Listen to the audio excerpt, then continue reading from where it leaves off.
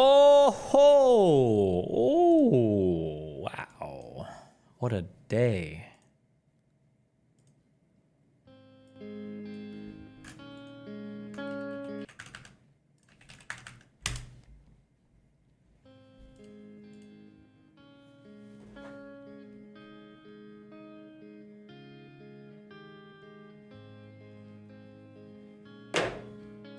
Give it a quick 950 to ensure Trump doesn't invade any allies. That's all you need is 950?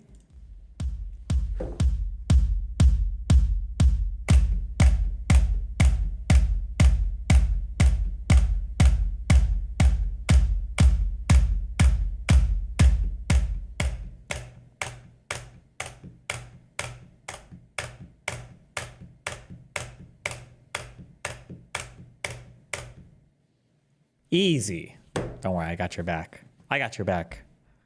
Greenland.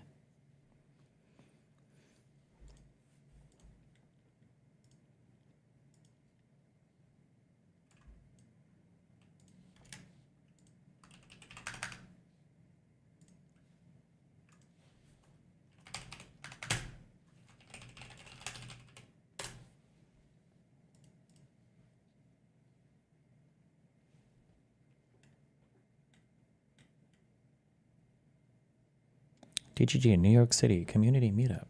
Really? Damn.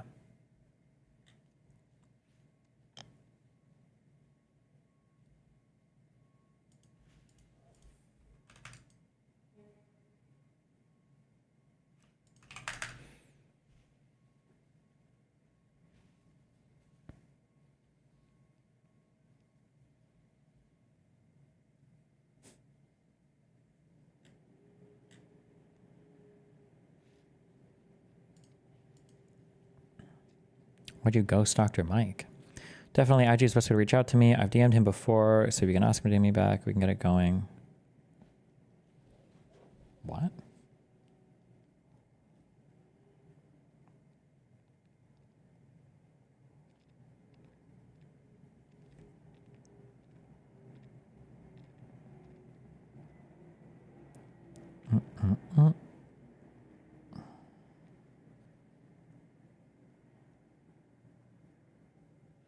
Nope. Maybe he DM'd another Destiny?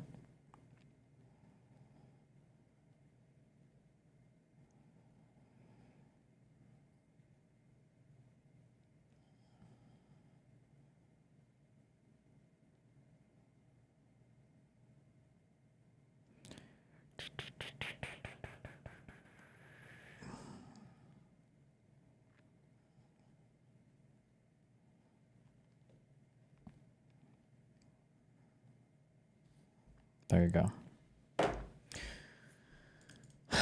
Any thoughts on the Pisco versus Drew debate? I didn't see it. Link me.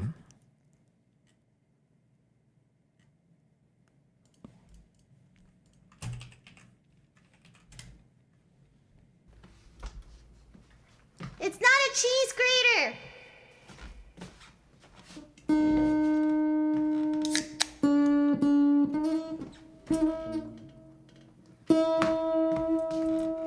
It hasn't happened yet. Well, then how the fuck am I supposed to have an opinion on it?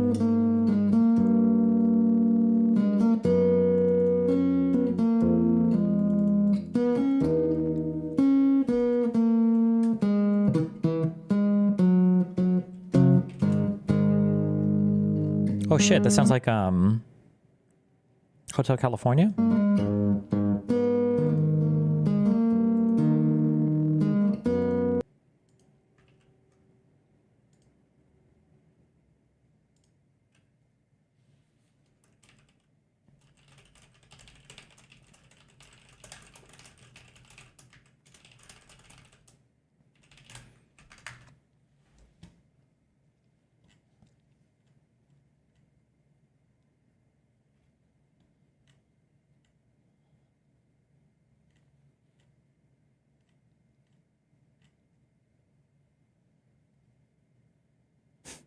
What?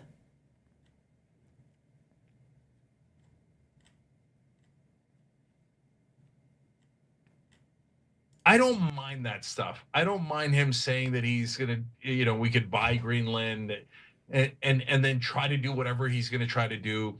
And there must be enormous natural resources there. And there are. And his donors must be pushing him to buy it. Like, oh my god. Infinity. I'm clicking this, and I was about to say, you have like a 55-second clip. Where's the fucking source? And look at that. Look at him right here. Links the original YouTube video it came from. My god. I remember Trump. Oof. Didn't timestamp it though. That's a permaban. No, I'm just kidding.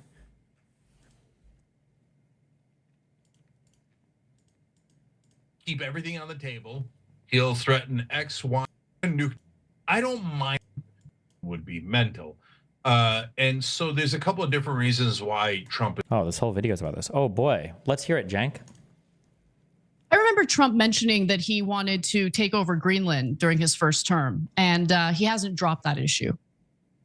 Can you assure the world that as you try to get control of these areas, you are not going to use military or economic coercion? No. And can you tell us a little bit about what your plan is? Are you going to negotiate a new treaty?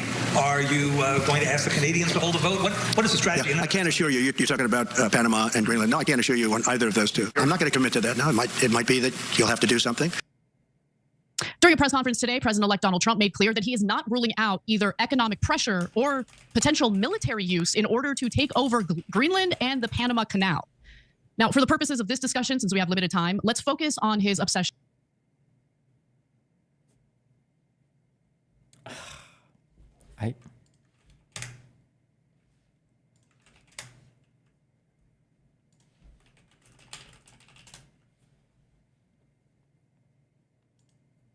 Every day,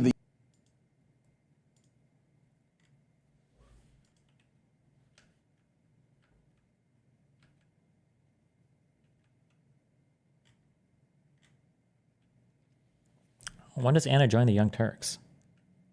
Anybody know?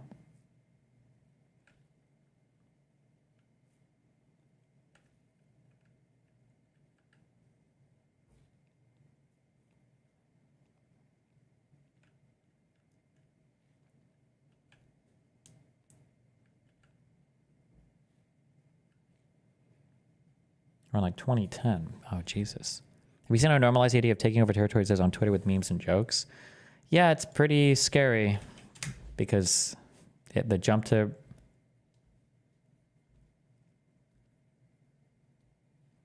reality is pretty quick. I can't pretend like I'm some robot that it's just really, really important. It's always neutral. I need to share my opinion and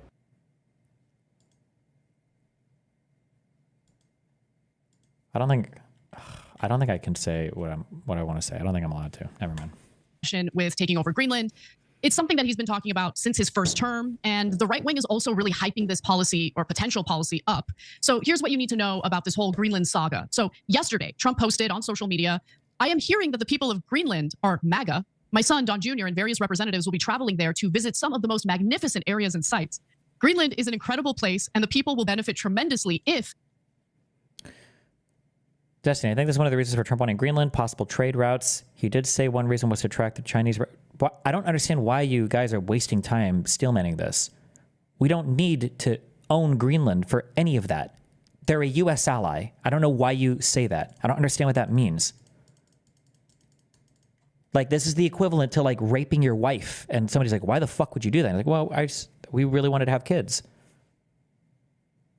Don't you guys have like consensual sex normally? Yeah.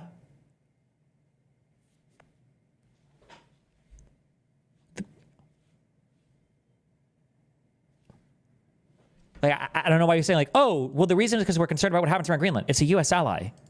I don't need that.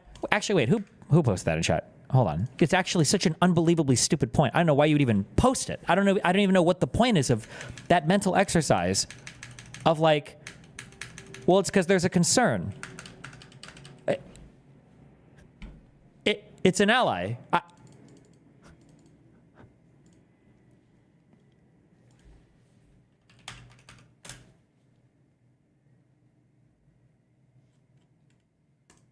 And when it becomes part of our nation, we will protect it and cherish it from a very vicious outside world. Make Greenland great again.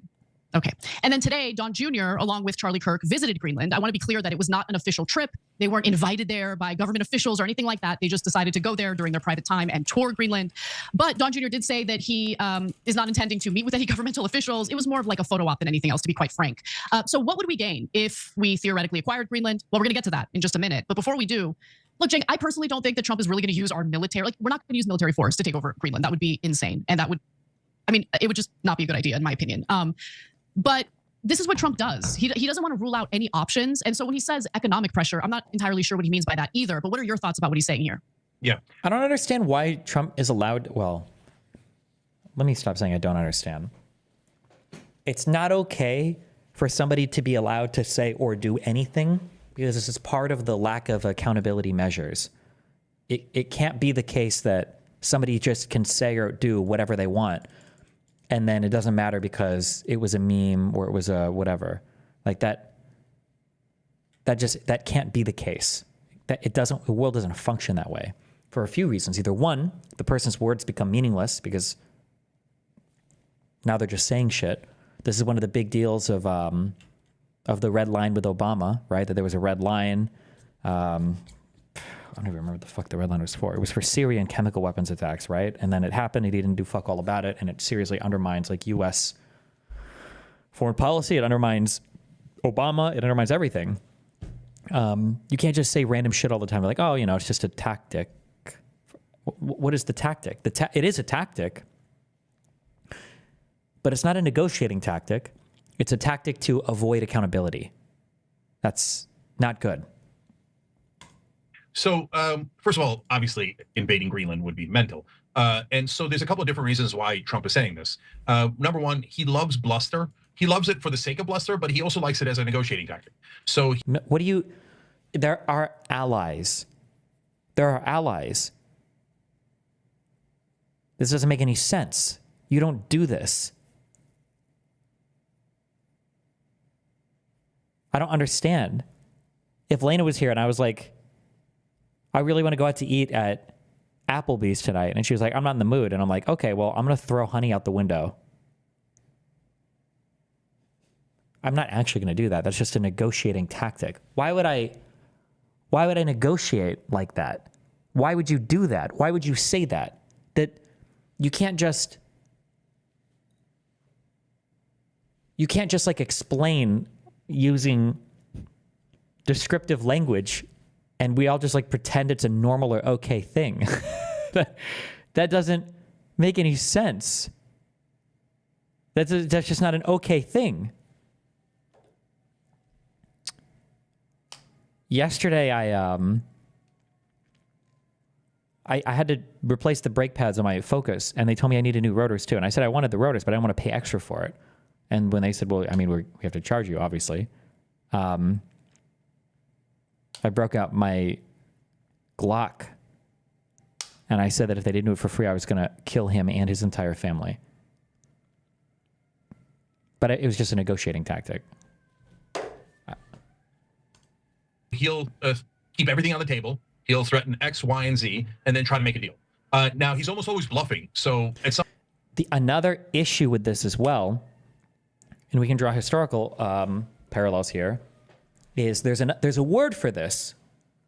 There's a word for this. I don't know if it's an official foreign policy word, but I've seen it written. There's a word for this. And the word is brinksmanship, where arguably, without getting all into the history, Israel started off the Six-Day War on June 4th, 5th of 1967 with a surprise attack against Egypt. And a lot of that was probably driven on by the Egyptian leader's rhetoric about destroying Israel. Now, did he really feel like he could destroy Israel? No, he couldn't, because he just exhausted his entire fucking army fighting some retarded war in Yemen, okay? 60 years ago. Some things never change. But he told his people that he would fuck them up.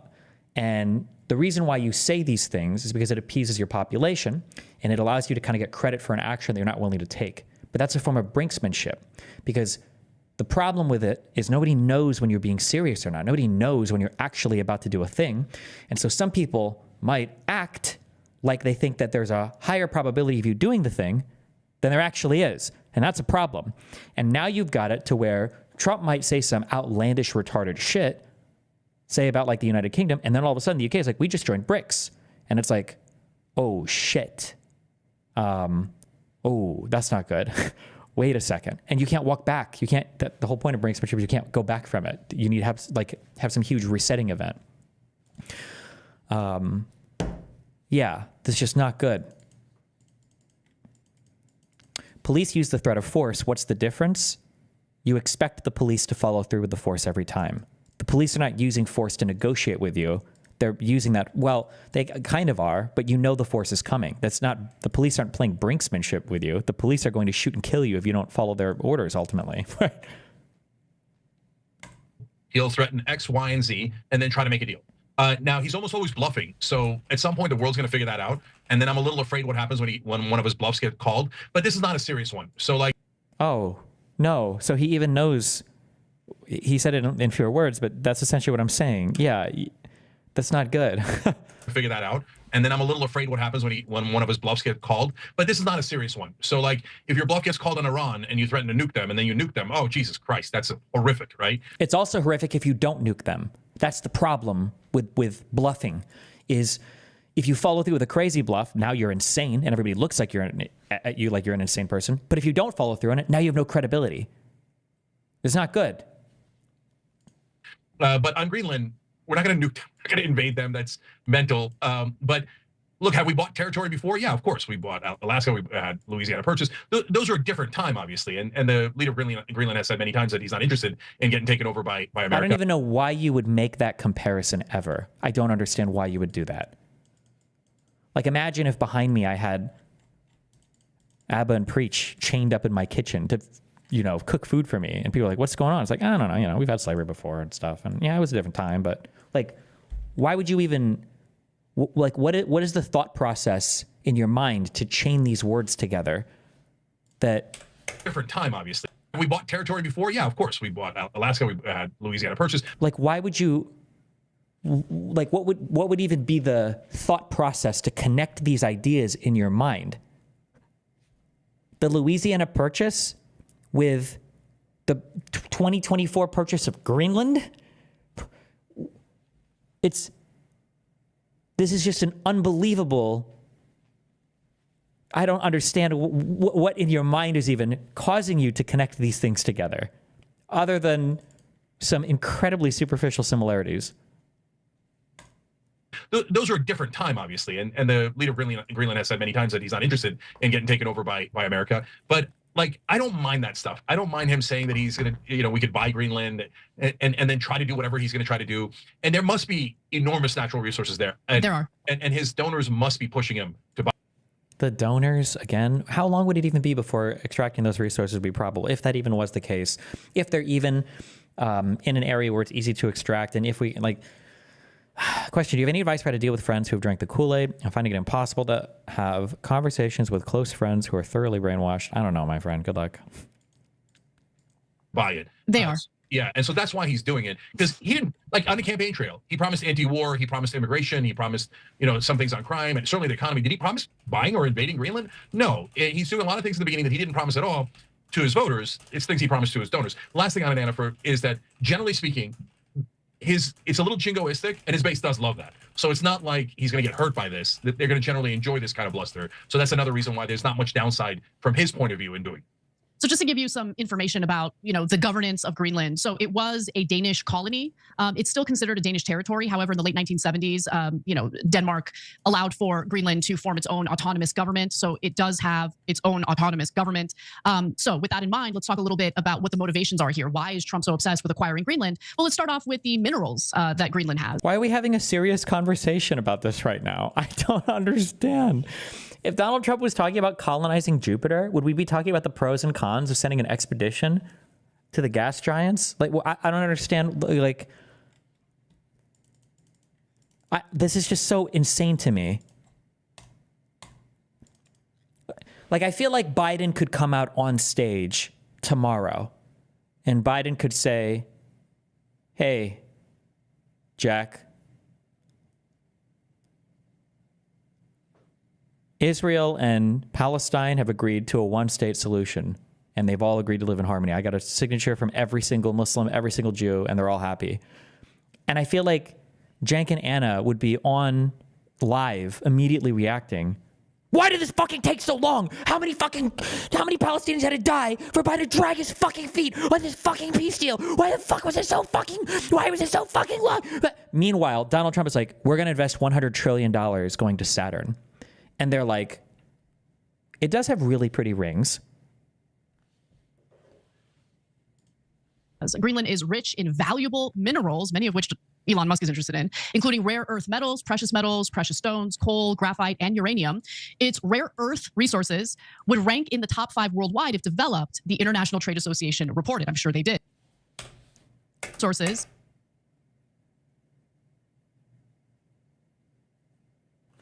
I'm so curious about this if developed thing. I wonder how much work this is doing here. When it comes to resource extraction, there's a whole thing in terms of like what makes a thing profitable. There are other people who are going to know more about this than me, but there's like how accessible are these? So they might be in an area that would require so much money and energy to extract, it's just not worth it. How far away are they from like utilization like areas? So like when you extract material, you've got to refine it. How heavy is it? How much is it going to be to ship it? Setting up the extraction process itself. How many people do you have to ship out there and employ? Like what's the climate like? What kind of technologies are even available to you to begin that work?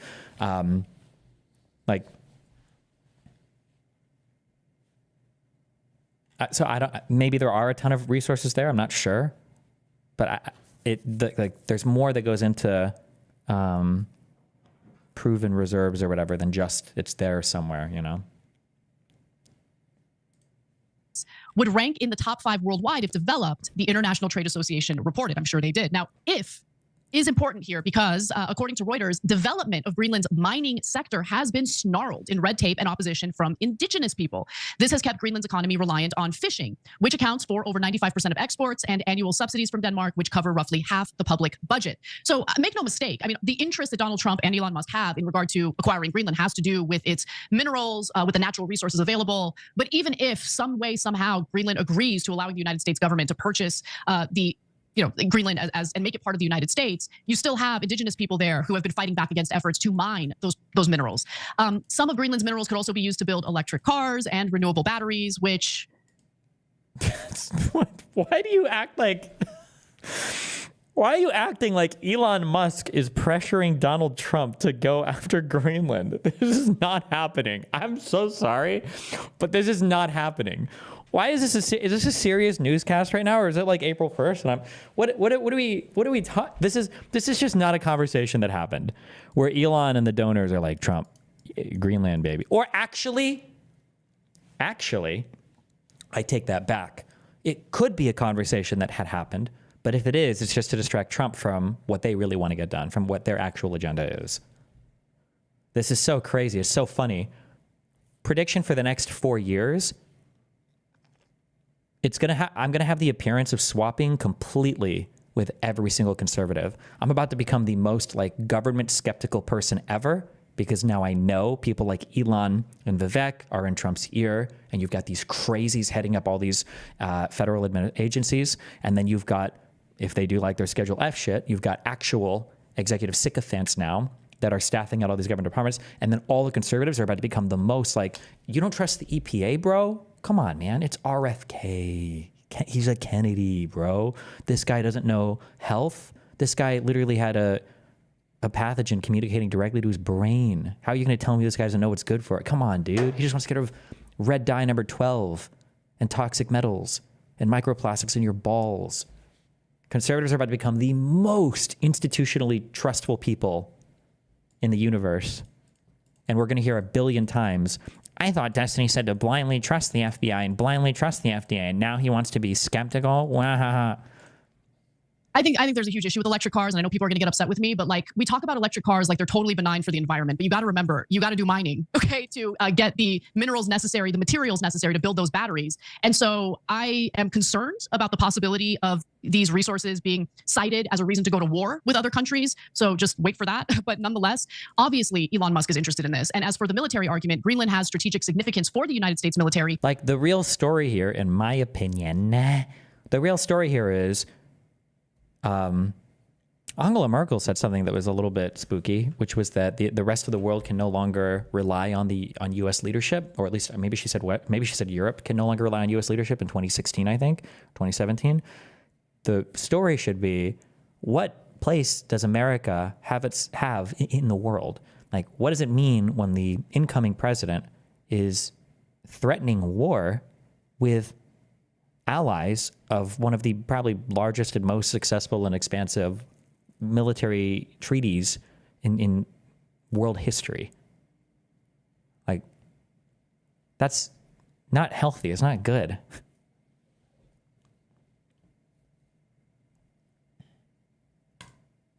And its ballistic missile early warning system, since the shortest route from Europe to North America runs via the Arctic island. Now, currently, the United States military does, in fact, have an airbase in Greenland, but they want more. So the U.S. has expressed interest in a greater military presence, including placing radars in Greenland to monitor the waters between the island, Iceland, and Britain that are a gateway for Russian Navy vessels and nuclear submarines. And so Trump, if you guys can remember, did attempt to buy Greenland back in 2019. That's why I keep, referencing his first administration. But even at that time, both Greenland and Denmark rejected the offer. When you say did attempt to buy it, you're making it sound like he was like swiping his credit card at the checkout and it was denied. I think he just like floated this idea publicly. I don't know if he ever seriously pursued this.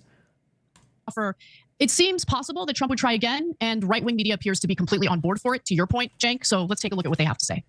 Well, I think from a national security perspective, as he said, certainly a place that is very rich in minerals and, is geopolitically important for him. And it's a conversation that we want to have with Denmark about being able to use the resources up there. Yeah, it's going to cost about 1.5 trillion, but it probably will pay off. Everybody would like to buy Greenland, but why are we giving price tags for what are we doing? Why is this a real conversation right now? Why are we talking about it like this?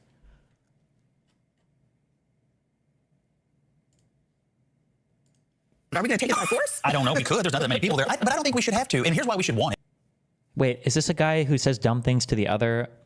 Was her name Rachel? What was the name of the Economist person? Is he the same guy that says stupid things to her? Yes. This guy is like always, he's always like the best for the dumbest talking points. Pay off. Everybody would like to buy Greenland, but are we going to take it by force? I don't know. We could. There's not that many people there. But I don't think we should have to. And here's why we should want it. They got rare earth minerals. We already have some kind of a space base there. And it would fortify us against the Russians. I kind of like the idea, maybe you'll join me, of Greenland, Canada, joining the U.S. I think we should invite them in. It's great for business. It's great for my investments. For Greenland and Canada joining the U.S., it's a little bit insulting. And maybe some people are just so used to the trauma of being U.S. territories that they just don't even think about it anymore. But imagine you're Puerto Rican, or imagine you're from D.C., whose license plates I think literally say no taxation without representation, and you hear all this talk about turning Canada or Mexico into another state. Also, remember all of the fear about demographic shift. I don't want 100 million Mexicans coming to my country and shifting our demographics. Then why would you want to annex Mexico? What are you doing? Unless the approach is literally, her name is Catherine Rempel. Thank you. Unless the approach is literally, this is all 100% a meme. But is all of it just a meme then? So is nothing he says serious? Like, what are we memeing about? Like a meme, like jokes have reasons for them. Like, what's the meme?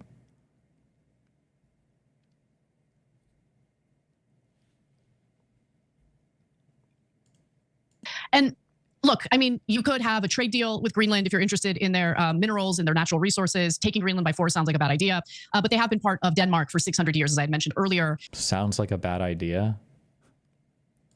And even though they're a colony of Denmark, they do have their own government and own governance. Cenk. All right, Andy Mion 2300 is a YouTube member who wrote in and said, we'll treat Greenland as well as we treat Puerto Rico. Wait, okay. But it's funny that you wrote that in because I was thinking earlier today, okay, let's say the outrageous, outlandish hypothetical that we buy Greenland, right? Well, you're gonna wanna keep the states even, right? So maybe we bring in Greenland and Puerto Rico at the same time and make them now 52 states, right? But that's all fanciful, right? That's very, very, very unlikely. And look, the most important point is, I don't want this land acquisition anymore. The fight over land has been the bane of human existence. No, I want the land. I want the land. I'm going to murder you for the land. No, I'm going to murder you for the land. So it always starts out with, oh yeah, sure, it'll be amiable. Well, it doesn't always start out that way. Oftentimes it starts out with blood. But in this case, he meant amenable, right? Sometimes it ends amiable. Like I said, the Alaska Purchase and the Louisiana Purchase. But oftentimes what that devolves into is I'm going to take it by force and I'm going to kill as many people as I need to. I hate it. I hate it when Russia does it. I hate it when Israel does it. And I certainly don't want America to do it. And it's antithetical to who we are. Well,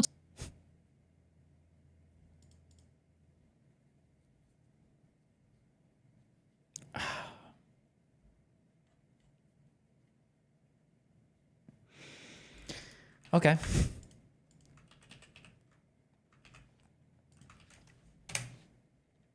Canada. At first I wanted it, and I tried to divide it into 2 states. And then I realized we'd be adding Montana, basically, for the Republicans, and electorally like a Texas for the Democrats. And I don't like that. But the fact that they don't want us to take them over makes me want to invade. I want to quench my imperialist thirst. Canada.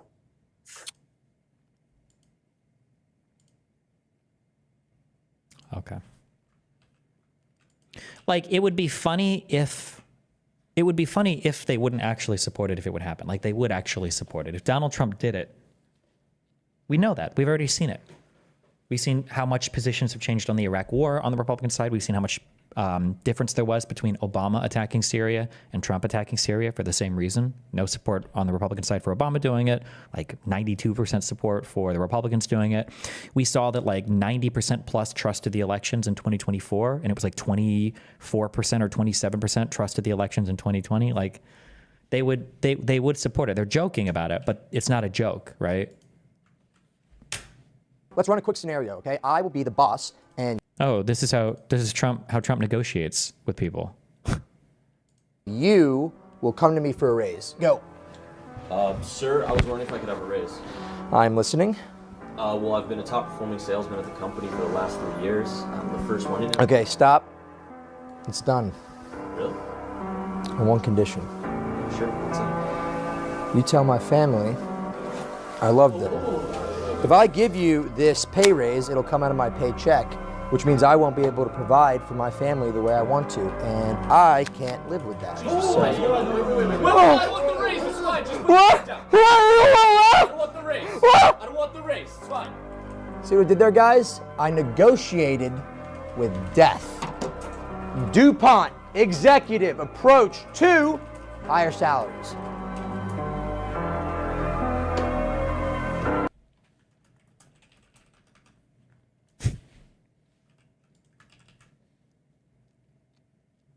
Former Congressman Matt. Shut up.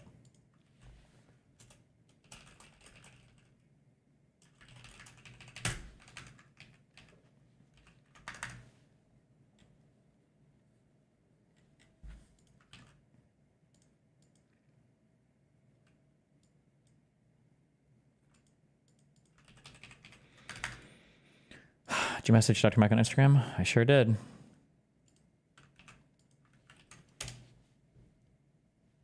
Getting totally nuked by Destiny's community. Awesome. Who is? What? Awesome. Oh, I didn't even finish watching that Zuckerberg video. Oh, God. Fuck, what was the link to it? That he said he was gonna... He's moving the moderation team to Texas? Oh...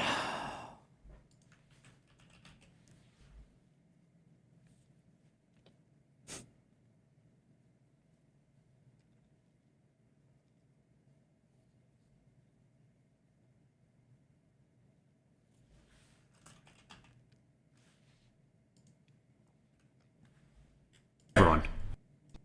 For a while, the community asked to see less politics because it was making people stressed. So we stopped recommending these posts. But it feels like we're in a new era now, and we're starting to get feedback that people want to see this content again. So we're going to start phasing this back into Facebook, Instagram, and Threads while working to keep the communities friendly and positive. Fifth, we're going to move our trust and safety and content moderation teams out of California, and our US-based content review is going to be based in Texas. As we work to promote free expression, I think that it will help us build trust to do this work in places where there is less concern about the bias of our teams. Finally, we're going to work with President Trump to push back on governments around the world that are going after American companies and pushing to censor more. The US has the strongest constitutional protections for free expression in the world. Europe has an ever-increasing number of laws institutionalizing censorship and making it difficult to build anything innovative there.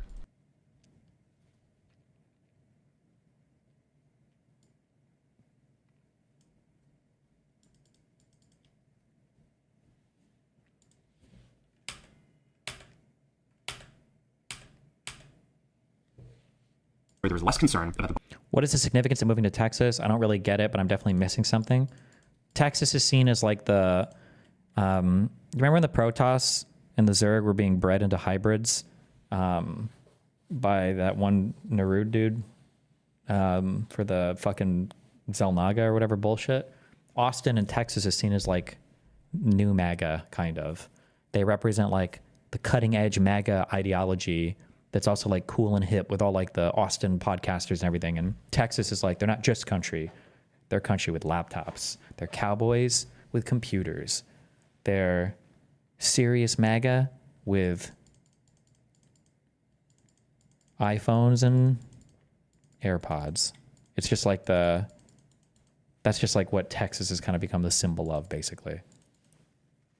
The bias of our teams. Finally, we're going to work with President Trump to push back on governments around the world that are going after American companies and pushing to censor more. The US has the strongest constitutional protections for free expression in the world. Europe has an ever-increasing number of laws institutionalizing censorship and making it difficult to build anything innovative there. Like, what is this? Like, what? What are we talking about? Latin American countries have secret courts that can order companies to quietly take things down. You ever heard of a little thing called the Patriot Act? Or like, what do you mean? Well, like, what do we? I also really don't like.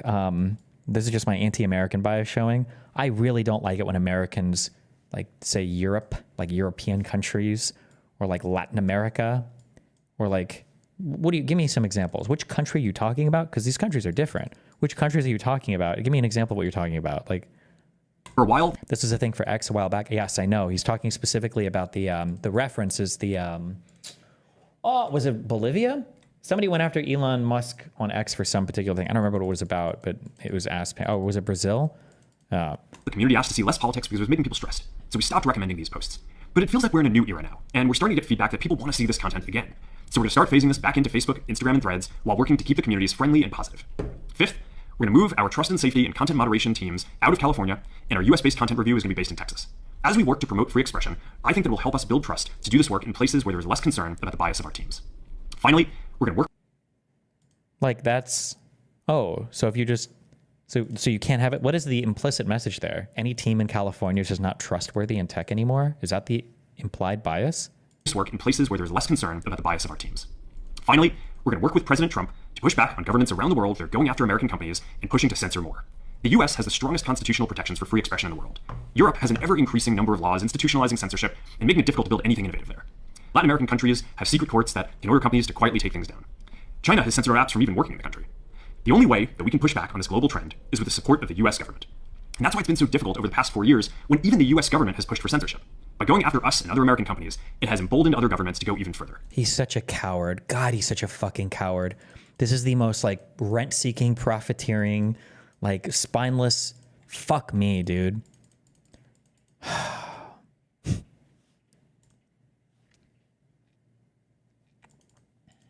Now we have the opportunity to restore free expression, and I'm excited to take it. It'll take time to get this right, and these are complex systems. They're never going to be perfect. There's also a lot of illegal stuff that we still need to work very hard to remove. But the bottom line is that after years of having our content moderation work focused primarily on removing content, it is time to focus on reducing mistakes, simplifying our systems, and getting back to our roots about giving people voice. I'm looking forward to this next chapter. Stay good out there, and more to come soon.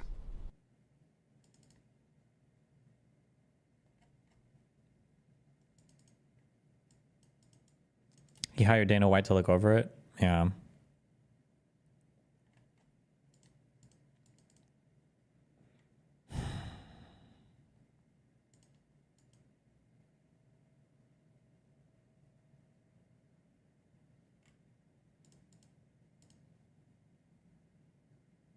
You should watch Asmongold react to this. His flit on how he felt about Facebook changed with every word. Oh, I think I was watching this when I was working last night. I was doing, I had it playing in the background. I think I typed in chat a little bit. I think I could only stomach like 10 minutes. Asmongold is just like a full-on like crazy MAGA reactionary person now. That's all that's his channel is just like, he's just full MAGA basically. I don't know why I just typed in Asmongold MAGA. It's fucking my brain. There's me right there.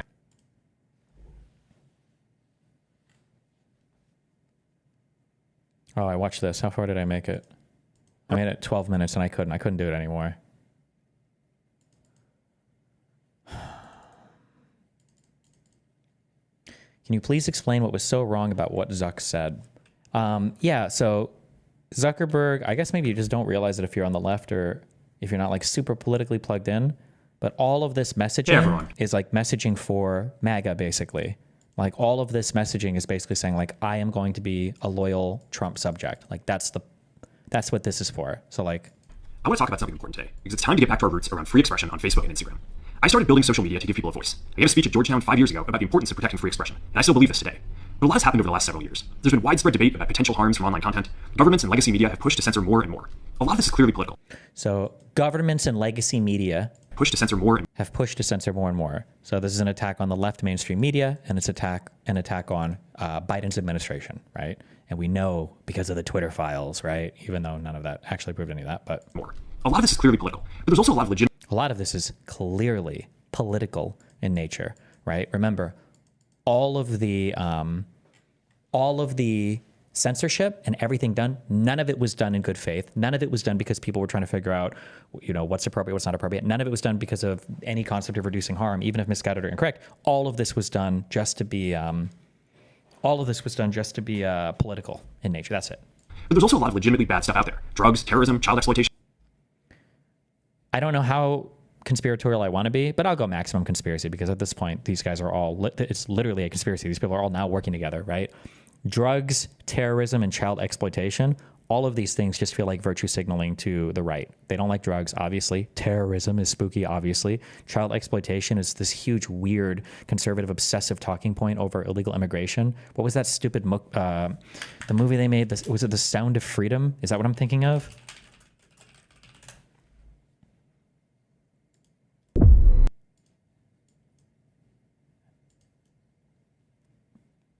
Like, these are all like friendly MAGA talking points, basically. These are things that we take very seriously, and I want to make sure that we handle responsibly. So we built a lot of complex systems to moderate content. But the problem with complex systems is they make mistakes. Even if they accidentally censor just 1% of posts, that's millions of people. And we've reached a point where it's just too many mistakes and too much censorship. The recent elections also feel like a cultural... Too many mistakes and too much censorship. Notice how, like, the explanation that he just gave there doesn't, like, really qualify for the loaded censorship he's using. Like, if he had a moderating thing that was making mistakes, would we call that censorship? Maybe in effect, but I don't think we would describe it as such. But this is the signaling is important. That was censorship, political censorship, right? Actions also feel like a cultural tipping point towards once again prioritizing speech. So we're going to get back to our roots and focus on reducing mistakes, simplifying our policies, and restoring free expression on our platforms. Free expression and freedom of speech is always the calling card for conservatives. When they say freedom of expression and freedom of speech, they just mean that they don't want to get banned no matter what. That's always the calling card for that. Specifically, here's what we're going to do. First, we're going to get rid of fact checkers and replace them with community notes. So fact checkers are seen as bad because the Trump administration lies so much, and because conservative and MAGA are kind of in a different world. All fact checkers are seen as being politically biased, right? They're all liberal, they're all crazy, they're all wacky. This is just nobody on the right likes fact checkers anymore. Community notes are based because Elon Musk did them on X. That's it. Similar to X, starting in the US. After Trump first got elected in 2016, the legacy media wrote nonstop about how misinformation was a threat to democracy. We tried in good faith to address those concerns without becoming the arbiters of truth. But the fact checkers have just been too politically biased and have destroyed more trust than they've created, especially... So, common talking point. Okay, well, sure, maybe this is the Russian propaganda, right? Sure, maybe Trump does lie and the Republicans do lie sometimes, sure, but so does the left. The left lies, and how are we supposed to trust you when you guys have messed up? You guys have made mistakes, so it's destroying the trust. Remember, the trust is always destroyed by by somebody making a mistake, not by the other people who are obsessively talking about those mistakes over and over and over and over and over and over and over and over and over again, right? It's always the framing always lives how conservatives basically want the framing to live. And have destroyed more trust than they've created, especially in the US. So over the next couple of months, we're going to phase in a more comprehensive community notes system. Second, we're going to simplify our content policies and get rid of a bunch of restrictions on topics like immigration and gender that are just out of touch with mainstream discourse. So get rid of restrictions on topics like immigration and gender that are out of touch with mainstream discourse. Is you can go back to being super anti-immigrant and make fun of trans people, because we realize that like a lot of our users and a lot of conservatives want to do that, basically. Just out of touch with mainstream discourse. What started as a movement to be more inclusive has increasingly been used to shut down opinions and shut out people with different ideas, and it's gone too far. So I want to make sure that people can share their beliefs and experiences on our platforms. Third, we're changing how we enforce our policies to reduce the mistakes that account for the vast majority of censorship on our platforms. We used to have filters that stand for any policy violation. Now, we're going to focus those filters on tackling illegal and high-severity violations. And for lower-severity violations, we're going to rely on someone reporting an issue before we take action. The problem is that the filters make mistakes, and they take down a lot of content that they shouldn't. So by dialing them back, we're going to dramatically reduce the amount of censorship on our platforms. This change isn't necessarily bad, I don't think. I don't think there's anything being signaled there. We're also going to tune our content filters to require much higher confidence before taking down content. The reality is that this is a trade-off. It means we're going to catch less bad stuff, but we'll also reduce the number of innocent people's posts and accounts that we accidentally take down. Fourth, we're bringing back civic content. For a while, the community asked to see less politics because it was making people stressed, so we stopped recommending these posts. But it feels like we're in a new era now, and we're starting to get feedback that people want to see this content again. So we're going to start phasing this back into Facebook, Instagram, and Threads while working to keep the communities friendly and positive. Fifth, We're going to move our trust and safety and content moderation teams out of California, and our US-based content review is going to be based in Texas. So Texas is the new base place. It's where all the cool podcasts are. Austin is just like the new awesome conservative place to be. And California is woke and stupid and lame and trans and not good. So this is just a... As we work to promote free expression, I think that will help us build trust to do this work in places where there's less concern about the bias of our teams. Because if you're in California, you can't possibly be unbiased. You're going to be always like a crazy woke SJW cuck. Finally, we're going to work with President Trump to push back on governments around the world that are going after American companies and pushing to censor more. These are just companies that have been mean to Elon Musk. We're going to fight them alongside Trump to help defend our fellow billionaires in the United States. The US has the strongest constitutional protections for free expression in the world. Europe has an ever-increasing number of laws institutionalizing censorship and making it difficult to build anything innovative there. Europe is cringe. European restrictions on tech and what they did to Apple and the poor USB-C port and everything else is like cringe and evil and mean, and we need to fight back against the Europeans. Latin American countries have secret courts that can order companies to quietly take things down. China has censored apps from even working in the country. The only way that we can push back on this global trend is with the support of the US government. And that's why it's been so difficult over the past 4 years when even the US government has pushed for censorship. Remember, Biden bad, Democrats bad. The Democrats and Biden have pushed for censorship. Very bad, not good. But going after us and other American companies... No, going after us and going after other American companies. I don't even know what that means. How many people has Trump sued at this point? It has emboldened other governments to go even further. But now we... Because the Biden administration was... I don't even know what they did, actually. I don't know what he could be referring to. Somehow companies in the United States censoring people on COVID or immigration, misinformation, or whatever, has emboldened other governments to take bad actions against companies. It has emboldened other governments to go even further. But now we have the opportunity to restore free expression, and I'm excited to take it. It'll take time to get this right, and these are complex systems. They're never going to be perfect. There's also a lot of illegal stuff that we still need to work very hard to remove. But the bottom line is that after years of having our content moderation work focused primarily on removing content, it is time to focus on reducing mistakes, simplifying our systems, and getting back to our roots about giving people voice. I'm looking forward to this next chapter. Stay good out there, and more to come soon.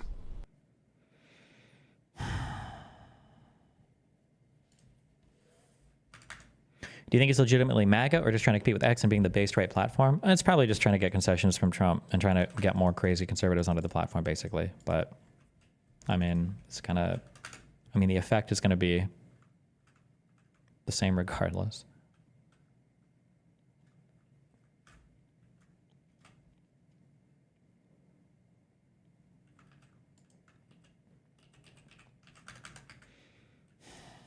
What is this? Oh, dude, Elon! Oh, Elon! I just want to see what level is this guy, and what league is he playing? Is he actually playing hardcore? All right, okay, scrolling around. All right, ooh, big juice, huge juice. 2 T15 maps, an ID gear in his bag. Oh, he's going. Oh shit, Hoa gloves, bro. He must be Trade League, right? Elon's maps. What about the maps in the inventory, bro? Wait, what? What? What about the maps in his inventory? He's trying to click. Let's grayed out. Lamau. He's not played this before, has he? Bro, he's not played this game before, has he? He's 100% getting piloted. He isn't. What? He's got the maps in his inventory. He went out and grabbed the map. Someone at level 96 has died at position 20 on the ladder, so it's really tough. That would have taken a long time to get to level 96, and that player would have been very good. And someone, like the game, like actually mentions, like when people die on the hardcore ladder.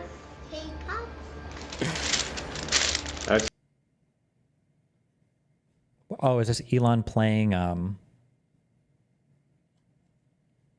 Is this Elon Musk playing through? Like, is he streaming or what? Is he like streaming on Twitch or something or what?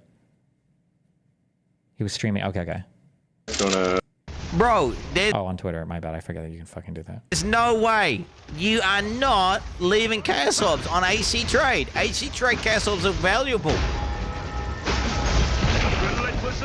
Nah, this is a bot account, bro. He has no idea what he's doing. He literally has no idea what he's doing. Wait, is this on controller? Is this like a PS5 or something, or? He literally has no clue what he's doing. Like this is just straight up account sharing.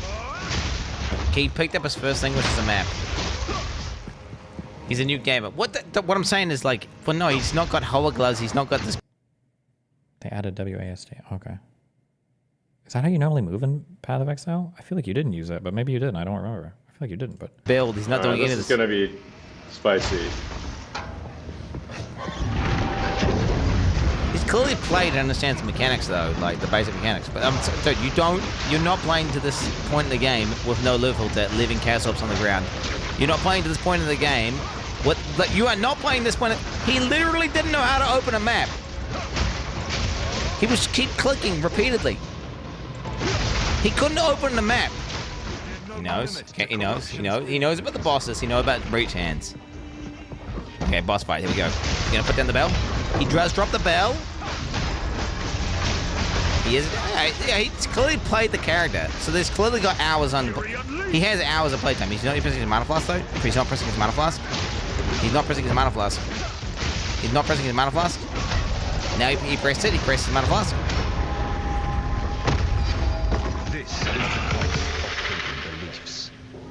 He does. That's the one thing he picks up his maps. Or he tries to. What's he gonna do? Oh, he's still clicking.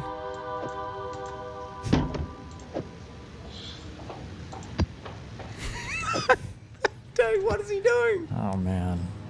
Why would you stream this? It's because none of it matters. He's dragging them over, bro. What? No, dude, he's dragging the maps over. He's dragging, bro. It's Joe Biden playing. What the fuck? Nah, bro. You don't need to have someone part your account. It would be so much cooler if he was just like in campaign, just kind of learning the game. Thing is, what pisses me off is he was in that Joe Rogan podcast where you link me the clips, chat link. Actually playing deep. Snoop Dogg was streaming that dog shit survival game while quote playing end quote. I'm surprised. This is max difficulty on hardcore.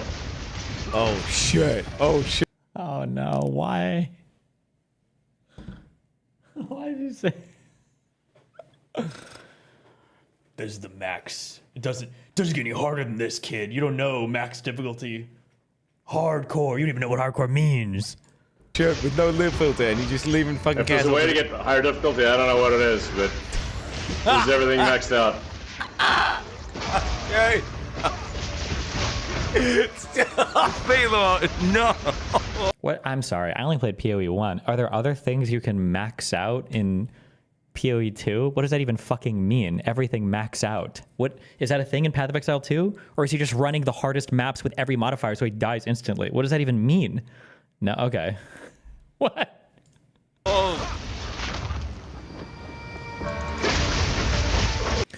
Why does he keep bringing up the ladder, the fact that it's hardcore and that it's maxed out? Does this actually work on people?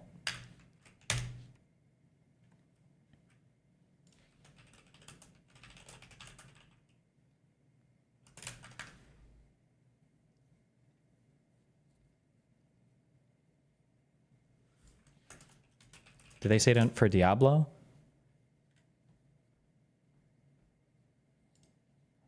Elon Musk is the top Diablo player in North America, right? Which I think in the world, dude. In the world. I think he's the number one in the world, which is fucking insane. It seems so unlikely that if it was in a movie, I'd go, shut the fuck up. He's not the number one Diablo player. I don't care how smart he is with rockets and electric cars and satellites that give broadband internet and tunneling under the earth, and also owns X. It's suspicious, I must say. And he's tweeting 48 times an hour. He's so prolific. Well, it's like, where's your head?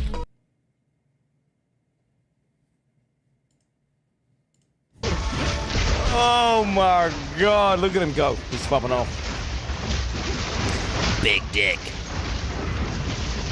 Max difficulty hardcore, brother. How do you see chat? Is there a way to see? Like, how do you see chat? He renamed his entire online identity around PoE 2.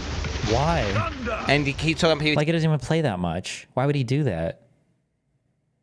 But he doesn't even play PoE 2. He just logs into some other guy's account and plays it for like an hour every now and then. This is like some of the most loser behavior ever that you could ever engage in. But it's not even like ordinary loser behavior. This is like compulsive liar loser behavior. Like, I could understand if a streamer or somebody did this because your reputation might rely a little bit on you being good at games, right? So streamers would get people to boost their accounts or they would hack. That makes sense, at least, if you're a gamer or a streamer. Sure, I get it. But Elon is just, he's a business owner. No one cares. No one like seriously is going to look down on you for not being the rank 1 whatever fucking person of all. Like, dude, these guys ate up the Diablo meme as well. Oh, during that Dave Rubin thing. Has 20 other jobs at least. The guy is literally sending us to Mars. He's building tunnels under LA. He's the top player of Diablo too. Yeah, he's right. He's the crushing it number on one Diablo. player in the world. Yeah. Is he really? Is he? Wait, is he literally the top player? No, he's not whatever the that top means? player. Yeah. He did actually recently speedrun something and set the world record in Diablo, but I think that he's officially top 20 leaderboard in the world. Like, this would be like me going onto their, although I'm not even sure if they do finance after listening to Dave Rubin combo. This would be like me going onto their finance podcast and be like, oh yeah, like, I really like you guys. I have an uncle who traded stocks. And they'll be like, what do you mean uncle? It's like, I have an uncle who traded stocks for probably like 7 or 8 years. He always beat the market. He knew how to beat the market all the time. And it was just crazy that, yeah, he was just like a constant, like basically I would say 95+% of his trades were profitable. Yeah. And he just always like knew what the market was going to do. Like, it's the equivalent of saying something that unbelievably stupid, like, which is insanely competitive. Well, because he's I mean, you have people that dedicate their lives to Diablo. That's not insanely competitive. That's impossible. Like, speedrunners spend thousands, tens of thousands sometimes of autistic hours on these games. And the idea that some random like 92-year-old fat fuck could just pick up a controller like, oh, world record. Diablo. Right. Probably thousands, tens of thousands of people, and he has all of these lives and jobs, and still he's top 20. Well, I can tell you a story, not about Diablo specifically, but maybe a little bit about his psyche that might explain that, because the first time that I met him was right after he bought Twitter. So it was about 2 weeks after he bought Twitter. Like, what are you doing? Who is he convincing? I mean, I guess you're convincing NPCs. The thing is, if you didn't play PoE 2, would you think this is like a top gamer? Why does he need to do this? I guess because it's just like a bunch of explosions on the screen, right? Wouldn't it be so much like, this is literally true, actually true. We're having this moment right now. We're doing this right now.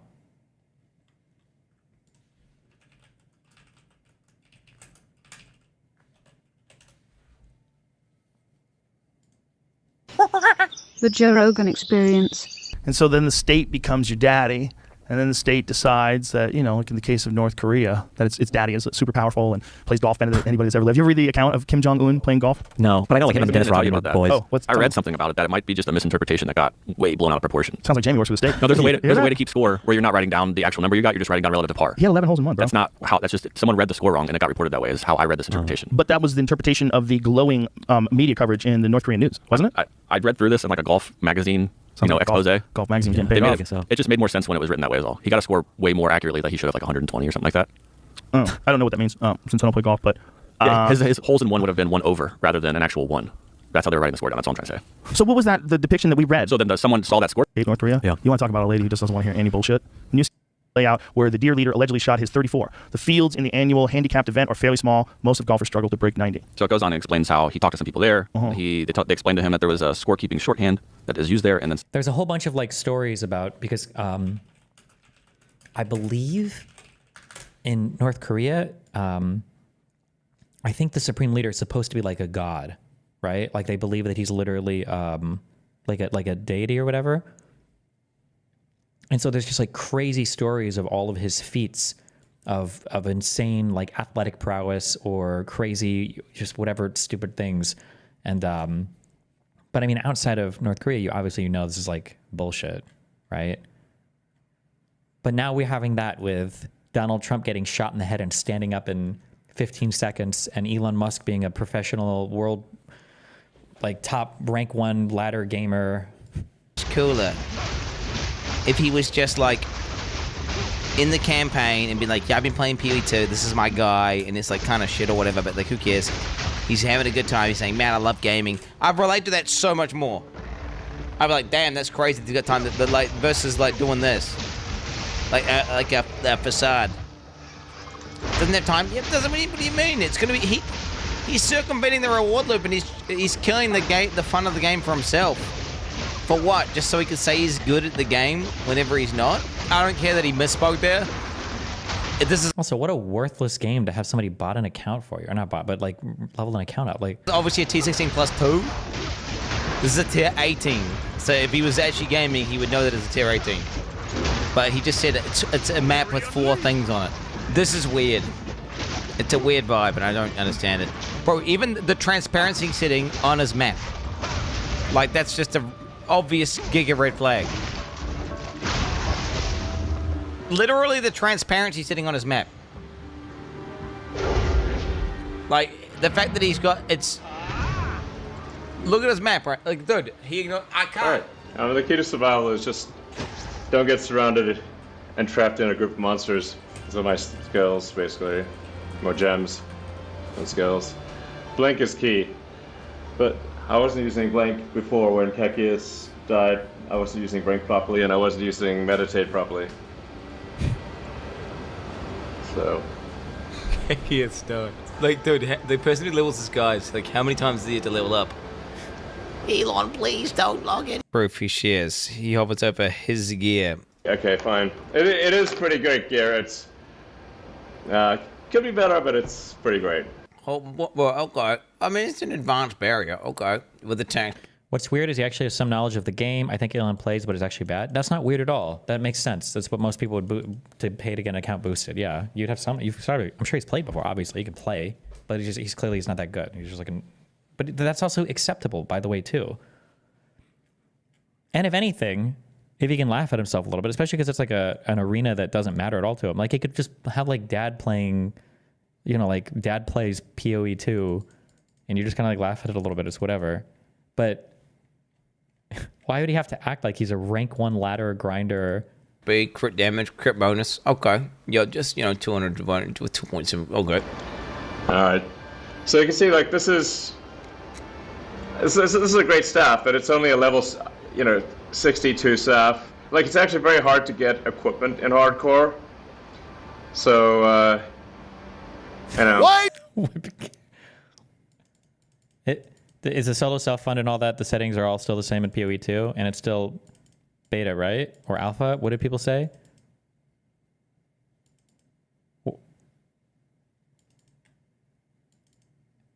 He plays trade? It's trade league? Oh, then it's not... I just don't want to make any assumptions about PoE 2 that weren't the case for PoE 1. Why would it be... Is it harder to get... He said what, so I'm guessing this is probably just bullshit. It's probably retarded. Did you make TTS? Level 95, but my staff is only level 62. So I haven't been able to find a better staff. Okay, dude. I'm level 95. The staff is only 62. I mean, he should say it's an advanced one. Why isn't he saying it's advanced, bro? What is he saying? Not all of us spent high school in sweaty basements. Explain. It's just. If you develop competency in a given subject, you can tell immediately when somebody has no idea what they're talking about. Like, imagine, like, it can be very small things to where somebody might ask you, like, oh, you've got a good computer? Really? That's crazy. How much memory do you have on your computer? Like, that's just not like a question that anybody, how much memory? What do you mean hard drive space? Are you talking about your RAM? Why are you even asking that question? That's such a weird thing. That's like a boomer random thing to ask. Like, why would you say that? And this is true. This extends through. There might be little things like that. There could be bigger things. But it's just like in watching him play, for video game stuff, a lot of it is going to be by looting. If you can have custom lists in Path of Exile 2, you used to be able, in PoE 1, you could upload things that would just, it wouldn't even show you like bad drops. I don't know if you can do that in PoE 2 or not. But like the way that somebody loots in a video game will usually tell you instantly if at least they know what they're doing or not, right? So unless PoE 2 is somehow significantly different, when you watch a good player play, what's that one shooter game that everybody obsessed over? Mag-check. What am I thinking of?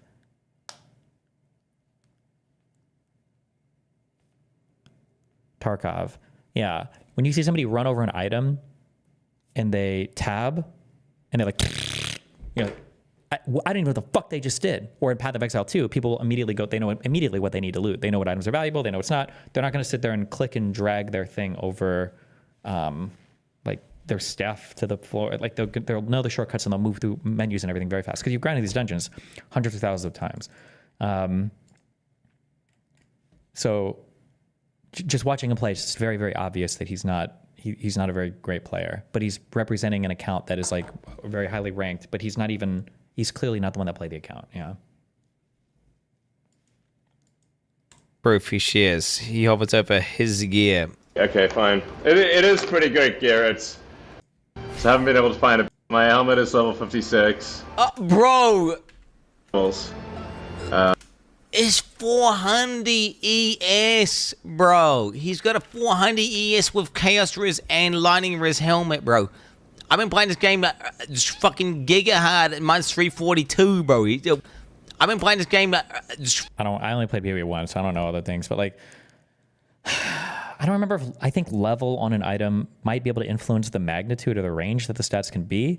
But I think that once you're farming high level gear, you're looking for certain attributes and you're looking for them to be as high as possible. So saying that like, oh, I have like a level 62 thing, that doesn't tell you anything. You could have rolled really well on really good attributes. You might have a lower level item for a long time because you rolled sick on some really important attributes on it, right? So it's just kind of weird. And I think Quinn here is obviously, he's like I don't know if you would say pro or whatever. He's a streamer. He plays this game full time. I don't know if they're pro PoE players or whatever. Quinn knows immediately, obviously, what are the good stats, what aren't the good stats, and how you'd represent a thing, right? Yeah. Like, imagine me saying that, like, I drive a Focus RS, and somebody's like, oh, well, I have an Audi R8. And I'm like, I'm pretty sure my Focus RS would smoke yours. And they're like, why? And it's like, I have 6 gears on my car. Doesn't the Audi R8 only have 5? It doesn't matter if I'm right or wrong if the Audi R8 has 5 or 6 gears. That's just like such a, why do you think that matters? What do you mean it has 6 gears, 6 speed? What? Like it would be a thing where somebody's saying like that doesn't make any sense at all. I don't know why you would even fucking giga hard at minus 342, bro. What is he even talking about? That's an insanely good helmet. No magic find though, bro. What's up? He doesn't need magic find because he doesn't actually loot stuff. My helmet is level 56. They aren't even the item levels on the item. It's the level needed to equip that item. Oh wait. Oh god, is that what he's reading? My helmet is level 56. Oh. Okay, he clearly has no idea what he's talking about, right? Oh wait, no wait, I don't know.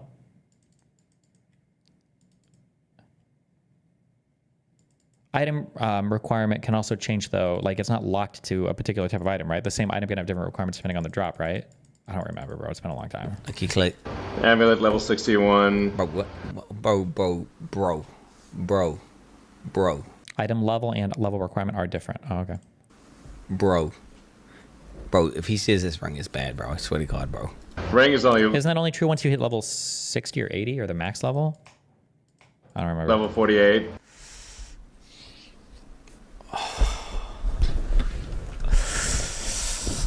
Some rarity in this one, okay. Alright. 49. 1.3k evasion. To be honest, that chest is kind of mid. Yeah, that chest is kind of mid. I got cash risk and 1.6k evasion. Why would he do this? These things are hard for me to figure out. Because on one end, I'd say you do things to intentionally mislead people. But like this, but now here for this, is he actually so narcissistic that he thinks he's a good player that nobody will notice? Because people can bullshit themselves into hacking or boosting. Like that's very, very, very easy to bullshit yourself. Once you go down that road of hacking, you could very easily convince yourself. I would be just as good as these people if I had the time to spend, or like my last death was bullshit. I got disconnected. If I wouldn't have been DC'd, then I would be just as high as these people. So like I should be able to pay for a booster. I've got a real life job. I can't grind like these no life kids. Like these guys probably hack too. Everybody boosts, everybody cheats. Like you can very easily bullshit yourself into that mentality. So he could just be really narcissistic and think, yeah, I don't know. Like, how does he think he could get away with it? Because well, one issue is that good people don't know how good a good player is. So they might actually think that they could get away with saying things like this. But the problem is it sounds like the knowledge that he's giving right now, though, is like even below what any online player would get. Like he sounds like a guy who downloaded PoE 2, has never watched a stream or YouTube video before, and has never gone on Reddit before, and is just kind of like reading through his personal grapplings with the game, but is also misrepresenting himself as like a rank 1 player. Oh wait! His one's hybrid with ES! Are you kidding me, bro? What the fuck? My guess is going to be, this is a total guess, and I can't know this. My guess is going to be Elon, if this isn't an SSF bullshit, if they can actually trade on this, Elon probably has sick gear because either one, he can buy it, or two, it's because he's telling the boosters of the people like, bro, I'm Elon, like give me some sick shit. Like I'm boosting this thing over Elon Musk. So of course he could have people who's like are trading him like sick fucking items and whatnot. Are you kidding me, bro? What the fuck? Oh my god, this one's like twice as good as mine. But what the fuck, bro? What the fuck is this? At least a level 75 jacket. Yeah, level 52 here.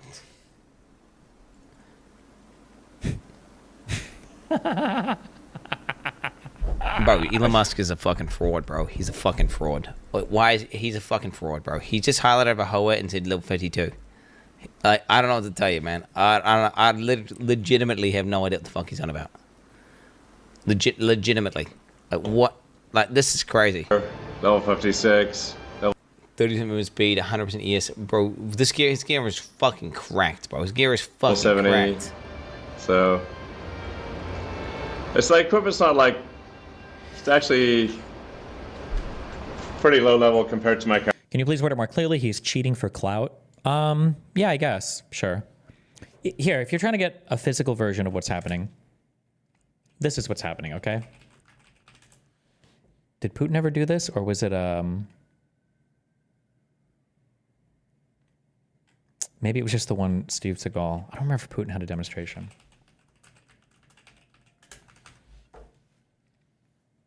This is basically what he's doing.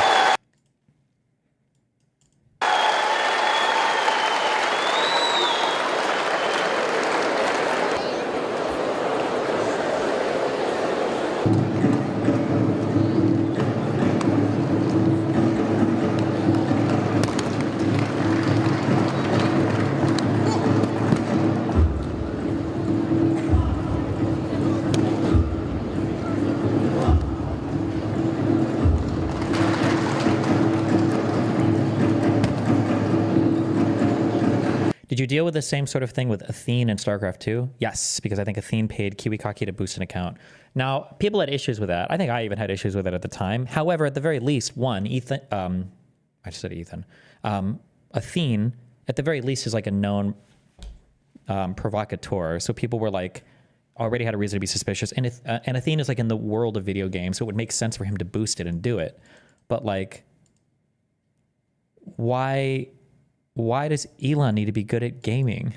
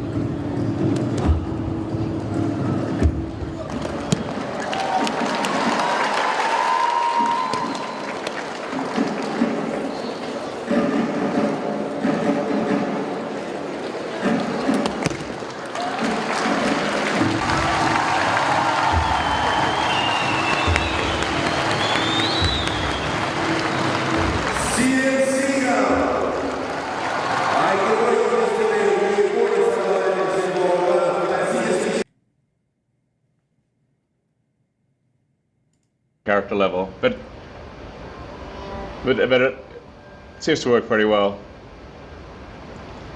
It's because, like, the fucking eye level requirement really is not necessarily associated with how good the equipment is, and anyone who plays the game would understand that. You could have like a level 28 ring and it could be fucking crazy good, or you could have a fucking like a unique that's level 5 and it could be integral to your build, or perhaps your Hoa gloves that you said were only level 52, which are actually like hard carrying your fucking ass, bro.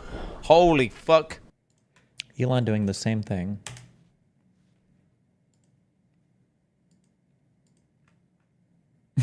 Oh no.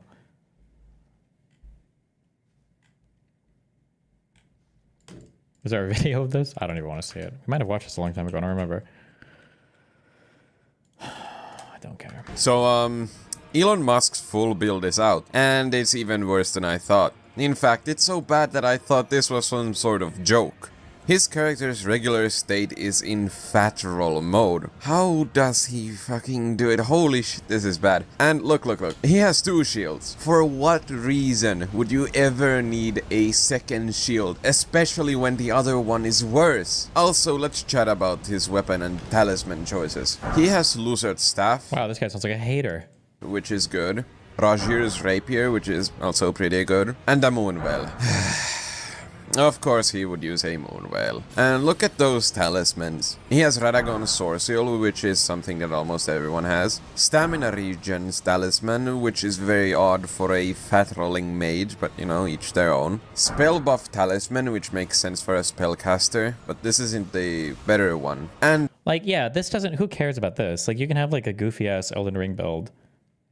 The problem with the Diablo stuff and the Path of Exile stuff is him trying to claim he's like a world top tier fucking gamer. That's like the cringe stuff. Like if he just wants to like do this shit, then who cares? Just, yeah.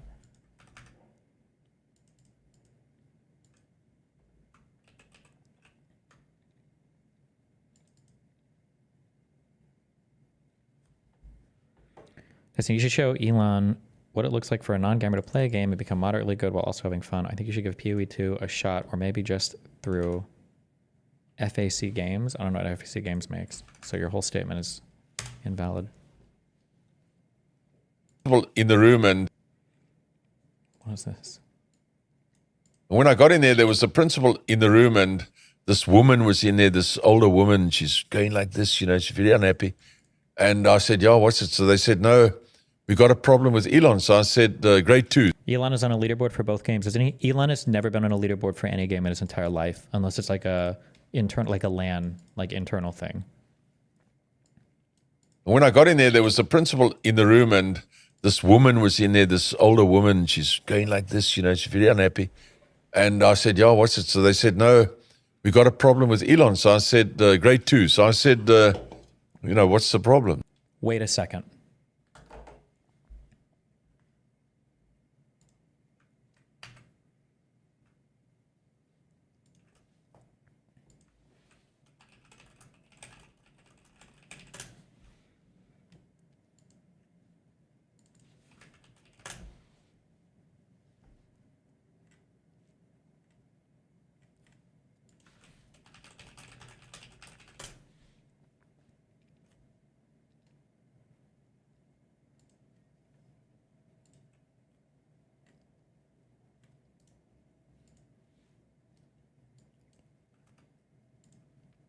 Does this guy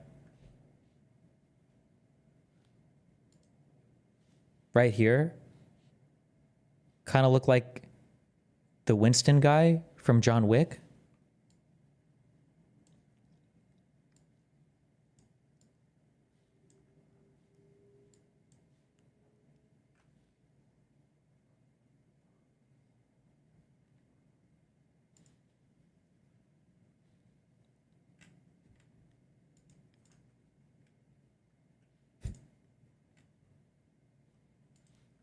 Grade 2. So I said, grade 2. So I said, you know, what's the problem? You know, worrying now that he said something bad.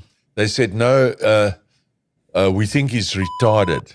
Jeez. No, that's the word they used. He said, retarded. They said, yes. And then the teacher, I said, what do you mean? So the teacher said, no, he doesn't listen in class. He just looks out the window all the time. Just looks out the window. And then when I talk to him, then he doesn't even respond. He just sits staring out the window. So we think he's retarded. So I said, really? Because I knew he wasn't retarded. So the teacher said, yes. I would even go up to him and I shake him on the shoulder. And then eventually he turns around, you know, say, what? And one time, she said, yesterday, when I shook him on the shoulder, he turned around and he said, the trees are turning green. You know, obviously it's spring or something. You know? And so they came to the conclusion he's retarded. So then we didn't know what to do. We're sitting in the room there. Okay. I don't know if I can stomach this. Why do we open Gisticle stream? Oh, look, it's a new person who's getting totally nuked by Destiny's community. Awesome. Awesome. Some of the comments about me on Destiny's Reddit are insane. Wait, is Drew getting totally nuked by my community? Or was there one thread about a fight between him and Pisco? Have there been like a ton of threads popping up about this guy? Or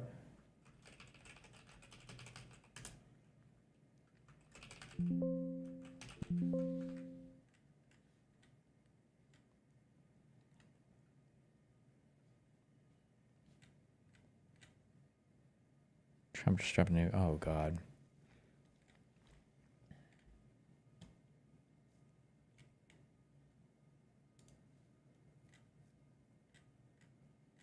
Okay, I'm too lazy to go find it. Government or nope. No, I'm not on the side of racists and neo-Nazis. No, I'm not. Oh, wow. Crazy that this happened. Wow, I've never seen this before. I've never seen this before. It's so crazy. Wow. Wow.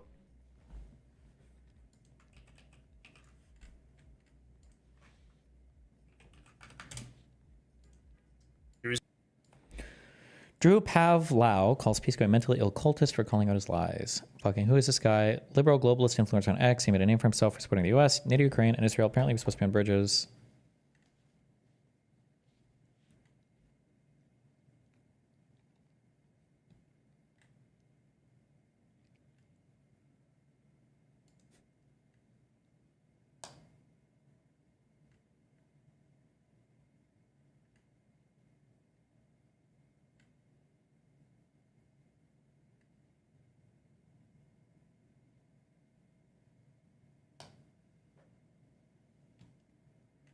Okay, this is kind of mean. Were there any other threads or was it just this one? Also, this Drew guy is like pretty crazy, right?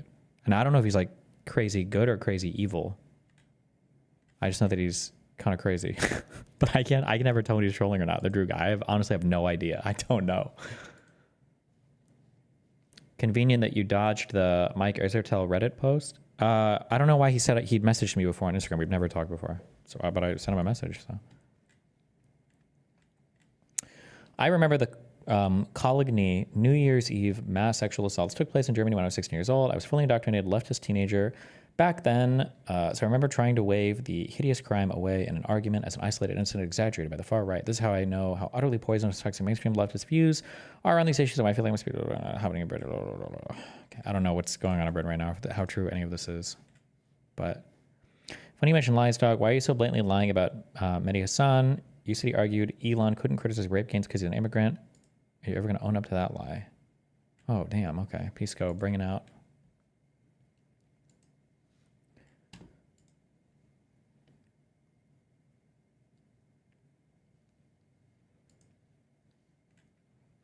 You're a mentally sick cultist.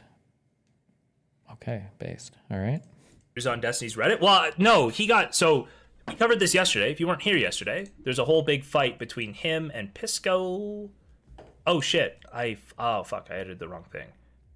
Him and Pisco got in a fight, and Pisco started going after him, right? And I'm just telling you that this is the reason Destiny doesn't have allies, okay? Pisco was going insane. I don't know how far back I'd have to go in Pisco's shit to see. But Pisco was, like, repeatedly adding him over and over again, retweeting his own tweets over and over again, just being like, hey, Drew, you're a lying scumbag. You suck Elon off. You lied about Mehdi Hassan. You're a lying scumbag. Which, by the way, we covered this. It's like, I think Mehdi had a bad response to Elon, and then Drew had a bad correction of Mehdi. It was like it was just a chain of retardation, okay? Drew lies a lot for engagement. Does he? Does he lie a lot for engagement? Is that what happens?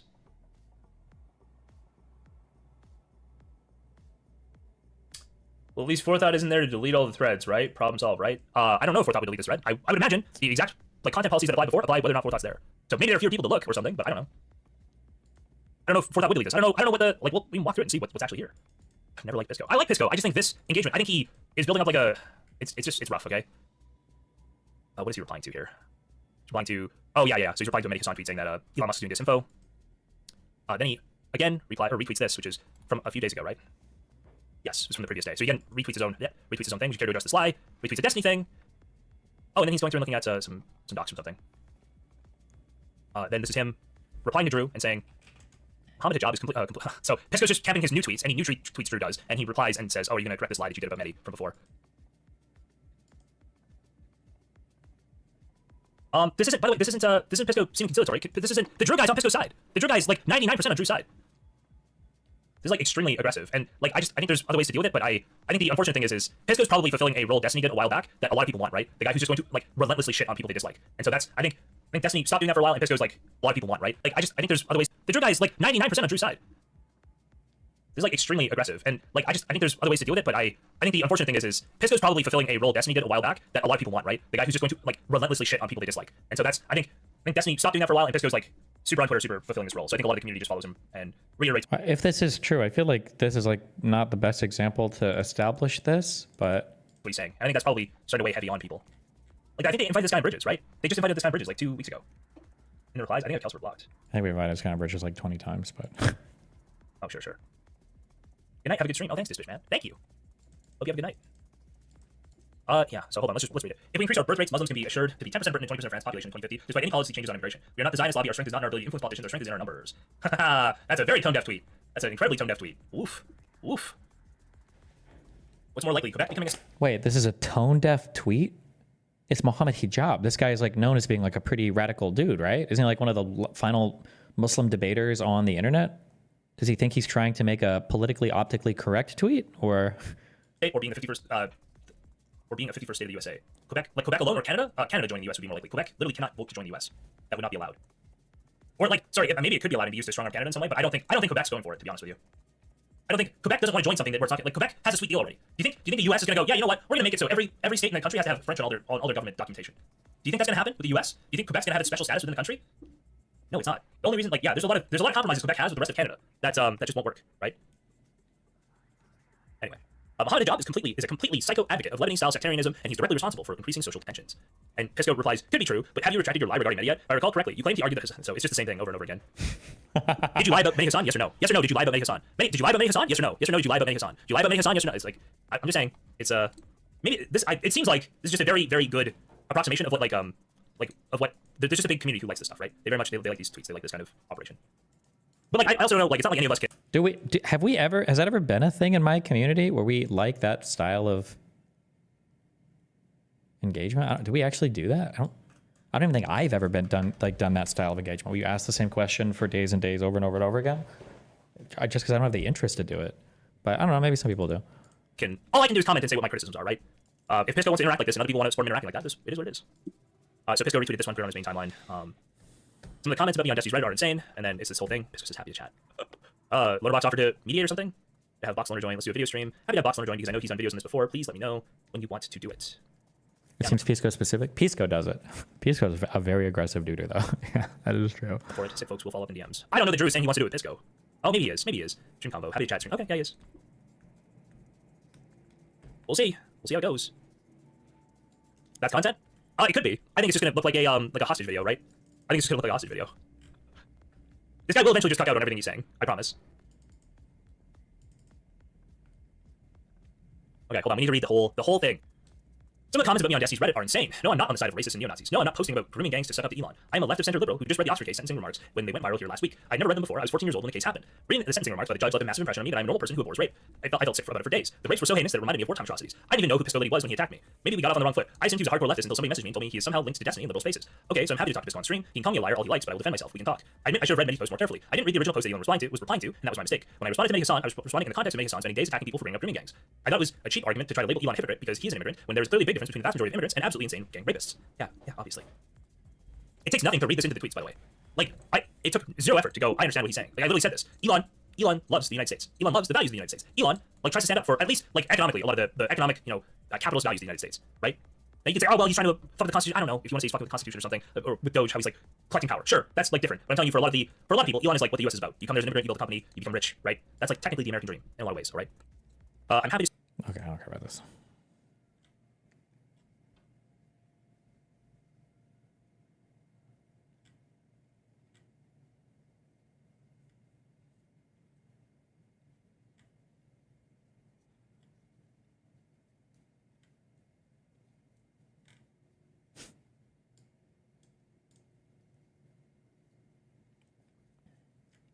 Oh, there's no community note. Or there, I guess there was at one point. Oh, damn, this is a really small tweet.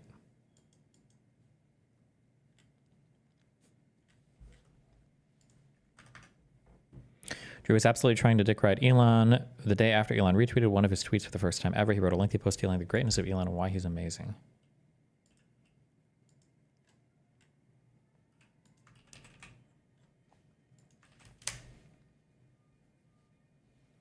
My opinion on Elon changed a lot after I read the Walter Isaacson biography over Christmas. It's popular on social media to portray him like a brain-drooling retard and to claim all of his wealth comes from his father's emerald mines.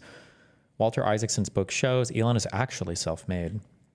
He's way more sympathetic figure. He is a way more sympathetic figure when one knows about his brutal childhood. His achievements with SpaceX and Tesla are legitimately world historic. He has a genius-level understanding of material sciences and engineering. The idea that Tesla was bailed out by the US government is completely untrue.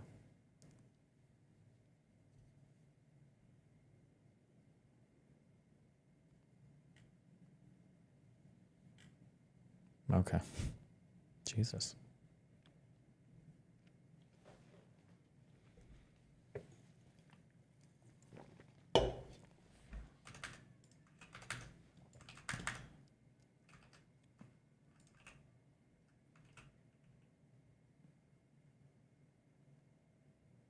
Donald Trump is going to beat Hillary Clinton. I don't know. I was like this video.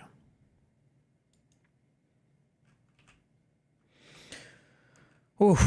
I got 3 over here. What do we want to load up? We'll do this one real quick.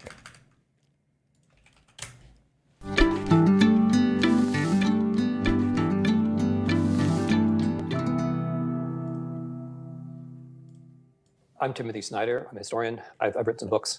A couple of years ago, about 3.5 years ago, I did a little series called Timothy Snyder Speaks, a few very short, informal videos, low production values, mostly about contemporary politics. People still seem to be watching these and asking me whether I can do some more. So that is what I'm going to do now. Now is the summer of 2021. And so what I'm going to be speaking about, the occasion for this new series, is the new edition of my little political pamphlet on tyranny. So my little book on tyranny was published in early 2017. As I didn't expect, it was then read and translated around the world, used in demonstrations around the world, read in parliaments around the world. It served as the basis for this bookmogging thing, guys, come on. Art and for all kinds of other forms of expression. I wasn't surprised that it became useful in the United States. I was a little surprised at perhaps how useful. What I'm going to do today and in the 20 little segments to come is to return to the book. And there's a specific reason why I'm doing this. We are now 4 years on. We're now in a new political moment. I've revised some of the text of the book, not the lessons themselves, they're entirely unchanged, but I've revised some of the text after the lessons to account for the moment in time where we now are. But far, far more importantly than that is that the book is appearing in a new edition.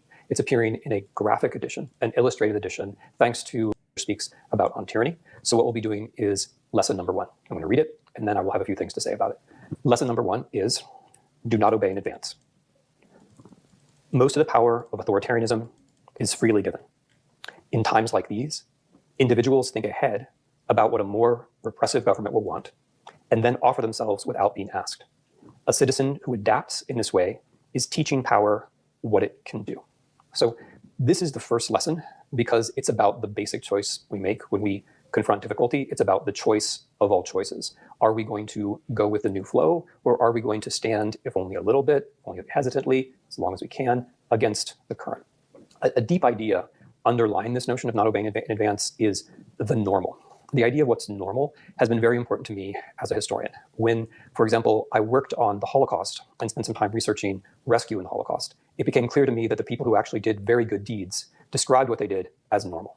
They didn't boast about it. They said it was just normal. Rescuers said there was nothing exceptional about what they did.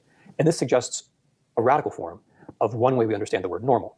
Normal is good. Normal is upholding a norm. Normal is trying to make the world outside in some way correspond to our virtues, our values, the things we have inside us. That's one idea of normal. And then, of course, there's the other idea of normal, what everyone else is doing, what you expect that people more powerful than you are going to want. So one way to think about this first lesson, do not obey in advance, is which kind of normal should we be? Which kind of normality do we want to express out into the world? Because we do have a good deal of power. The example that we set matters a great deal. A second little idea, which was very important to this lesson, has to do with time. It has to do with not putting things off. Because one thing you do when you do not obey in advance, one thing you do when you recognize a situation as abnormal is that you're laying down a marker. You're laying down a marker in time. You're saying, from this point forward, I'm not going along. And this is very important. Because the longer you wait before laying down your marker, the harder it's going to become. The longer you just let things go, the more you're going to be tempted by the new normal. The more you're going to use a bad word, normalize. The more you're going to use your own moral, psychological, social resources to make the negative changes around you seem normal to you and normal to everyone else. And this, of course, is what has happened. Not to a few thousand, not to a few 100,000, but to millions and millions and millions of Americans since 2016. There are plenty of things that happened during the Trump administration where if we had made a list and said, would you tolerate that? Would you tolerate the president endorsing the Russian intelligence services over his own? Would you tolerate a president being impeached because he asked a foreign country to intervene in our elections? The list goes on and on. The point is that if we'd asked people this in 2016, they would have said, no, of course, I'd be outraged. But when you go along with one thing, then you'll tend to go along with the next thing. And here comes the rub.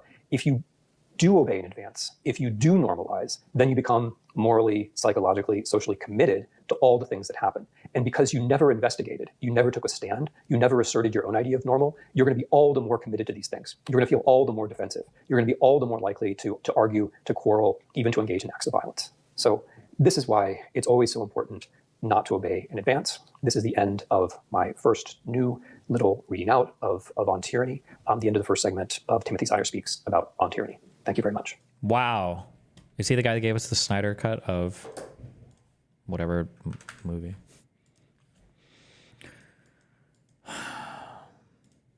Reason to liberate Europe. Is there oil? Why do we have? What is this? Government a reason to liberate Europe. Maybe is there any oil in Europe? Maybe that could get us. That could give the. Can you explain what he means by to obey in advance a bit more? Oh, this is just where I stopped watching. Oh, good. Whew. Okay, you're right. The issue with normalizing things is that I'm just restating what he said. It becomes easy to go on to the next thing. When you become complacent or accepting of stuff that is not okay, and the person can continue to commit the action over and over again, and you're never really going to call it out because it's already been normalized and it's like a thing, and we should just kind of expect that behavior to continue, especially if it's beneficial to one side. So you should be resisting at every step when there are small steps taken against liberalism, basically, into authoritarianism. Because as more and more things become normalized, it becomes harder and harder to resist like the big events because you've had so much up to it that's basically committed you to the big event happening. Yeah. So everything that happened relating to the Jan 6 stuff, everything that happened relating to the Fox News Dominion stuff, all the lies, all of the crazy memes and the wacky name calling and all of that is just like, you can't, if you can't do this, when it's smaller stakes, then when it's larger stakes, you're already set up to basically jump off the cliff.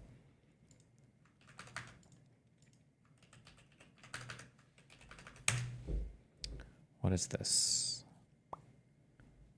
Watch the Asman Trump video, it's new?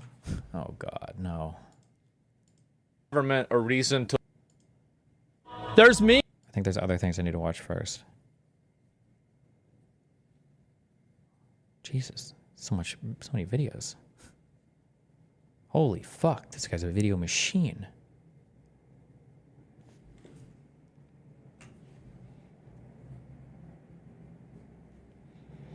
Senator John Fetterman just broke the internet. Haven't, they're on my schedule. Is this Tulsi Gabbard one of the nominees that you could vote for? Well, I met with her. In fact, I think I've met with virtually all of them. And the ones that I haven't, they're on my schedule, RFK and Governor Noem. So I'm happy to meet with all of them. And that's also part of this. I don't know why that was controversial. I mean, I got a lot of blowback just, even to meet with them. And to me, I see that as just doing my job. And I'm going to have a conversation with anyone that would like to have a conversation with me. And if someone believed everything that's been written or said about me was true, I mean, you can't possibly know me, or I think I could know her either, just based on someone read. But I want to sit down and have a conversation, and I'm really glad that I've done that. And some of these nominees I'm going to vote for. already. In fact, whether it's our colleague Rubio, our Representative Stefanik, or even Sean Duffy, I expect to vote for him as well too, and Brooke Rollins for agriculture. So there's a lot of them I can say right now here on Fox. I'm going to vote for them. But then there's others, but that we're going to go through the process. But I'm open to hear from everyone, and I don't know why that's controversial. And I also would like to remind everyone on the Democratic side, that's the way democracy works. Trump won, and now they're going to run the table, and so they get to pick those kinds of people. And if you don't have to agree with all of it, but I want to find a way to work together on a bunch of them. And I want to commend him on that. Right? I mean, like, is this? Well, he's a senator. This is his job, right? Or why are we upset at him right now? It's not every day you hear Democrats saying something like this. No, Democrats do their job.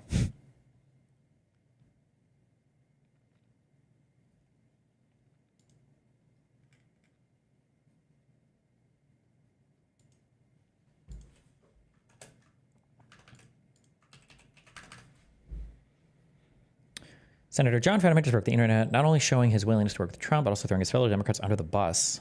Maybe there's more to this interview that I missed. First, in a move that surprised many, Fetterman announced that he would vote yes on several of Trump's cabinet picks. Names like Marco Rubio, Elise Stefanik, Sean Duffy, and Brooke Rollins are already on his list, and he's even open to considering RFK Jr. and Tulsi Gabbard. I'm open to hear from everybody. I don't know what. Okay, I don't know. Oh. Ooh. Oh my God, that's so funny. That's funny? Hilarious, guys. Ooh. Drugs dropped in the woods. Bear ate all the drugs. IRL and overdosed. True story. Oh. I'm in love with the cocoa. Yeah. Oh, Debo, thanks for that resub. Looking good. Thumbs up. Yo, Katrina, what's up? Looking good too. Amazing, amazing. Yeah, why are you doing stupid sound? I really... Mark Zuckerberg blatantly admitted that both Facebook and the FBI interfered in the 2020 election. You're equating. Oh, now we trust the major media guys. We didn't trust, I guess we don't trust Taibbi and the Twitter files, who had every incentive, by the way, to say if the FBI did directly intervene, and they all said that they didn't. So we don't trust the Twitter files. We don't trust, obviously, the DOJ or the FBI. We never trust them. But we do trust the CEOs that we didn't trust before when they say the things that we want to hear. Okay, gotcha. We don't need to say this. I think Elon is a genius. Maybe he does but doesn't care. Just how powerful his battering ram is when he tweets things like "Free Tommy Robinson." Why should Tommy not be free?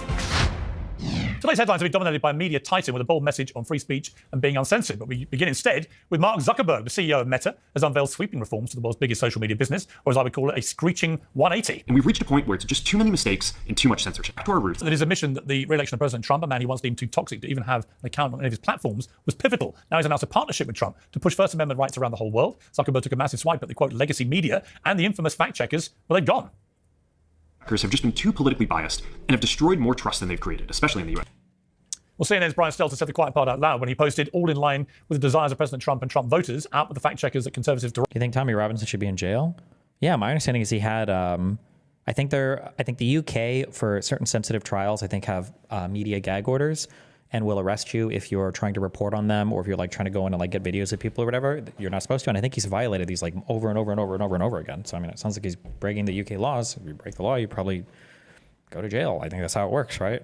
Right in with more permissive rules for posting conservative opinions. Now, whether you're conservative or not, what exactly is wrong with permitting conservative opinions? The fact is that fact checkers have always been biased, as Zuckerberg now admits, especially when it comes to President Trump. His decision to copy Elon Musk community notes at a time when Musk is at the heart of a new administration, assuming the whole of global politics, is no accident. I like community notes. I think they're a good thing. Of course, this could all be a cynical ploy to appease the new masters that is just as easy reversed in 4 years' time. I don't think it is. I think Trump's election is already reshaping our culture in seismic ways. If he gets his way, it might also be reshaping the global map, planting a US flag in Greenland and beside the Panama Canal. Can you assure the world that as you try to get control of these areas, you are not going to use military or economic coercion? No. And can you tell us a little bit about what your plan is? Are you going to negotiate a new treaty? Are you going to ask the Canadians to hold the vote? What is the strategy? Yeah, I can't assure you. You're talking about Panama and Greenland. No, I can't assure you on either of those two.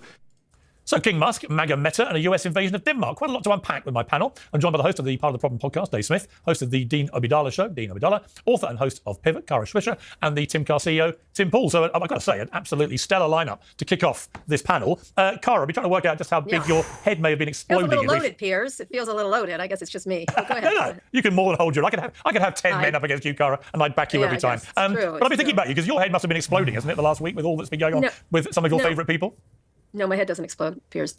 No, this is what they're like. I don't know if you've read my book or not, but this is what they're like. I did, yeah. This is exactly the way Mark always was. And he's like, I called him, he's kind of a sad weather vane. He just sort of tips and goes along depending on what's in his self-interest. And do you think Piers might pivot to glazing Democrats now that Trump's president? Nope. It's just he'll follow the online audiences, I would imagine. He's got a formula right now that he iterates on, and he's like successfully kind of like captured the whole like far right outrage machine, and so now they've reverse captured him, and it's just going to be like basically serving the slop back to them, like the entire media sphere does online. this is what he is like. He's always found it irritating that he has to have responsibility for anything or consequences anywhere in the world, and doesn't consider himself a publisher. And so he'll do whatever it takes at whatever time it takes. So I found him disloyal to almost everyone, including back when he threw Trump off the platform.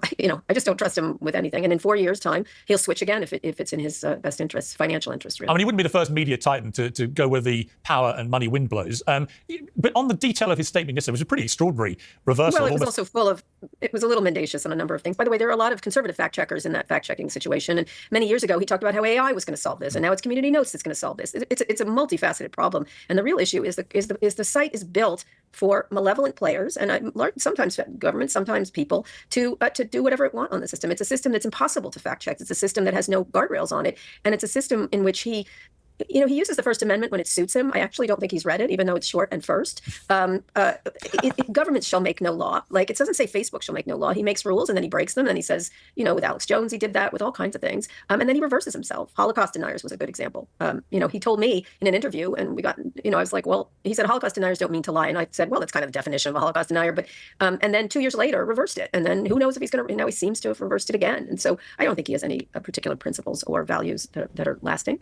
He can do whatever he wants because he's king of that. Well, yeah, to a point, I guess he can. Dave Smith, what did you make of it? He's king of that site. Piers, he can't be fired ever. His children can't be fired. Let me just be clear. He has total control of that site. But you're talking to the wrong accent when it comes to kings. We like our kings. We like kings. I know, you have a better king. I'd rather have Prince Charles running that thing. We believe in maniacal power. So, yes. Dave Smith, I mean, I found it jaw-dropping, to be honest, notwithstanding a lot of what Kara just said, that she wasn't remotely surprised by the wind blowing, but to actually see him, trot down to Mar-a-Lago to kiss the Trump ring, as it was put, and to then do really what turned out to be half mea culpa and half screeching U-turn over pretty much everything that Facebook had stood for was pretty spectacular to watch. Yeah, it was incredible. And, I want to be clear. I think this is... Always listen to how these guys that lied about being centrists, always listen to how they talk about, like, Trump and the MAGA stuff. It's always like, oh, yeah, I'm so happy. Like, it's so strange that they... Did Dave Smith admit for the first time, was it next to me when he was cowarding the entire conversation? He was like, I think I have to support Donald Trump, to the surprise of literally nobody. Nobody is surprised about this. Was pretty spectacular to watch.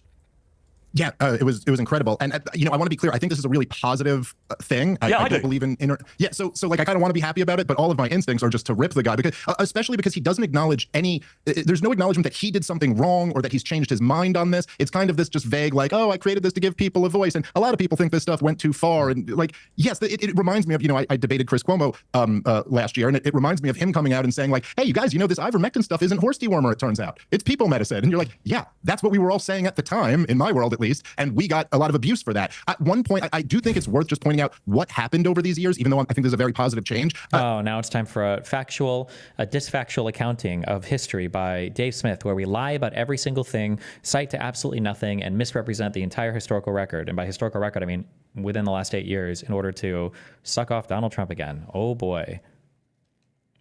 Also, the whole reason why Zuckerberg doesn't want to take accountability is because the messaging right now isn't so much that the media companies have messed up, or at least the alternative media companies messed up. The messaging is that it was Biden's fault. Biden was the one doing it. That's why Zuckerberg doesn't want to take accountability. Because if Zuckerberg takes accountability, then it takes away some of the accountability from the Democrats. The message can't be that Twitter or Facebook made mistakes. The message is the FBI and the DOJ made them do it.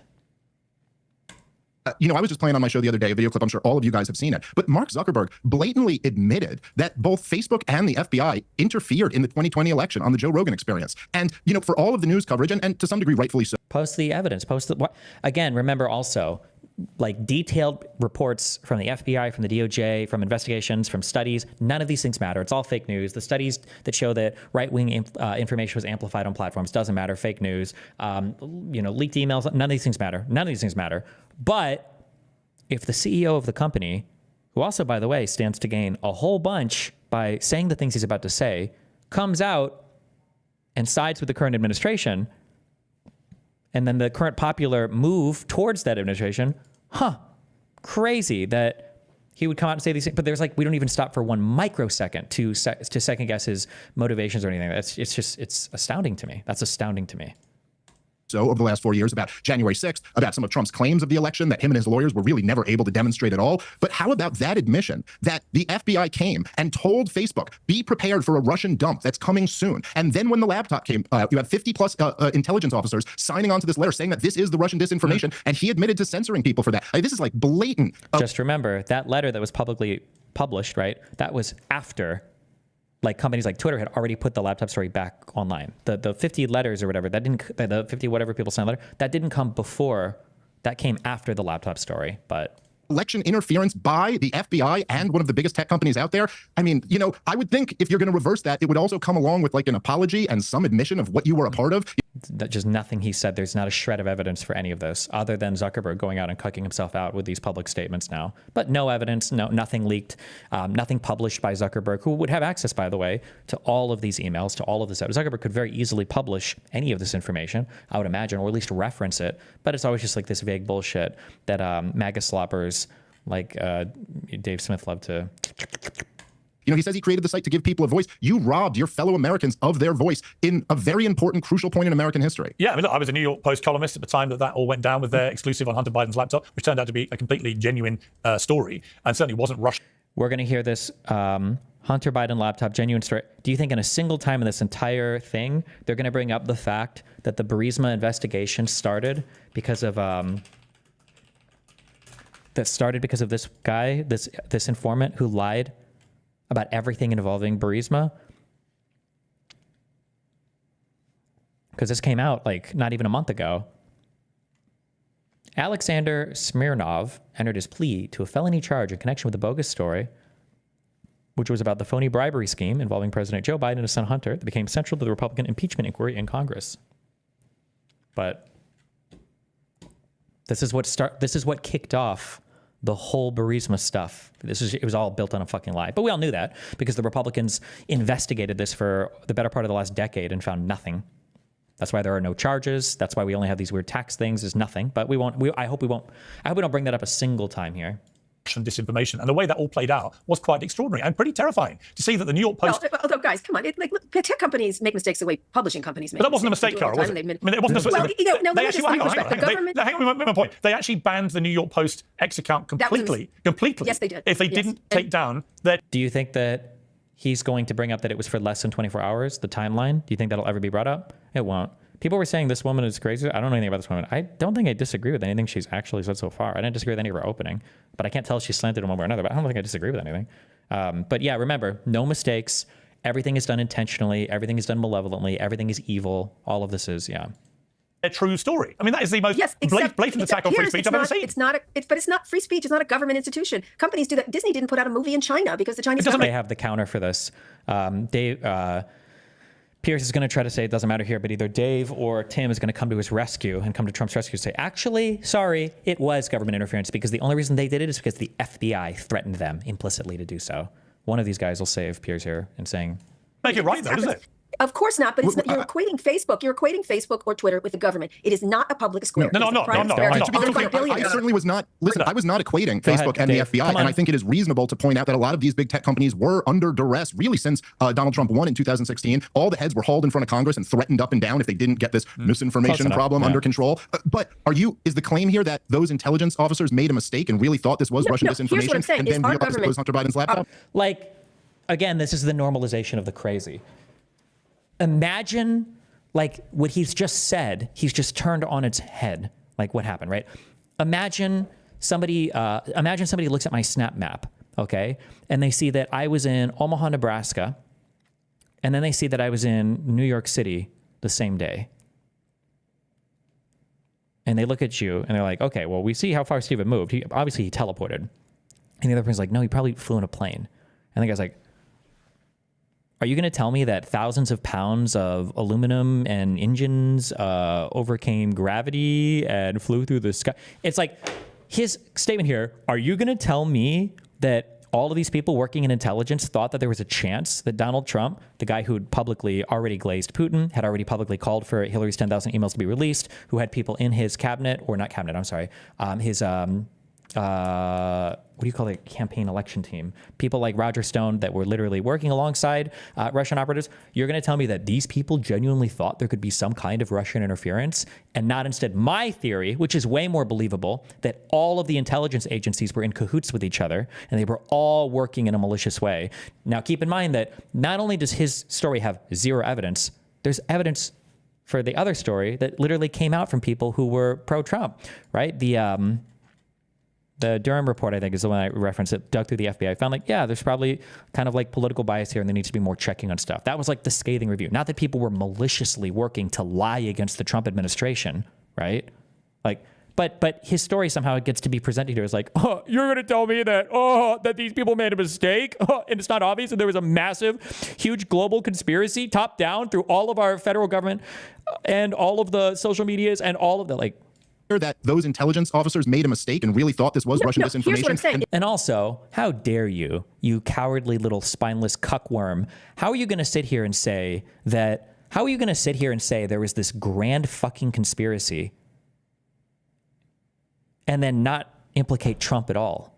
You're going to tell me this conspiracy was so huge and so grand and involved all of our intelligence agencies and involved all the different like line members and all the heads of these agencies, but the head of the FBI, Donald Trump, if you go far up enough, right, didn't know?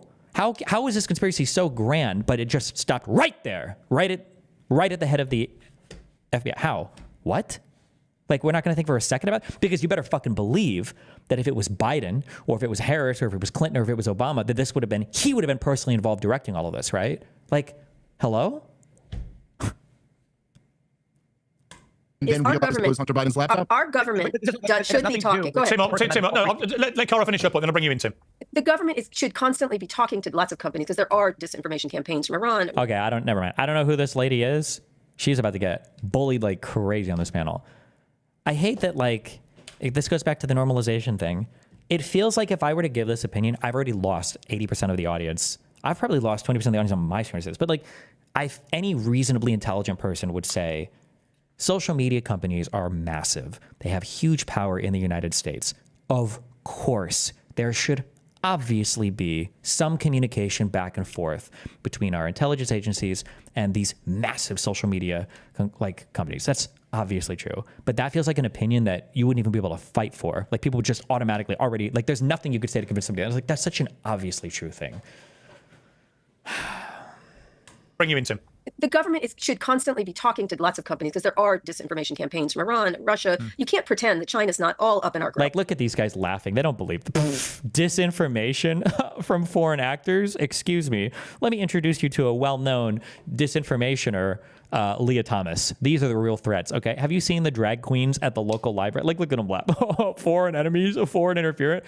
Sorry. Only USA does that. Now, you notice that Dave Smith here is laughing and Tim Pool's not. That's because Dave Smith is still on the Kremlin payroll. He hasn't gotten busted yet for whatever foreign bullshit ass fucking money that he hasn't been caught with yet. And Tim Pool has. So it's not as funny for him. But Dave still thinks this is all like really fucking hilarious because his foreign owners are still supporting everything he says. To lots of companies because there are disinformation campaigns from Iran, Russia. You can't pretend that China's not all up in our grill. You just can't. You just can't. And there should be discussions between government and companies. They're going to occur. By the way, Let's see. And then how does Dave Smith talk out of this? Because I don't think he'll ever directly say he has one of two. He's got one of two chairs that he can sit in basically while he watches his own country getting fucked in the ass by Donald Trump. He can either sit in the chair and hold up the sign that says, well, America does it worse, or he can sit in the other chair. Oh no, there's two chairs in the first chair. It's America does it worse, or America does it to itself worse than anybody else does it. And then the other chair is the Yeah, maybe they interfere, but everybody does, and it's not a big deal. These are one of the two chairs that he wants to crawl towards right now. Let's see. Been occurring since the beginning of time, Is it way gonna back get to when. You know, go watch Oppenheimer. There's discussions happening all the time on all levels between companies. The question is, what is pressure and what is important discussions that these companies, because they are the nexus of all these information systems.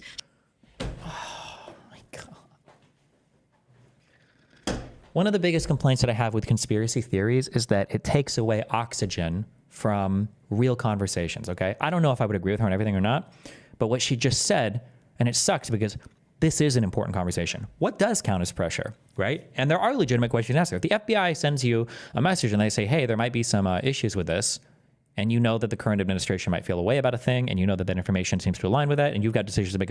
That's a good question. What does count as pressure? What should that communication look like? What should the accountability mechanisms be? These are really good questions. But we're not going to spend any time on this show talking about that. Everything she's saying right now is wasted because it's going to be mixed in with the MAGA slop. And the problem is that having a conversation with the MAGA slop involved is like adding diarrhea to a mixer of the best like milkshake you could ever make in the world. It doesn't matter. It's just going to taste like shit. Should be having, and what are the guardrails against government overreaching? I am all for stopping government overreach. I did a great interview with Edward Snowden about this issue. You know, perhaps the way he did it wasn't right, but what the government was doing was wrong. They fixed it. There should be guardrails around these things. The question is how it's done. But what happens is there's a fever dream on the left and a fever dream on the right of what's occurring, and it's a little less, nefarious. I think that Facebook, unfortunately, occupies a far too important role in news distribution as a kind of a monopoly. And that's the problem we have going forward. It's a private company that's determining what everybody sees. And they're going to not just make mistakes. We're at the behest of Mark Zuckerberg's obviously incompetent ability to decide what's right and wrong. Okay. Or should he, by the way? Let me bring Tim in. You've been waiting patiently. Tim, your response. Free speech is a principle. When we say that Facebook... Tim has no principles. Tim doesn't understand anything about free speech. I'm not even convinced that he's an American citizen. I don't know if these guys are all like fucking salt or whatever. What's that? Where they're like children that are like bred in other countries and then they end up being swapped out for American citizens as like secret like sleeper agents or whatever. They always show themselves. They always tell on themselves too. As soon as they start bringing up like the First Amendment or bringing up like freedom of speech, like these people have no concept of anything about the country or America or freedom of speech or anything. These are like sleeper agents against the Republic. Let me bring Tim in. You've been waiting patiently. Tim, your response. Free speech is a principle. When we say that Facebook, X, Twitter, whatever platform is silencing free speech, we are not talking about the First Amendment. The First Amendment protects multiple rights, of which one of those is free speech. So this constant conflation of a private company isn't violating your First Amendment. I'm not going to bring up the First Amendment. I'm going to go on a platform, I'm going to express my ideas and share news, and if they silence me, they are violating my free speech. Now, like in response to that, she should just start screeching at the top of her lungs. Just scream. She should just be screaming. Ah! And she should do it until they mute her mic. And then when they unmute her mic, she should say, was he just attacking my freedom of speech? Is this good freedom of speech? Is that what you mean when you say freedom of speech? That every single person has an equal right to every single platform to say every single thing they want at every single point in time? Or... more importantly, this argument about, you mentioned there's a fever dream on the left and the right. I want to make one thing clear. Mark Zuckerberg coming out and saying that now we're going to have more free speech or whatever it is he's trying to say, this is not a pendulum swing. This is not the weather vane. Certainly, I do believe the man is just bending the knee to whatever power structure he sees. But if we were actually going to see a pendulum swing in the other direction, they would keep the fact-checking program, ban the liberal news outlets, and only allow conservative outlets to fact-check posts on Facebook. When you look at all sides, when you look at ground news, the majority of U.S. fact-checkers had a liberal bias, and only one, which was associated with Daily Caller, was considered to be conservative-leaning. So this is just like the standard 75 IQ or Russian agent talking point that most of the fact checkers lean left. Well, what if one side is lying more than the other? I mean, what do you do then? And when numerous outlets on the right made attempts to get access through Pointer to the fact-checking system, they were denied that. So now, once again, what do we see? When real quick to another point, back to the First Amendment issue, I just want to add, the government had backdoors into X and Facebook where we actually got to click the link and go to the login portal for the federal government to go into Facebook to flag posts. And there was an instance where if you said the name Eric Charamella on YouTube or Facebook... Excuse me, what? What is he even referencing here? I just want to add, the government had backdoors into X and Facebook where we actually got to click the link and go to the login portal for the federal government to go into Facebook to flag posts. And there was an instance where if you said the name Eric Charamella on YouTube or Facebook, your post would be inexplicably deleted. And everybody knew that was happening. And this is real... I don't even know. What is the Eric Charamella stuff?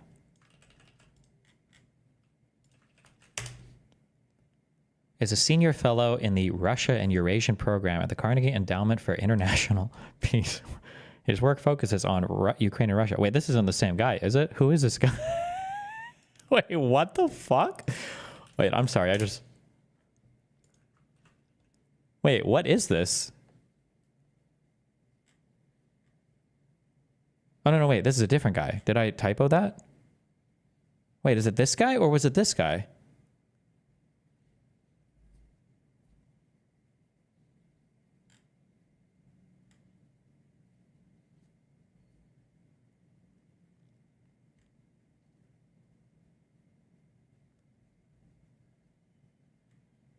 I'm so confused right now, but whatever. Okay.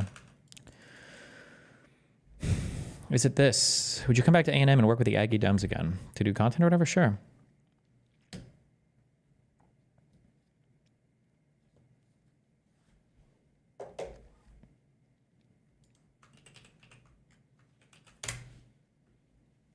Facebook has deleted my post where I was talking shit about them, censoring the name Eric Sharmamella.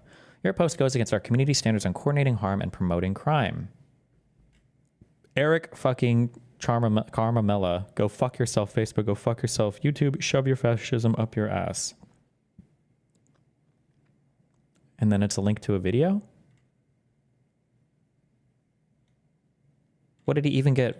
What is it even taken down for? Was it for the link? Was it for the language? Was it for the... Okay.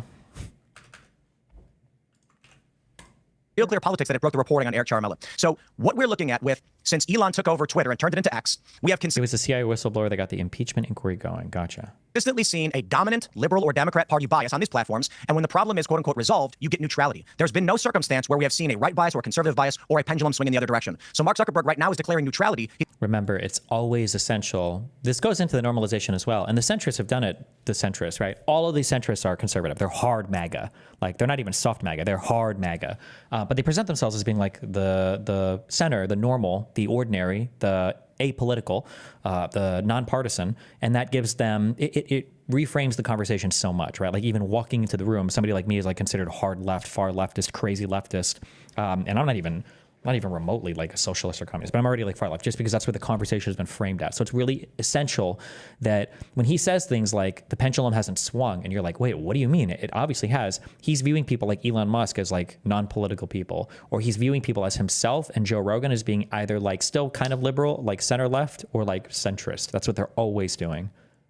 He's not actually swearing fealty or kissing the pinky ring of Trump. Well, fascinating. Are you kidding me? Dean, The idea that what Mark Zuckerberg is doing is part of the plutocracy. It is part of the oligarchy. They're going down there and giving $1 million each to Donald Trump, Tim Cook, Jim Bezos. It's just such an unbelievable... What's happening, dude? I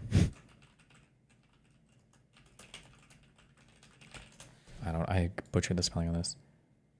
What is it? Over $200 million. That was 5 days ago for the inauguration for this giant like dictator authoritarian event. Like, the people who is there a list of the people who've donated so far to this?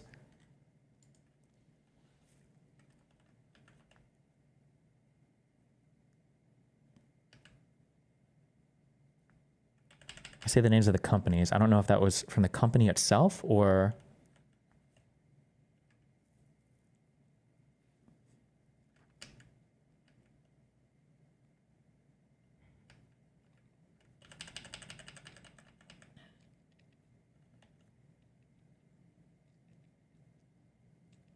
Sam Altman plans to give $1 million. Uber, OpenAI, other crypto weird things, XRP.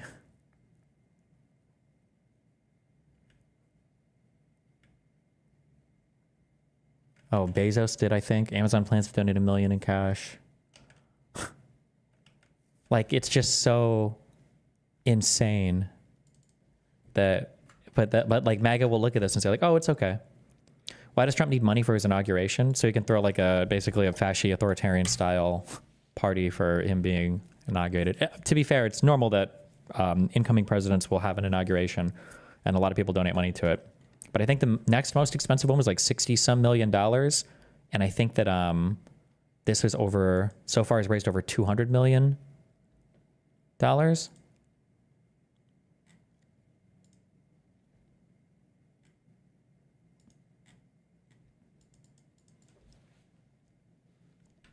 Why did all the big companies go against him on his first run and now they do a 180? Well, because Trump has signaled, Remember what I said before when we were talking about preemptive strikes? And I'm like, if you're going to have like a policy of preemptive strikes, people need to know about it because it's the whole point of the preemptive strike is a threat to deter the action. Donald Trump has said over and over again, he goes after enemies. He's going to go after people that like attack him. He's going to open the defamation and libel laws. He's already sued people that said things he doesn't like about him. He's already said he's going to do this. So if you are a company, I mean, you probably should be trying to suck up to Donald Trump because you don't want to get on his bad side because he will come after you and he will fuck you up in the ways that they said the Democrats were fucking up other companies, but didn't actually happen. But it will happen probably, or at least people think it's going to happen under Trump. So everybody has to kiss the ring, basically.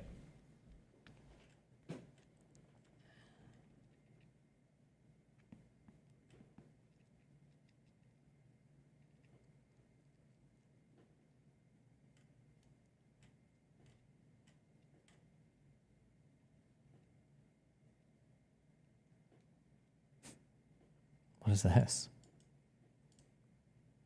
Unfair left-leaning. Click on meter to rate this article. Oh.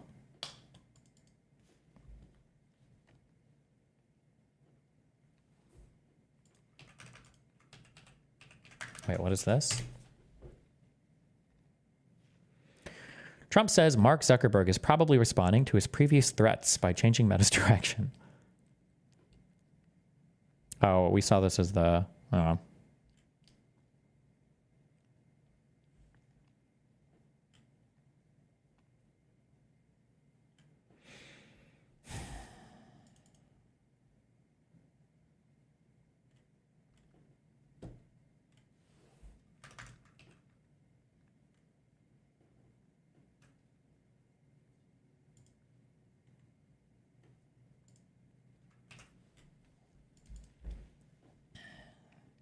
Zuckerberg recently dined at Trump's Mar-a-Lago club, part of a larger wave of tech CEOs hoping to reset relations with the incoming administration. Meta is also donating $1 million to Trump's inauguration. Trump's first administration and several states teamed up in 2020 on a major antitrust lawsuit against Facebook. Oh, also, remember all that Section 230 and how important it was to get rid of Section 230 to protect the internet and all that? They'll never talk about that again. We're done talking about Section 230. As long as they're like doing good by the conservatives, they're okay to act like exactly how they're going to act, as long as they're cool with yeah.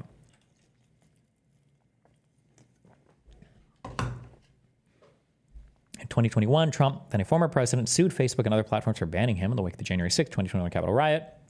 They've also been highly critical of Zuckerberg and Priscilla Chan's charitable giving ahead of the 2020 election to help local election officials deal with the COVID-19 pandemic. People are saying that you can't post the article right now about Adrian Dittman on Twitter. Is that actually true? Can somebody try that in my chat and post a screenshot?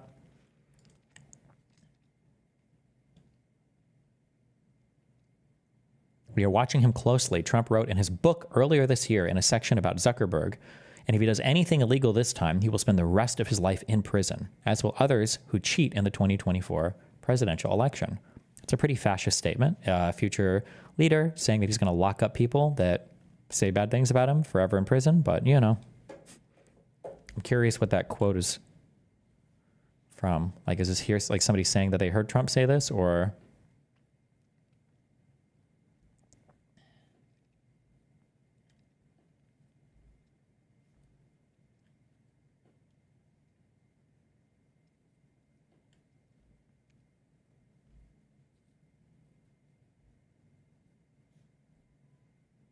Somebody try and post that article, that Spectator article, on your X account. I'm curious if you can.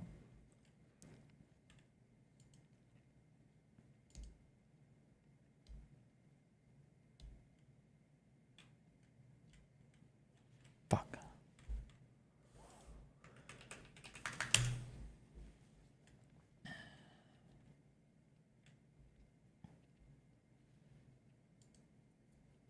Republicans must pass the SAVE Act or go home and cry yourself to sleep. Non-citizen illegal migrants are getting the right to vote, being pushed by crooked Democrat politicians who are not being stopped by an equally dishonest Justice Department. Our whole voting system is under siege.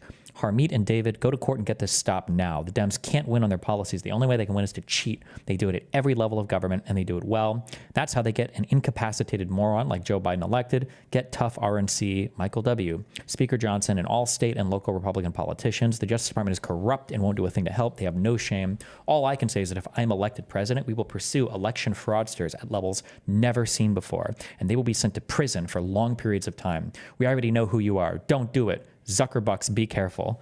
Like, this is like literally, this is just like a straight out, like, these are just like authoritarian, like, it feels stupid to even say, because we're past, like, these are like Hitler tier statements now. We're past the point of like, this looks like kind of fucked up. Like, this is just the thing. This is just like the worst. Well, we're at like the right before the worst. The worst is him actually doing it, I guess, now. But in terms of like rhetoric and everything, this is like maximum rhetoric. Like, we've maxed out on it now. This is as bad as it can ever be. And then now it's just seeing if he follows through on his actions, basically. But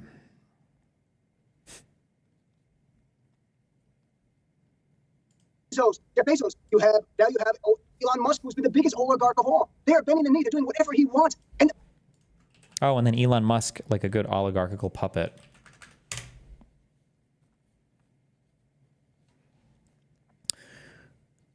The SAVE Act will safeguard our elections by ensuring only American citizens vote in federal elections. Here's what the legislation does.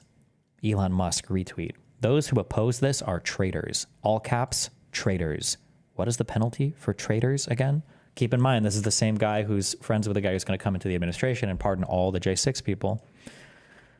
I wish that on the left and the right, we could put aside politics and say we need a system where big money is taken out and the power is given back to the people, to us, and then we can fight fairly on the issues without oligarchs spending millions and millions of dollars to corrupt our elections. And on the right, you don't like George Soros? Okay, let's ban his money as well. I'm fine with that. But Mark Zuckerberg, what he's doing is bending the knee because he is a fear. But I think deep down, they wouldn't be okay with that, because I think deep down, I think they know that it's not true. Well, the content creators know that they know 100%. Like, Dave knows it's not true. He's a liar, or foreign agent. What's the Russian version of Timothy? I just need to refer to them by their... Timothy. Is that even a name in Russian? Timothy. David. I can't pronounce this shit. Fuck that. Timmy and David over here are collecting their fat stacks, so they know this is bullshit.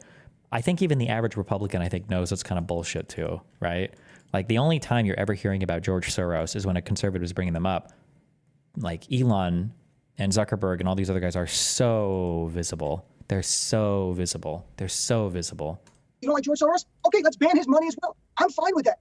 But Mark Zuckerberg, what he's doing is bending the knee because he is fearful.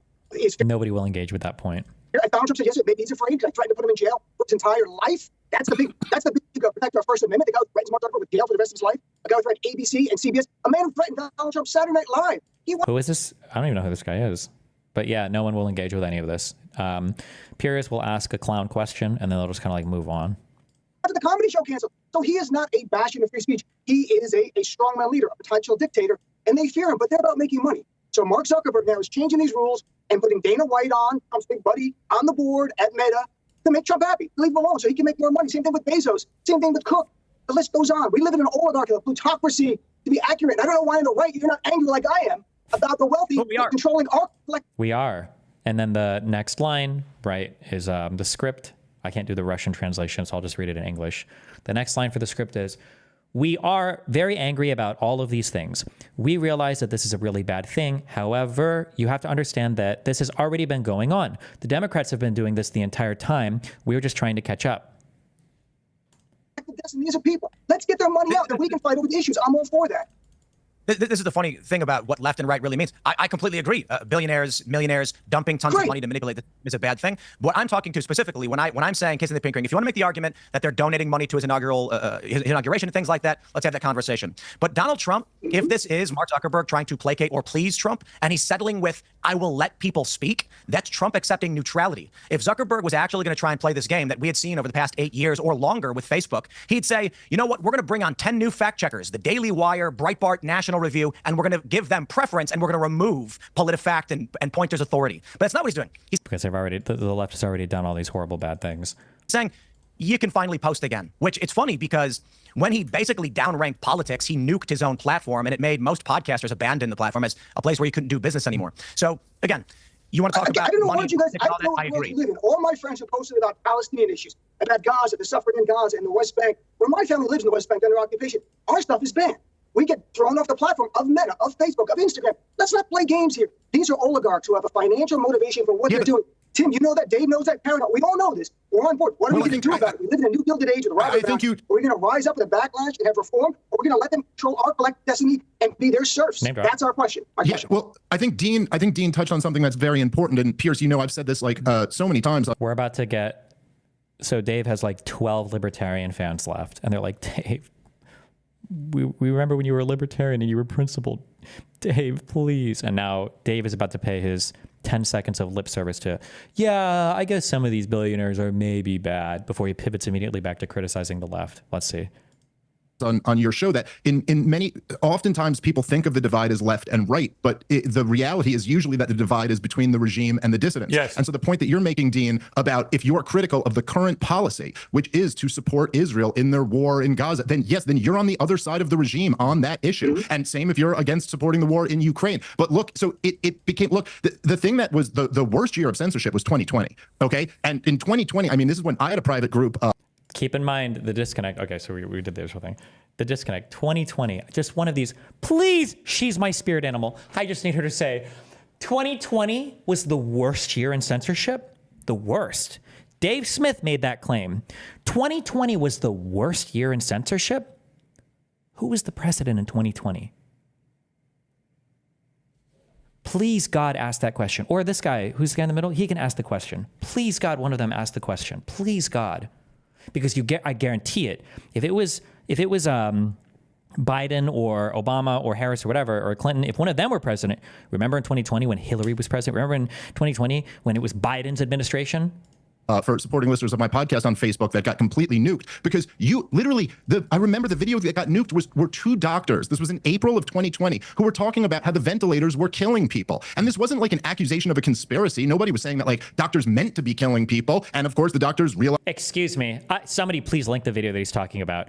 Because if it's the conspiracy that when you put somebody on a ventilator, they're going to die, I've heard people talk about this, but it was fucking bullshit. Especially in the early days of COVID, resources were already limited. If you were going on a ventilator, you were in a rough spot. You probably were going to die. But it's not because the fucking ventilator is going to kill you. It's because you need a machine to help you fucking breathe. You're in dire straits at that point. It's like saying if you put somebody on fucking bypass, their chances of renal failure or whatever the fuck else is way higher. The chances of somebody dying is so much higher as soon as you put them on bypass. Yeah, no shit, Sherlock. He needs bypass. He's in a bad condition right now. Same thing with a ventilator. I thought, my understanding is the early ventilator survival rates were like 10%. I think they're up to like 40 or 50 now, but it was dire straits. But I want to know, somebody please find me the video that he's referring to. Just two doctors. I bet both of these were like COVID Front Care Alliance people, like the fucking misinfo doctors. It wasn't like an accusation of a conspiracy. Nobody was saying that like doctors meant to be killing people. And of course the doctors realized they were right and ended up changing course. But the point is that it had nothing to do with left or right. It was like, we're doing lockdowns. This is the policy of the regime. And if you're out there opposing this policy, you're going to be silenced. And just to the one point that was made earlier about misinformation from Iran or China or any of these things. Oh, we're coming back to this. What did I say? There were two chairs. One is either, well, the US does this, either to enemies or to ourselves, or that pales and it's not even that big of a deal. It's like not that big of a deal to us, okay? Which chair? Is it going to be one of the two? We came back to this. Thank God we came back to this. Or is there another position that I'm about to discover? Silence. And just to the one point that was made earlier about misinformation from Iran or China or any of these things, I'm a libertarian. I don't like governments much anywhere. And all of them are guilty of misinformation. There it is. Yeah. He's just, I wonder how much he gets paid. Fuck me. Well, I don't need the money, I guess. It would be nice though. I think I could do it better than either of these two guys. Listen, Ivan or whatever the fuck, pay me, okay? And I can write all the scripts for these guys. Well, you probably only write one script because they always all have the exact identical fucking talking points. I could do these talking points better though, and I can make it like more fun. You don't need to though. I'm sorry. Everything I'm saying is a waste of time because this is good enough. This is enough for a maggot to hear that in 2020, to hear that 2020 was the worst year of censorship in U.S. history apparently, and to not even think, well, whose administration was it?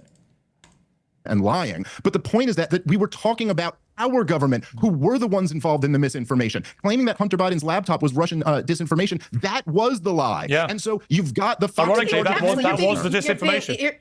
You're being willful. Were the ones involved in the misinformation, claiming that Hunter Biden's laptop was Russian disinformation. That was the lie. Yeah. And so you've got the ironically, that was the disinformation. You're being willfully naive. This is a worldwide information war going on with these companies. We can't talk about this. I don't know who she is. People in chat keep saying I disagree with her on a lot of things apparently. She's about to bring up This is what I'm saying. She's like I don't even know how long she's spoken on here. Her talking point, this is the only stuff we should be talking about. These are the good conversations. There is a worldwide information war going on right now. We don't even acknowledge it in the US because the left is too scared of Russiagate, and the right has weaponized foreign actors for factious division in the US because it's benefiting them. So we can't even talk about it. There is a information battleground right now in the world. But like literally, the right welcomes it. Like literally, not literally in the figuratively sense, but literally in the literally sense. Donald Trump wanted to ban TikTok, and as soon as he saw that TikTok was helping him, now TikTok is great, and he doesn't want to ban it anymore. Like, as long as the foreign misinformation is helping me, then I want to be okay with it.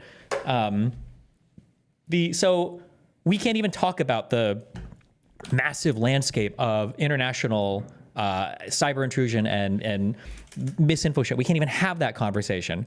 And yeah, so whatever she's about to say is going to get ignored. And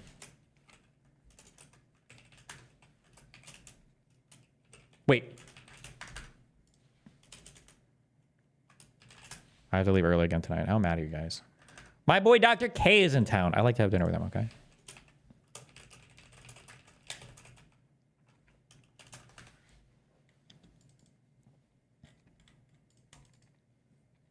You're being willfully naive. This is a worldwide information war going on with these companies. And Tim knows this.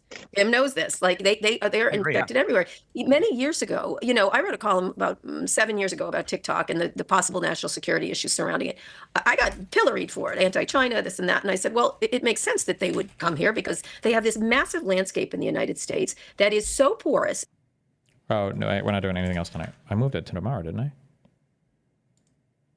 Oh, I need to change the daily thing. And so easy to manipulate and so easy to enrage whatever side you're on, that it's almost laughable how much we're all the victim of in many ways of the ability of our incredible innovation, right? And the problem is the people making the decisions. Like, you can debate all you want whether he should have taken Trump off of Twitter during the things. Everyone has a different opinion. But the fact of the matter is, my issue was 2 people made that decision in our country to do that. Mark Zuckerberg and Jack Dorsey. 2 people got to decide something that is which is a much bigger debate that has to happen within our country. It is about the concentration of power at the top. And right now, Elon Musk is paying $2,000 a night to be.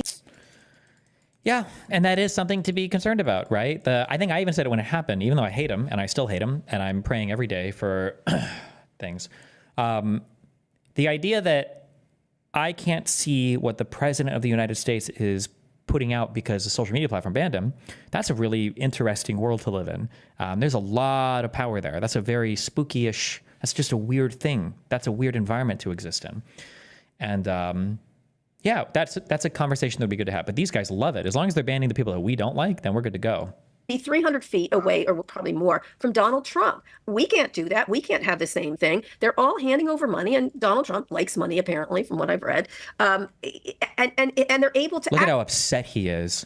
It's like he's bullying his like big brother. No, he's like, no. Look at how mad he got when she said that. There's like a visceral response. He's so upset about it.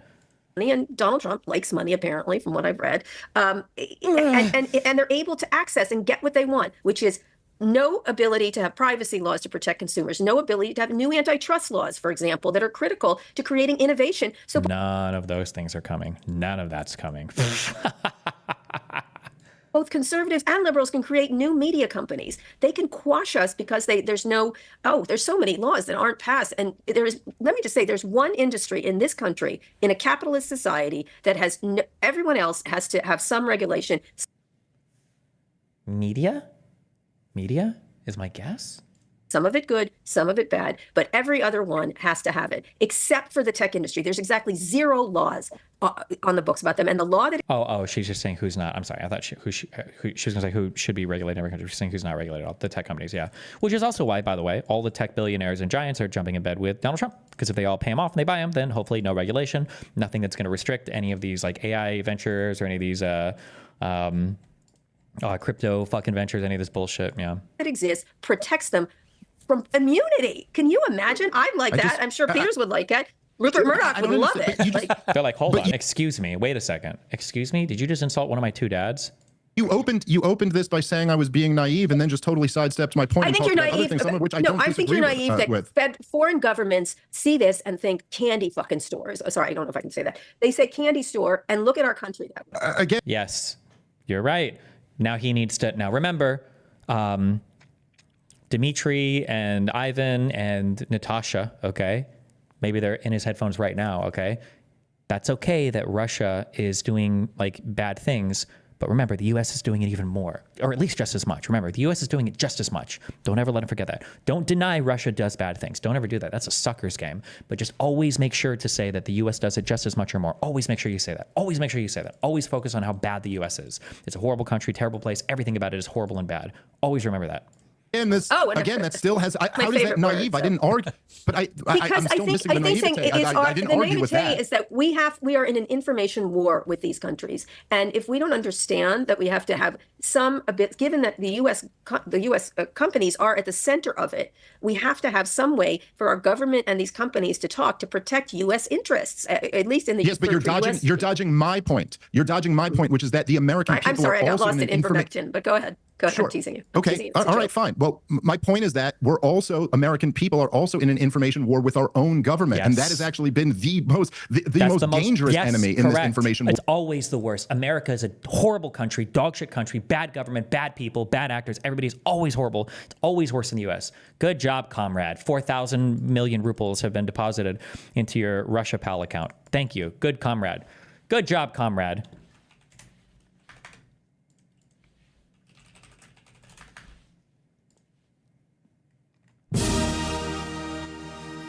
I say this lightly in the background so we understand what's being.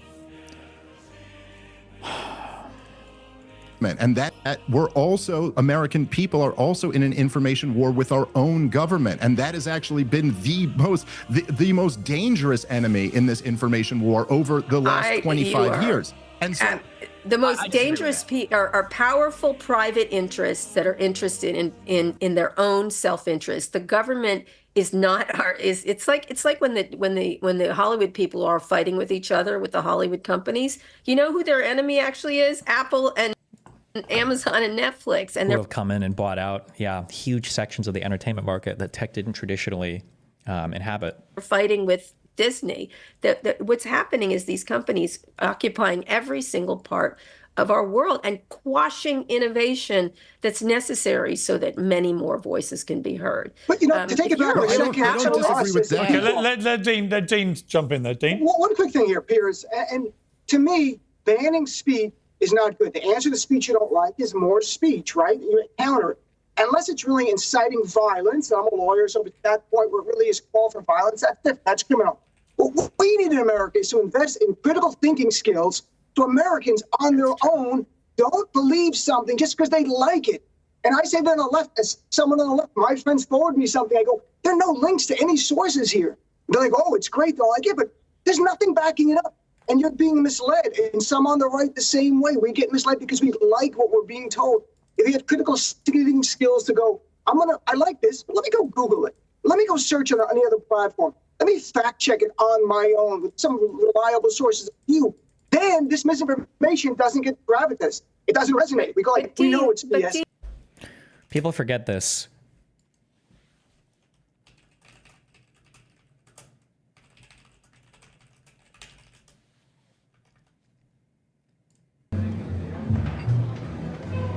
So imagine if Jones had just said, well, that's okay, Charlie. That was all right.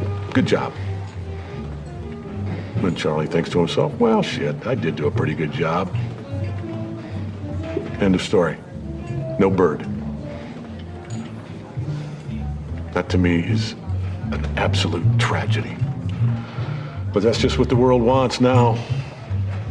I wonder why jazz is dying.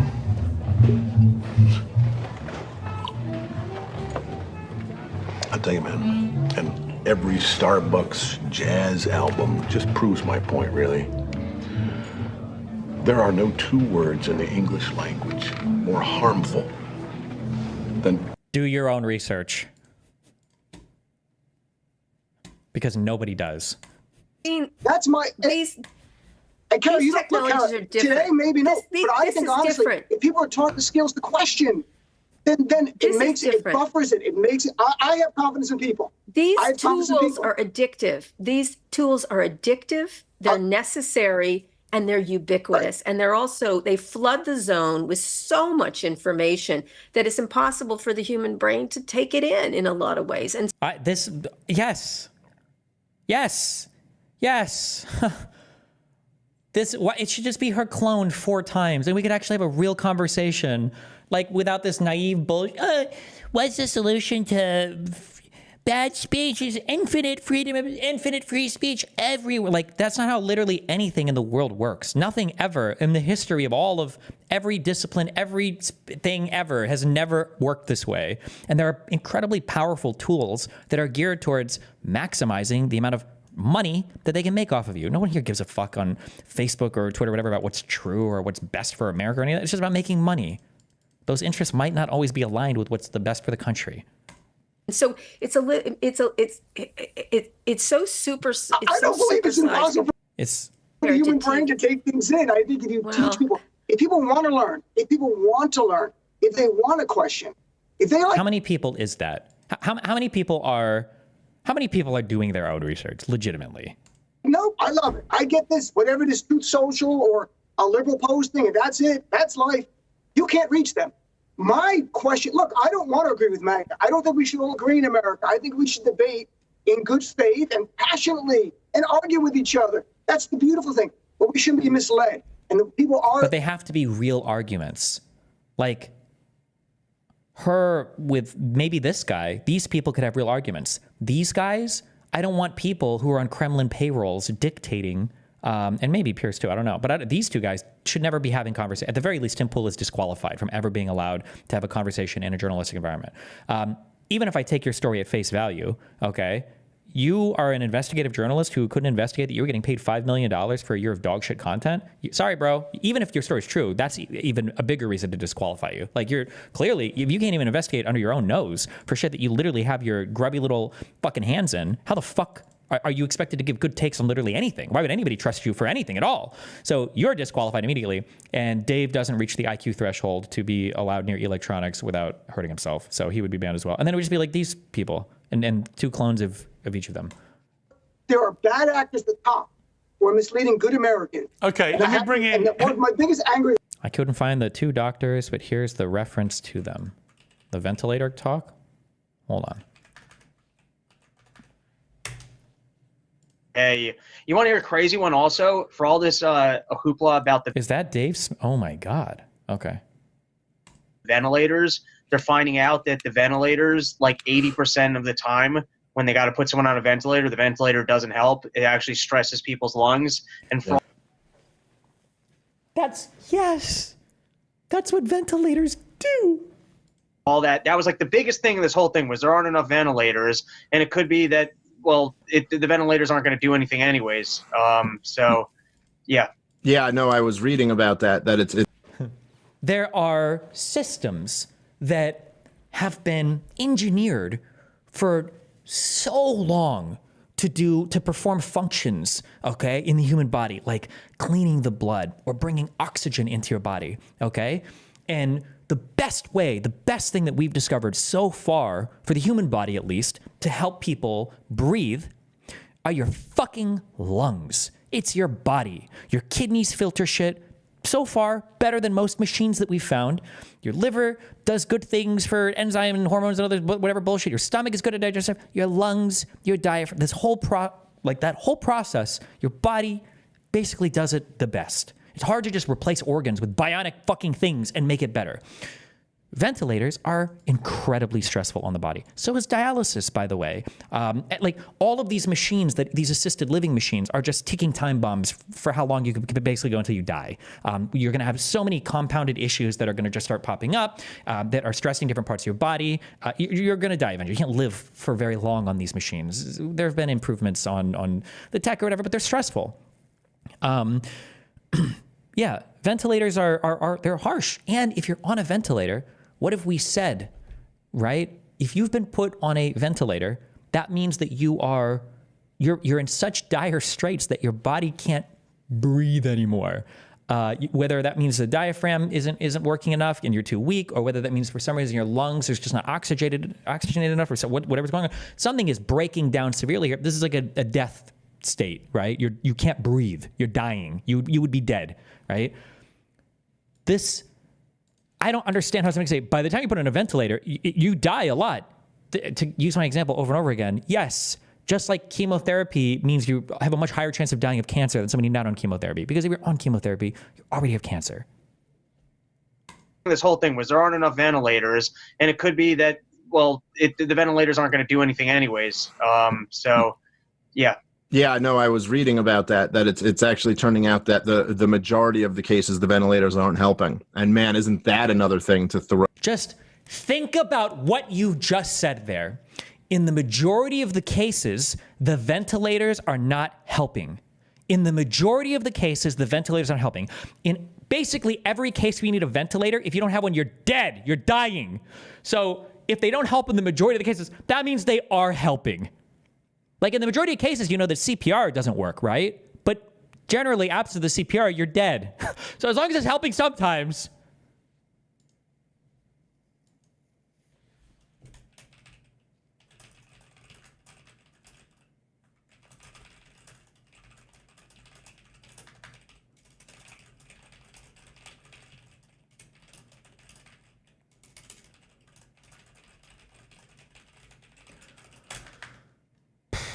Throw into the fucking mix, and it's just, you know, it's crazy. And then it also the other thing that's going on now is that the consensus seems to be, of course, that we need another stimulus bill. And they were talking about this for a while, but they actually proposed one in the Senate the other day. It didn't go through. I think the Democrats said it wasn't big enough or something like that. But the idea of this the payment protection plan, which was, I don't know if you read about this, but this was in the $2 trillion stimulus bill.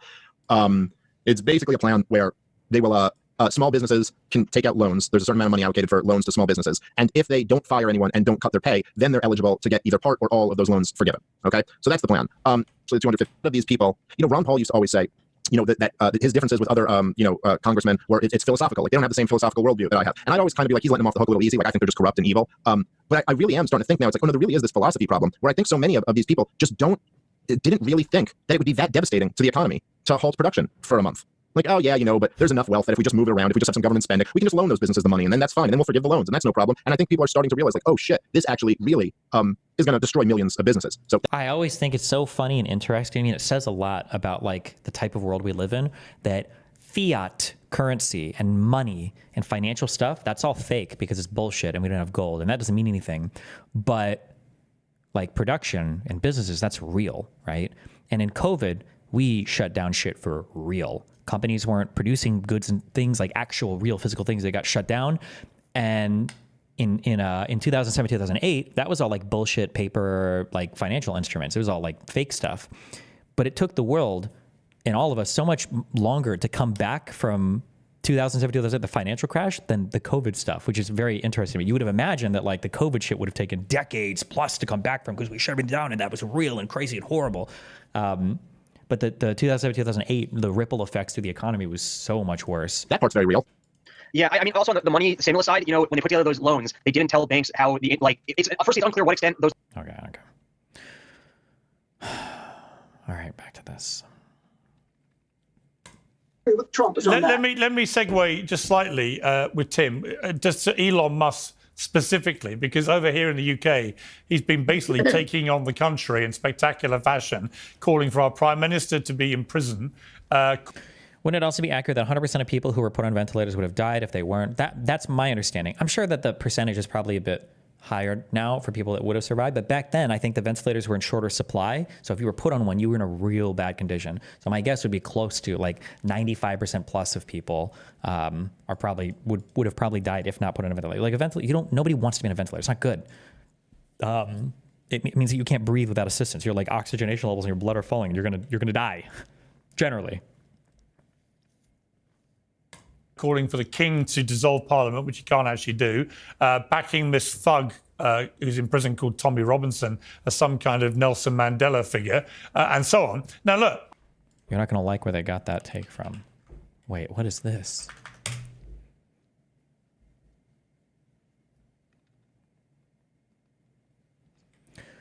Thread, 80% of the people they put on ventilators died. Joe Rogan told billionaire entrepreneur Elon Musk on the Joe Rogan Experience Tuesday.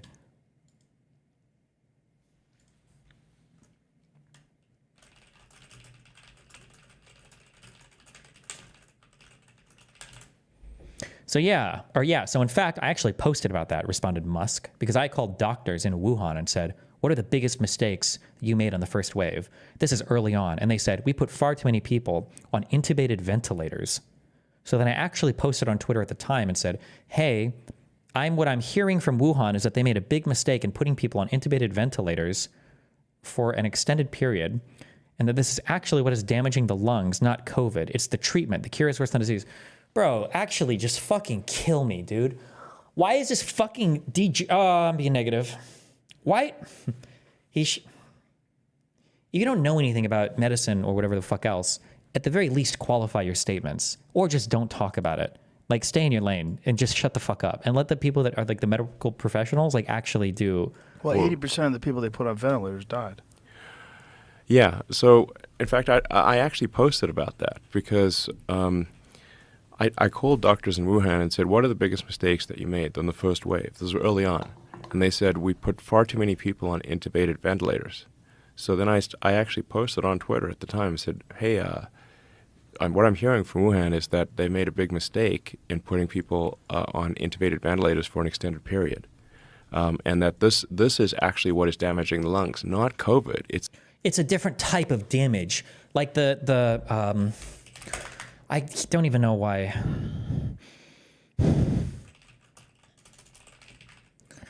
How ventilators stress the body. I'm sorry, if you don't understand the game that's being played here, this is trying to say that this is playing into the conspiracy theory that COVID didn't do anything bad at all, that COVID didn't matter. The only thing that was really hurting people were all the cures. That's what was actually damaging people, not COVID.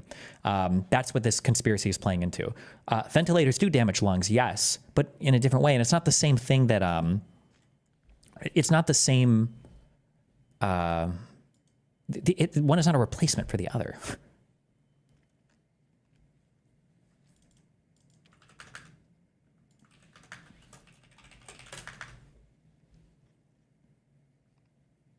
Damn, there's not a fucking... The fuck is this? What's the name of the...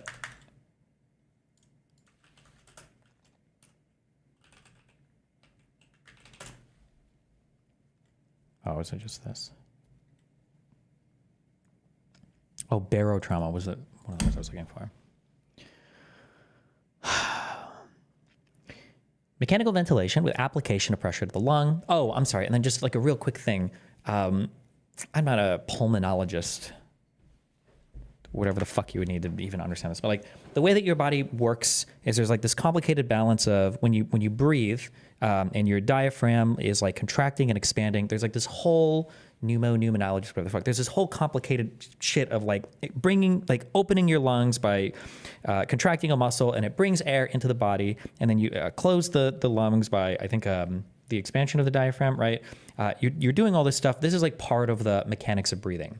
When that's not working for some reason, and you have to shove air into somebody's body, it's a different physiological process. Now, it's better than not breathing. That's not good. It's not good to not breathe, okay? But it's a more stressful thing, like traumatic, not in like the you have trauma, well, yes, in your trauma, but like a physically traumatic, like causing injuries type thing to endure than your diaphragm breathing, right? Which is very ordinary and easy and not painful and shouldn't cause any issues at all, than to put a tube down somebody's fucking airway and shove air into their body. That's a difficult thing to do. This is also one of the reasons why, and another reason why Elon is especially retarded and should be fucking talking about this, because Elon Musk initially said that he wanted to make his own ventilators because he thought that ventilators were too expensive. And he said that it was a waste of money, that there were all these stupid expensive ventilators, and he could make one way cheaper than he can make one way cheaper than all these other stupid ventilator companies or whatever. But the reality is like the ventilator machines are very complicated. It's a sophisticated product. Again, you're shoving air into somebody's body. There's a lot of measurements and everything you have to take. The oxygenation levels, like how, like the pressure levels and all this. It's a very complicated machine. It's not just a balloon that you're pumping air in and out of somebody's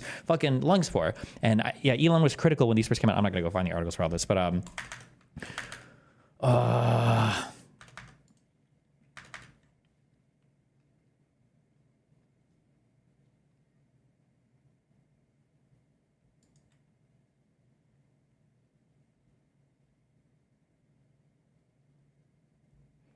CNN contacted 10 California hospitals identified by Musk and the partial list of recipients that he posted on Thursday, because Musk said he had sent out over 1,000 ventilators to hospitals. Of the 4 hospitals that responded, all said that they had received bi-level positive airway pressure or continuous positive airway pressure machines, devices that can aid breathing and be used for sleep apnea. None had received ventilators. We received 6 CPAPs, and we are very grateful for the gift, said a spokesperson for Sonoma Valley Hospital. Mammoth Hospital also said it received 10 bi-level machines from Tesla. They're not full ventilators, but they are lots of people. There are lots of people that need breathing assistance, a spokesperson said, calling the donation very gracious. Los Angeles County officials said that they received from Tesla 100 bi-level units manufactured by the company ResMed in late March.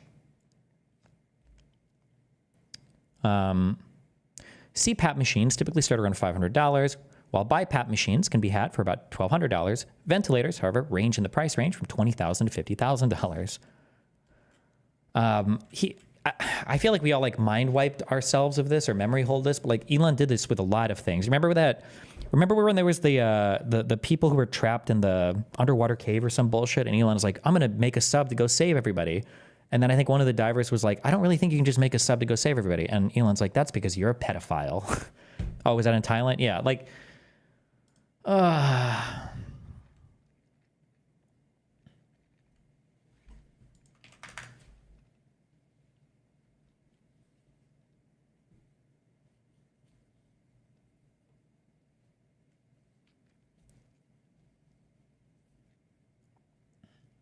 It is generally regarded, based on animal models and human studies, that volutrauma is the most harmful aspect of mechanical ventilation. This may be regarded as the overstretching of the airways and the alveoli. By mechanical ventilation, the flow of gas in the lungs will take the path of least resistance. Areas of the lung that are collapsed, atelectasis, I don't know, or filled with secretions will be underinflated, while those areas that are relatively normal will be overinflated. These areas become distended and injured. This may be reduced by using smaller tidal volumes. Sorry, this is probably better than. It may occur in previously normal lungs or worsen pre-existing ARDS. I don't know what that stands for. About 1 in 4 mechanically ventilated patients develop VAI. The risk is likely higher in ARDS patients.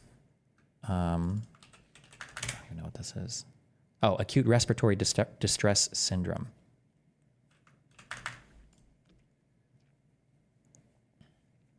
These are the types of ventilation. But anyway, I'm sorry. It's such a stupid statement. Sorry, Jesus.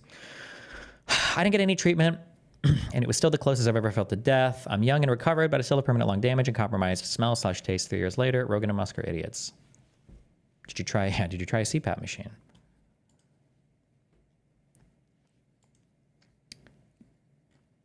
It's the ventilators for an extended period. And that this is actually what is damaging the lungs, not COVID. It's the treatment. The cure is worse than the disease. And people yelled at me and said, I'm not a doctor. I'm like, yeah, but I do make spaceships with life support systems. What do you do? I like that. I twiddle knobs. I'm like, okay, great. Yeah. Rock on. Well, what are these are the things. I listened to that one video. Elon is not an idiot. Elon is not an idiot. Elon is not an idiot. He's not retarded. He's not retarded. He's not retarded. He's not retarded. He's not. I listened to one video and I was like, okay, it sounds like he knows what he's talking about, at least for like some engineering thing. It sounded like he knew what he was talking about. This is such an unbelievably stupid statement to make. You make life support systems because you can like design, like have an atmosphere. Like, would you trust Boeing to make a ventilator for you because like their cabins are pressurized? Like, oh.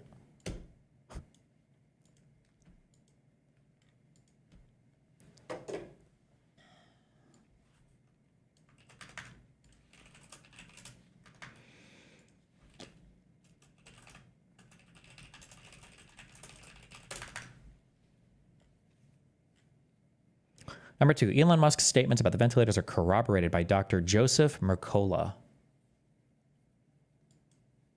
On June 7th, 2023, Mercola wrote about, quote, the COVID hospital death trap, end quote, on X.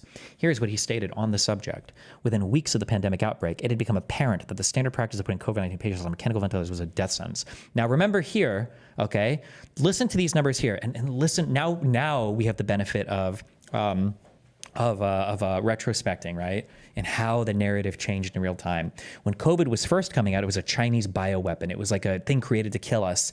And then like, oh my God, like it's actually the treatment that's killing everybody. And it's so deadly because of the hospitals and because of the pharmaceuticals.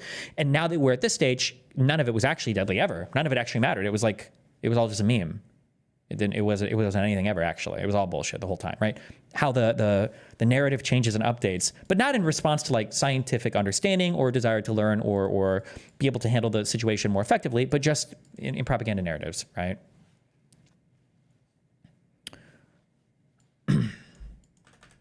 Is there a conspiracy attached to why the ventilators were being used so much? Who knows? Because the Jews or something on white people. Who is this guy? Dr. Mercola was one of the partners in a website called Stop COVID Cold, offering advice to the public on preventing and treating COVID-19 with alternative remedies. The website includes links to Mercola's online store and puts a strong emphasis on vitamin D. Anybody that talks about vitamin C super shots or vitamin D shit, 99% of the time is full of shit also. That's a really, really easy heuristic that'll save you from like almost all medical misinformation dipshits.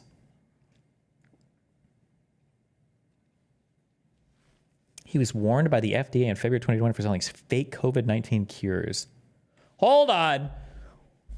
What do you think are the chances that if I look this guy up, Joseph Mercola, do you think I can find him selling medical emergency kits that have ivermectin in them? What do you think? Show me a, does he have any businesses or anything at all? Free shipping available. Formulated by Dr. Mercola. The Mercola Market.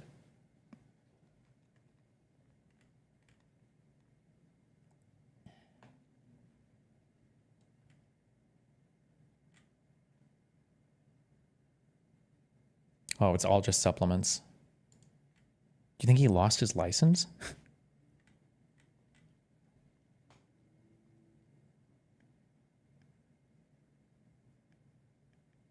Stop.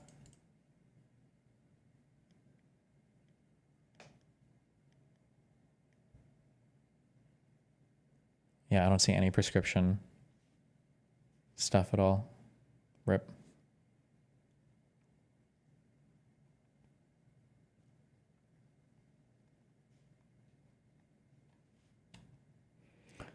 Okay, so anyways, Quack Doctor wrote about the COVID hospital death trap. Within weeks of the pandemic outbreak, it had become apparent that the standard practice putting COVID-19 patients on mechanical ventilation was a death sentence. 76.4% of COVID-19 patients aged 18 to 65 in New York City who were placed on ventilators died. Among patients over 65 who were vented, the mortality rate was 97.2%.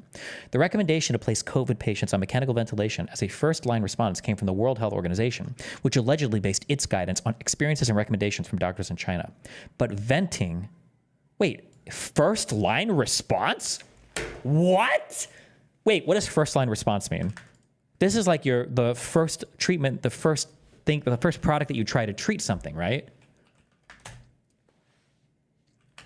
I don't know why I Googled this like a fucking retard. Ventilation is not a treatment for COVID. This is like a management of like a death tier fucking symptom.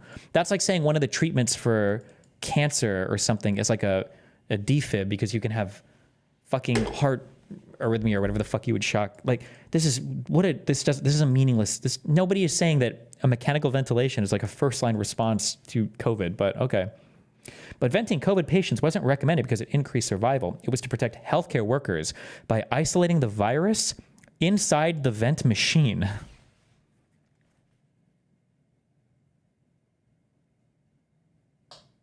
Okay.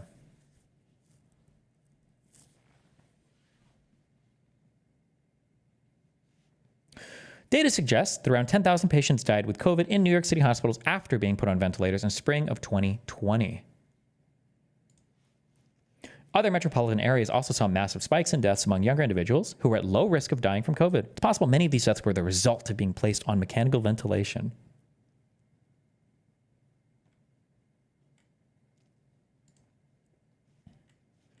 No one told the patients. She has audio recordings that I recently publicized of a conversation between her and a nurse, the nurse talking about how they're killing people in the hospital, how their floor was doing the things that no other floor would do because, well, no one on other floors wanted to carry out the murder, essentially. They knew what was happening in a lot of cases. Dr. At Destiny, I was in the ICU for 6 weeks on high flow oxygen, cancer patient, extremely sick before vaccinations. I was not placed on a ventilator, so I would call BS. Yeah, you don't go on a ventilating is not good for you. That's a harsh process. You wouldn't put somebody on a ventilator unless you like really fucking needed it. Like this person's like probably gonna die if he's not vented. You just wouldn't do that. Like imagine if you were like standing in an emergency room, and you're like, and a doctor's like, "What's going on? Are you okay?" And you're like, "I don't know, man. I feel kind of like woozy." Like woozy. And it's like, "Yeah, I don't know." And they grab a knife and they fucking they trach you and intubate. You're like, "What are you doing?" And he's like, "Oh, I don't know. I was worried you couldn't breathe. Let me shove the," and you're like, "Oh," like. Cola just put out a paper where he discussed the use of ventilators. Ventilators, the concept for ventilators came from China. They said, well, if you put a ventilator on someone's face, they can't cough on you, so we'll keep the healthcare workers safe, right? Even though that we knew that, 75%... Like, source this. Also, keep in mind, like, he's got... Where is this even at? Is he just providing some bullshit? Oh, the Pennsylvania State Senate. Okay. Or so the people in New York City put on ventilators were dying. We kept doing it because we're going to protect the healthcare workers. That was the theory. Now, no one talked about that when the patients were going in there. No one told the patients, hey, you're being protected, or you're going to be put on this vent. It's probably going to kill you, but it may protect the healthcare workers. No one told the families that. And by the way, we actually had whistleblower testimony from a yet to be unmasked whistleblower, and probably won't be, who worked for CMS. I've got data from CMS that showed in a number of Texas hospitals as high as 90% of patients put on the vent died. Like, if this guy's a real doctor, he should be disbarred. I don't know what it is called. Medical license away, probably thrown in prison for just fucking lying, or kicked out of the fucking country, okay? They call these night flights in Latin America, all right? Like, what do we... He's not a doctor, just an attorney? Wait, I thought they called him doctor. Wait, is this not... Oh, no, this is a different guy than the guy from... than Dr. Joseph Mercola. Sorry, this is an attorney guy. Gotcha. I don't care. Everything I just said still applies. Like, what number of people... Again, I feel stupid even saying this. Like, the number of people put on chemo probably die of cancer way more than people not on chemo. People, ironically enough... The people that are most likely to die from falling from high places are probably people with parachutes on. Or the people most likely to die from gunshot wounds are probably people with like bulletproof vests on. Or the people that are most likely to die from bombs are people with bomb squad. Maybe not 100%, right? Depending on how people die. But like, this is like such a, like, the people most likely to die in car accidents probably have their seatbelts on, right? The majority of drivers probably have their seatbelts on when they die. Like, I'm sure your risk of getting into a lethal accident is much higher if you don't have your seatbelt on, but just because so many people wear their seatbelts, I hope. But like, it's such a stupid... 90%. Now, they wouldn't let you try ivermectin, but they were more than willing to put you on the vent where you had a 90% fatality rate. You tell me that they didn't notice? You're telling me that the doctors on those floors... I mean, listen, I can't say all doctors are created equal. McCullough is ahead above most, but you got through med school. I would think you would probably be smart enough to notice when 9 out of 10 of your patients, when they're put in the vent, die. At least maybe you should ask the question, is there a better way? And not a single doctor in the entire world thought about this. But you, the really smart dude, okay, looks like a fucking Roblox character, you absolutely are the only one, you and this other weird dude, who also stand to gain a whole bunch of money by selling your bullshit-ass supplements. Why not let someone try ivermectin or hydroxychloroquine? Literally, people were. There were plenty of people off-label prescribing any of these things if they wanted to. If you have a 9 out of 10 chance of dying anyways.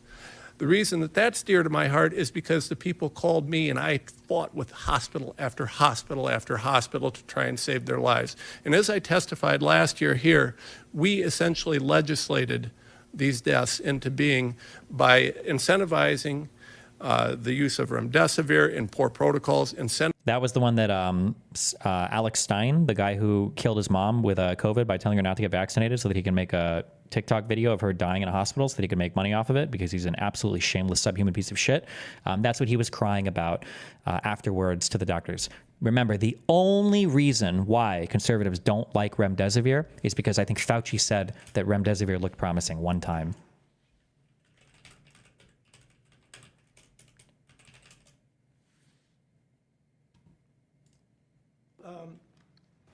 A trial that the National Institute of Allergy and Infectious Diseases, which is the institute I direct sponsored, was started in February 21st of this year, and it was a randomized placebo-controlled trial comparing the Gilead drug remdesivir with a placebo. The data shows that remdesivir has a clear-cut, significant positive effect in diminishing the time to recovery. This is really quite important for a number of reasons, and I'll give you the data. This is the reason why everybody hates remdesivir. It's just because of this one statement. I think it turned out, I don't believe that after trials, I don't think remdesivir did help at all. I don't think it's used as a treatment protocol at all. But that's why everybody, anytime you hear somebody who's like, I hate remdesivir, it's always because of that one thing. Incentivizing the use of vents and incentivizing, again, not people recovering from COVID, but people dying from COVID. You got a cash bonus when someone died from COVID. You get to code people and you get to have different payment amounts based on what people are being treated for, but it's because the treatment was more expensive. There's another bullshit talking point. From COVID, but people dying from COVID. You got a cash bonus when someone died from COVID. So it was an incentive to kill people, and it worked incredibly well. I'm happy to revisit that, but again, my testimony from last year covered that.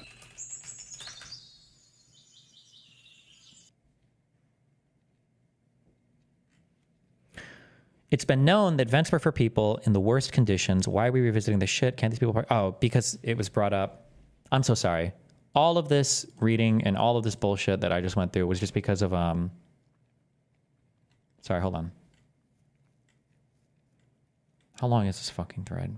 Oh my God. One sec. I've got data from CMS that showed in a number of Texas hospitals as high as 90% of patients put on the vent died. Okay. This is just quoting him up here.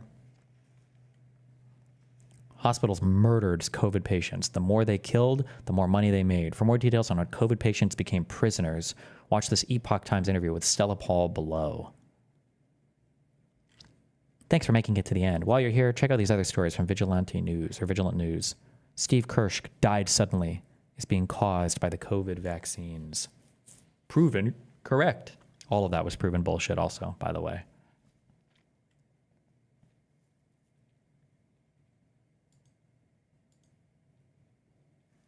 What do you think this guy's posting about now? I don't want to scroll down.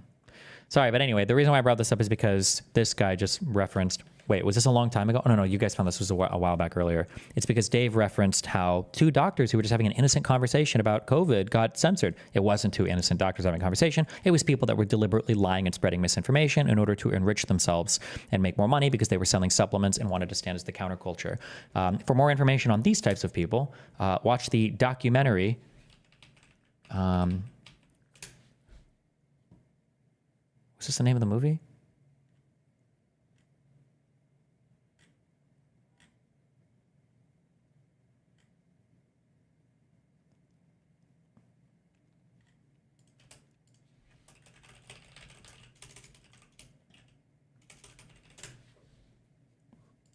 The Vicks Vapor Rub people, the Lysol people, look it up. This was made like in 2011, by the way. So this isn't supposed to be... So when you watch this, you might be thinking like, ooh, this is like a really cringe like way to kind of like ham up the COVID shit. Like this is like way over the top. No, this was made like 10 years before COVID ever came out. It just happened to predict every single scumbag, subhuman fucking character that would come to dominate our media environments afterwards. The Vicks Vapor Rub people, the Lysol people, look it up. One man dies, another man makes money off his coffin. One country culls all their chickens, red meat goes into higher demand. I'm not the first person to... Both of these claims were done, right? So somebody dies, you get paid money for it. And there was a, what country was it where they said they killed all the cows for no reason? Was it Norway or Sweden? What am I thinking of? Does anybody remember what I'm thinking of? Does anybody remember this happening? Was it Denmark? There was a country that killed their animals because of something, a disease or something, and people were like, oh, they're doing it intentionally just to, Denmark killed their chickens? Yeah, just to, I don't even know what the fuck, just the Jews. I always blame the Jews. Country culls all their chickens, red meat goes into higher demand. I'm not the first person to make money off the fact that our immune system is a work in progress. The pharmaceutical industry do it every quarter. I don't think anyone is immune to opportunity, Alan. It's just that the studies show that there is no proof that forsythia works. Who conducted the studies? Forsythia is his bullshit medicine that he's trying to sell and make money off of and get rich off of. It's just that the studies show that there is no proof that forsythia works. Who conducted the studies? What defines works? Against what strain of the virus? Did you know about the studies when we met the last time? We can get in a lot of trouble. You really think this Dr. Hextall CDC person is Jesus in a lab coat? The government rushed the trials. The lawyers indemnified the drug companies. Remember, you can't sue the vaccine companies. Why are they all given protection? None of the trials are trustworthy. It's the pharmaceuticals' own trials. Maybe it causes autism or narcolepsy or cancer 10 years from now. Who knows? The swine flu vaccine killed people back in 1976. Polio vaccine killed people. We didn't even need that because of the bad stuff, the Simonian fucking virus, right? Nerve disease. So we're all guinea pigs, starting from today. Just wait. They'll start listing side effects like the credits at the end of a movie. People trust you, Alan. If you tell them not to take it... That's right. They trust me. All 12 million unique visitors. I'm a trusted man stepping up to a microphone in front of a very large crowd. That's who I am. That's the brand. I say the right thing. Nobody shows up for their shot. Maybe they'd rather roll the dice with forsythia. I can make that happen. I just want to know I'm in the best position possible when I do. What does that mean exactly? If I'm going to step into the crosshairs, I want to know what's in it. Is he with you? What? Who? Are you wearing a wire? Alan, I didn't have a choice. They've seen your blog.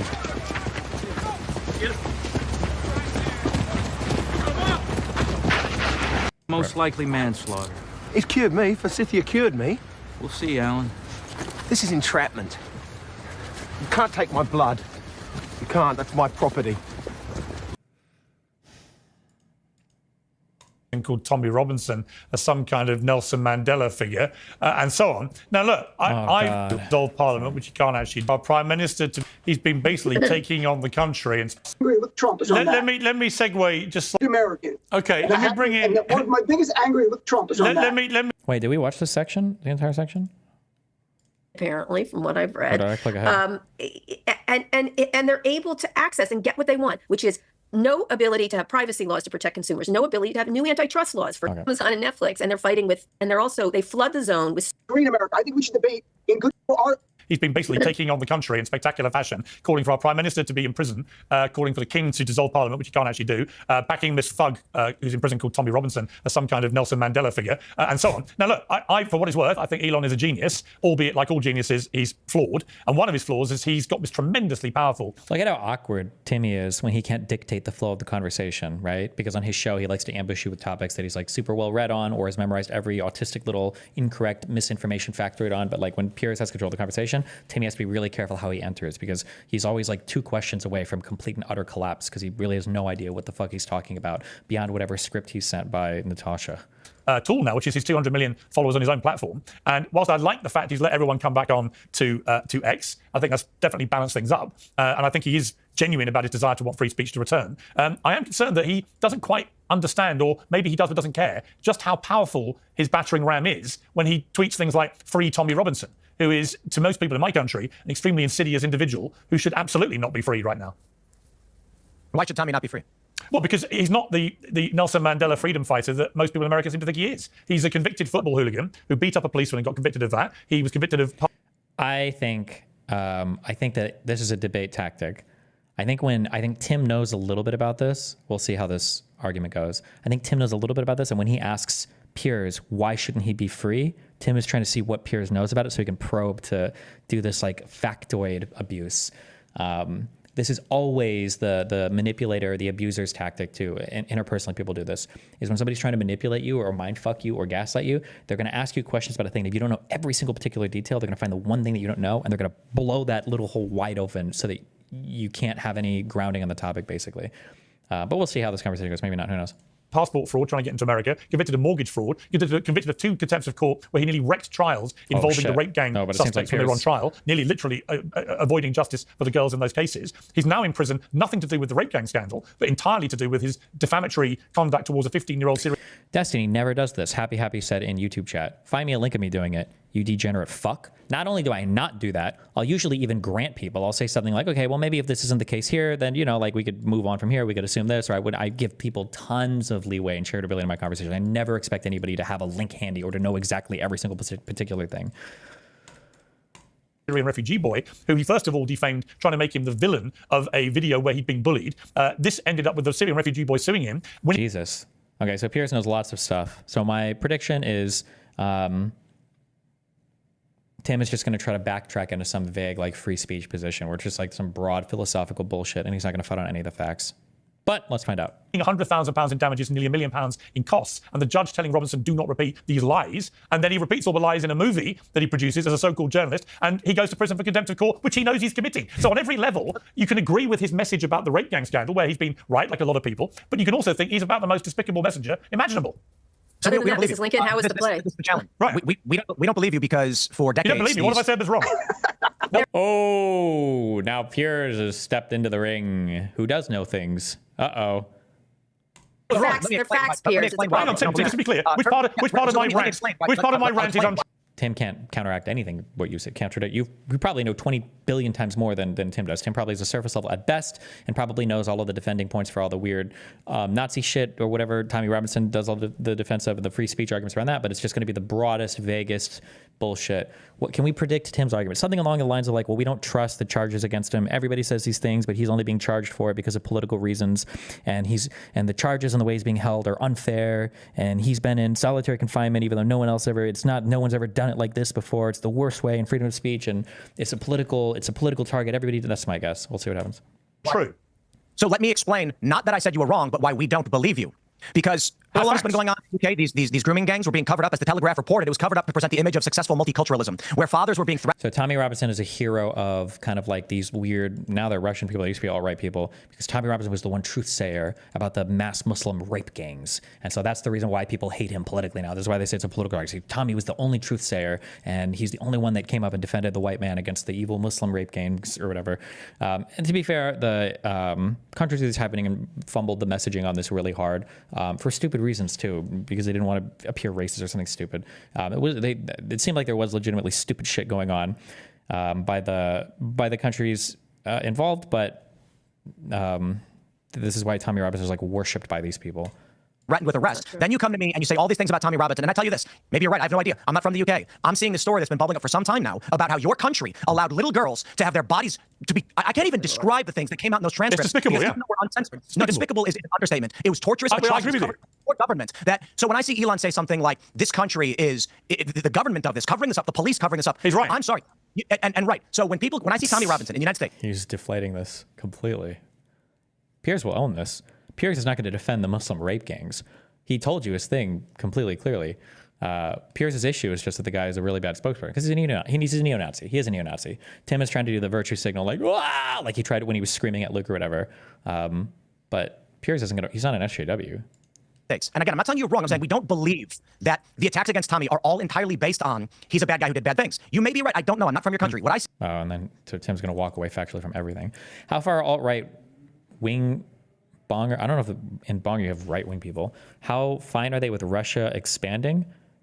I'm not sure, but my guess is if you're a bonger, you probably don't care as much. Probably the further east you are, the more kind of nervous you are about it. But for bongers, I don't know how much. I'm sure in general they're not okay with it, but they probably don't think about it as much as people further east. We might guess, but. See, as your country covered this up. The things that were done to these little girls, I'm going to say it. They put a pump in the anus of a 12-year-old girl to expand it so multiple men could rape her, and your country covered that. He's just so much virtue signaling. It's so much virtue signaling. Up, and then told me Tommy was the bad guy. And so I'm just like, look, man, I don't know. But when I heard that, I said the U.S. should be sanctioning the UK or doing whatever they can to remove all of those from power. I think they deserve prison for covering this up. Yeah, but I think if you don't mind me saying, I think you're conflating two things, and that's my point. I totally agree with everything you've just said. Good job. You had your moment, dude. But I also believe that there is a completely weird misunderstanding of who Tommy Robinson is and what he represents in America, because he's managed to position himself very cleverly as this kind of freedom fighter who's only in prison because he blew the whistle on all this stuff, so they've silenced him by putting him in prison. None of that is true. Except you did silence everyone else, and I should say you, sorry, I apologize for that, but your government was actively covering this up. So it creates a plausible scenario when Tommy Robinson is locked up over and over again, and people are like, here's a guy calling out the grooming gangs, the government's actively covering up, and now they're... And the issue again for Tim, and this is one of the reasons why these people are evil at best and foreign actors at worst, is everything Tim is saying is true from the perspective of an uneducated midwit, right? Like, well, this guy was saying something and it seems like he whistleblown something that was contrary to the government. It seems like he actually was right on this one thing. Maybe he's right on everything. That's where you, a journalist, should step in and say like, oh, okay, well, I'm going to dig a little bit more, and I'm not going to give the opinion that you would expect from a 3-year-old, who played peekaboo once with his parents and realized his parents didn't actually disappear into oblivion when their face hid behind their hands, so now I'm not going to trust him on anything, right? And let's actually investigate. Let's be a journalist and do real investigative work like Tim used to do before he was getting paid fat stacks of cash from the Kremlin to lie about everything. But... imprisoning him. By all means, I don't know about his trials or what happens. All I would ask him, you're a smart guy. All I would ask is, I just think it would be reasonable for me to like have an analysis of the situation. You don't have to have like the crazy reaction, like, you mean him what? So every single thing he says is probably right. You can act, like you're older than 12 years old. Over here in the UK to say to all my American friends, just go and look at his criminal record, see what he was actually convicted of and why, and draw your own conclusions. And then I would say, then I would say, go and look at the judge's verdict in the defamation case, where you'll see a very, well, it's actually worth 20 minutes of your time. What you'll understand. This is what Elon Musk wants you all to do. I'm sorry, Tim. Like, don't let the facts get in the way of a good story, is an expression of Asian journalism.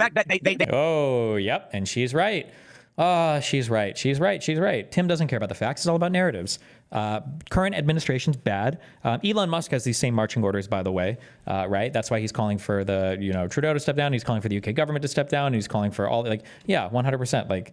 These are the marching orders. All of the incumbents, all of these vaguely liberal, whatever, left-leaning people, they're all bad. They all need to go. We need more fascists, more authoritarians, because I can exert influence and control over them easier than a democratically responsible person, right? Because they answer to me and not their constituents. They pulled 34 charges with beyond the statute.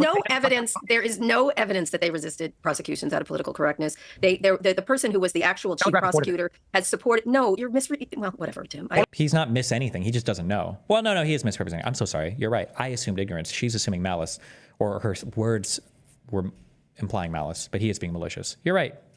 Actually, to be fair, Cara, on that point, there is a growing body of thought across. How hilarious that on this panel of insanely emotionally compromised childish men, it's our brave, powerful woman here who has the facts on her side, by the way.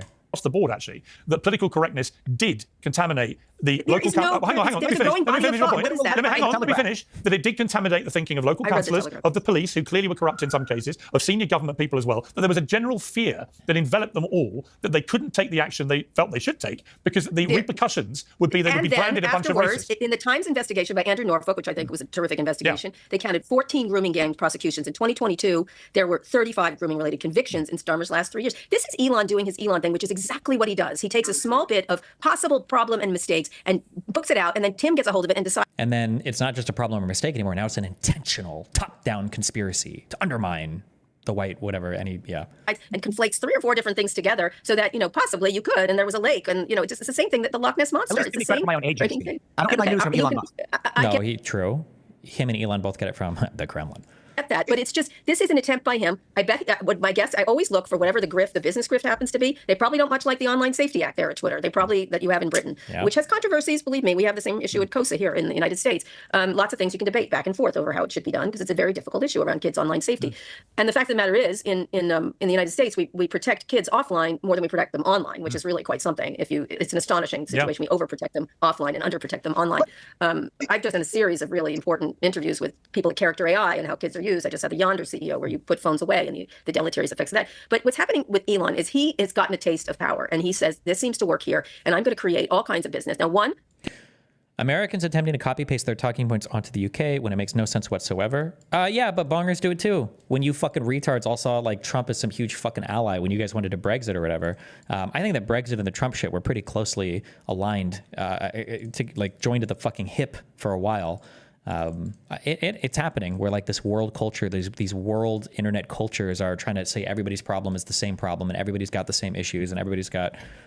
He's not a British citizen. It's none of his business. It's none of his fucking business, first of all. He wants political power and the ability to turn into, which I said right when he bought Twitter, a modern-day Rupert Murdoch is what he's going for. He wants media power. Except worse than Murdoch, because I think that Elon is more blatant than Murdoch was. Power and control for his own self-interest and his own financial interest and his own ability to influence things. If you think, literally, it makes me laugh when you think about the idea of, first of all, they all act like victims. Elon's always on some victim thing that someone's out to get him. True. They're always the victim while being in the position of power every single time. The world's richest man is the victim, right? Always. True. When the world's richest people whine and moan about how they're victims, how they're misunderstood, how they don't have the thing, when they have got the power and the influence and the money to over do everything in their own business self-interest. Where they're the president. How often are we going to hear about the victims of Elon Musk and Donald Trump in his own administration, where he's the most powerful man in the world, the president of the United States, with the richest man in the world? How much are we going to hear how victimized they are? Something has gone desperately wrong with what we are. We have an idolatry of innovators that has become undeserved for these people. It's all about their money. It's all about their money. Every single thing leads to some financial. Okay, Dean, you respond, then I'll come to Dave after you. Right. Quick thing, Piers. First of all, today you call Elon Musk a genius. Yesterday I watched this show. You called him a genius numerous times. He's not a genius. Piers, you are a genius. He is a genius. I say that he's not a genius. Look, it's my first time on the show. I'm just kissing up to you. I do think you're a genius in certain ways. You've had success on different platforms. Elon Musk, my friend, is a cancer to democracy. That's what he is. His goal, and I challenge everyone watching, Google Elon Musk and criticism of China. And what you'll find is... Elon Musk being a cancer to democracy is the easiest position in the world to believe if you're a libertarian or if you're whatever the fuck Tim Pool was. Like, everybody would have agreed with this. All of the people on here, or I can't speak for these actually, but these two would have agreed with that 10 years ago, 100%. Yeah, the richest man in the world, who has the ear of the US president, who owns one of the largest news social media companies in the United States and the world. Yeah, of course, that's not good, but...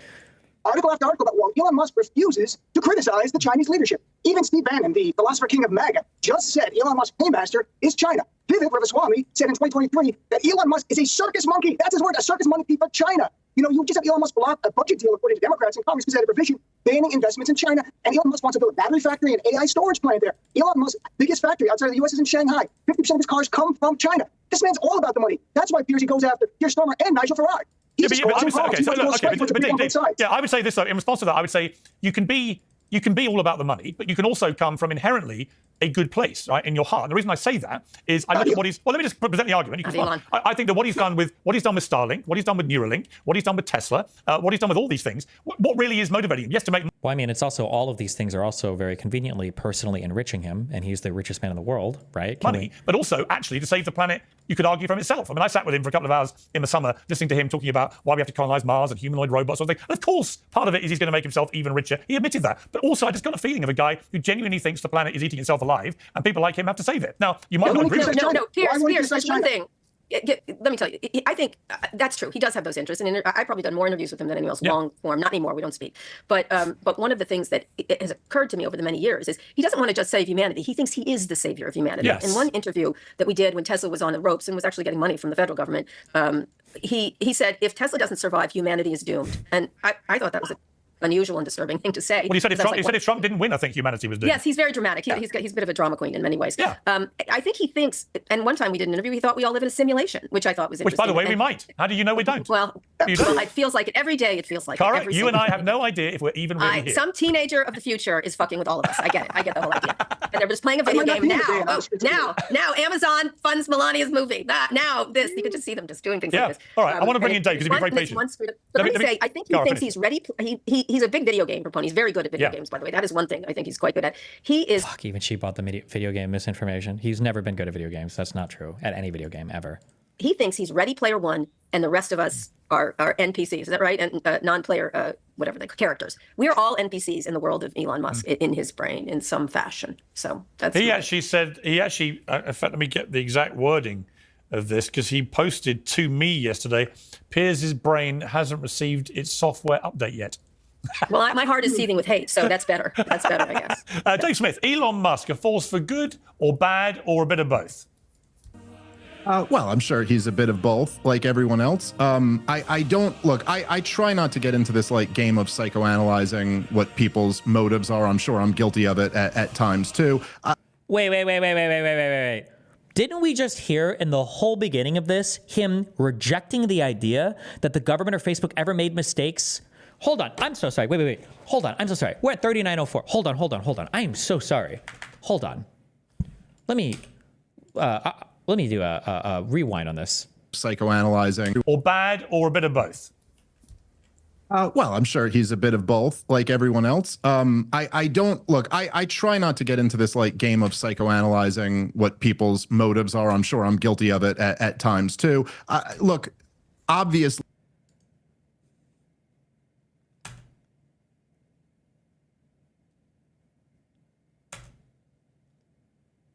What did he say earlier where he was like, you think that it's just a coincidence that the FBI and all of the, what are the words that I'm looking for? It was in this video. It was 30 minutes ago.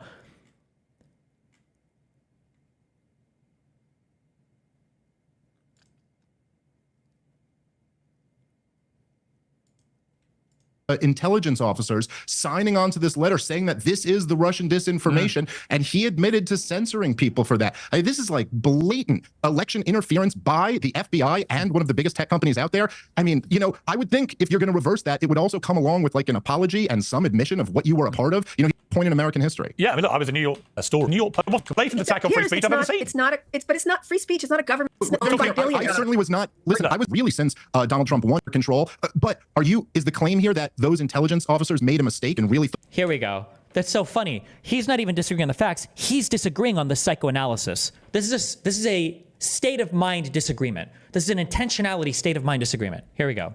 Information problem under control. But is the claim here that those intelligence officers made a mistake and really thought this was Russian disinformation? Here's what I'm saying, and is then our realized government, it was Hunter Biden's laptop? Our government. Psychoanalyzing what? I don't look. I try not to get into this like game of psychoanalyzing what. Because when it's Elon Musk, we can't possibly psychoanalyze. Remember the game plan. As long as you remember the strategy book, you know what everything's going to be. Okay.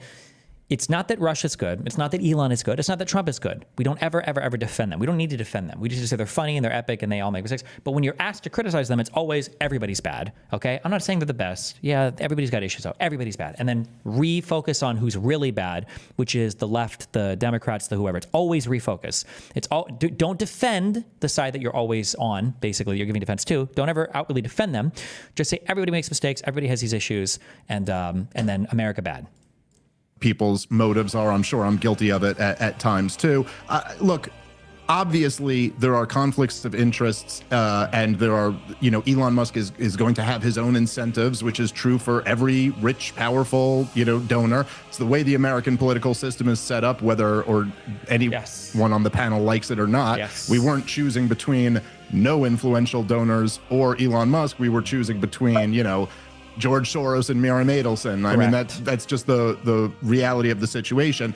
I think that Elon Musk buying Twitter for $44 billion, which certainly it's going to be pretty tough to convince me that was motivated financially. I don't think that was like the best money-making scheme, but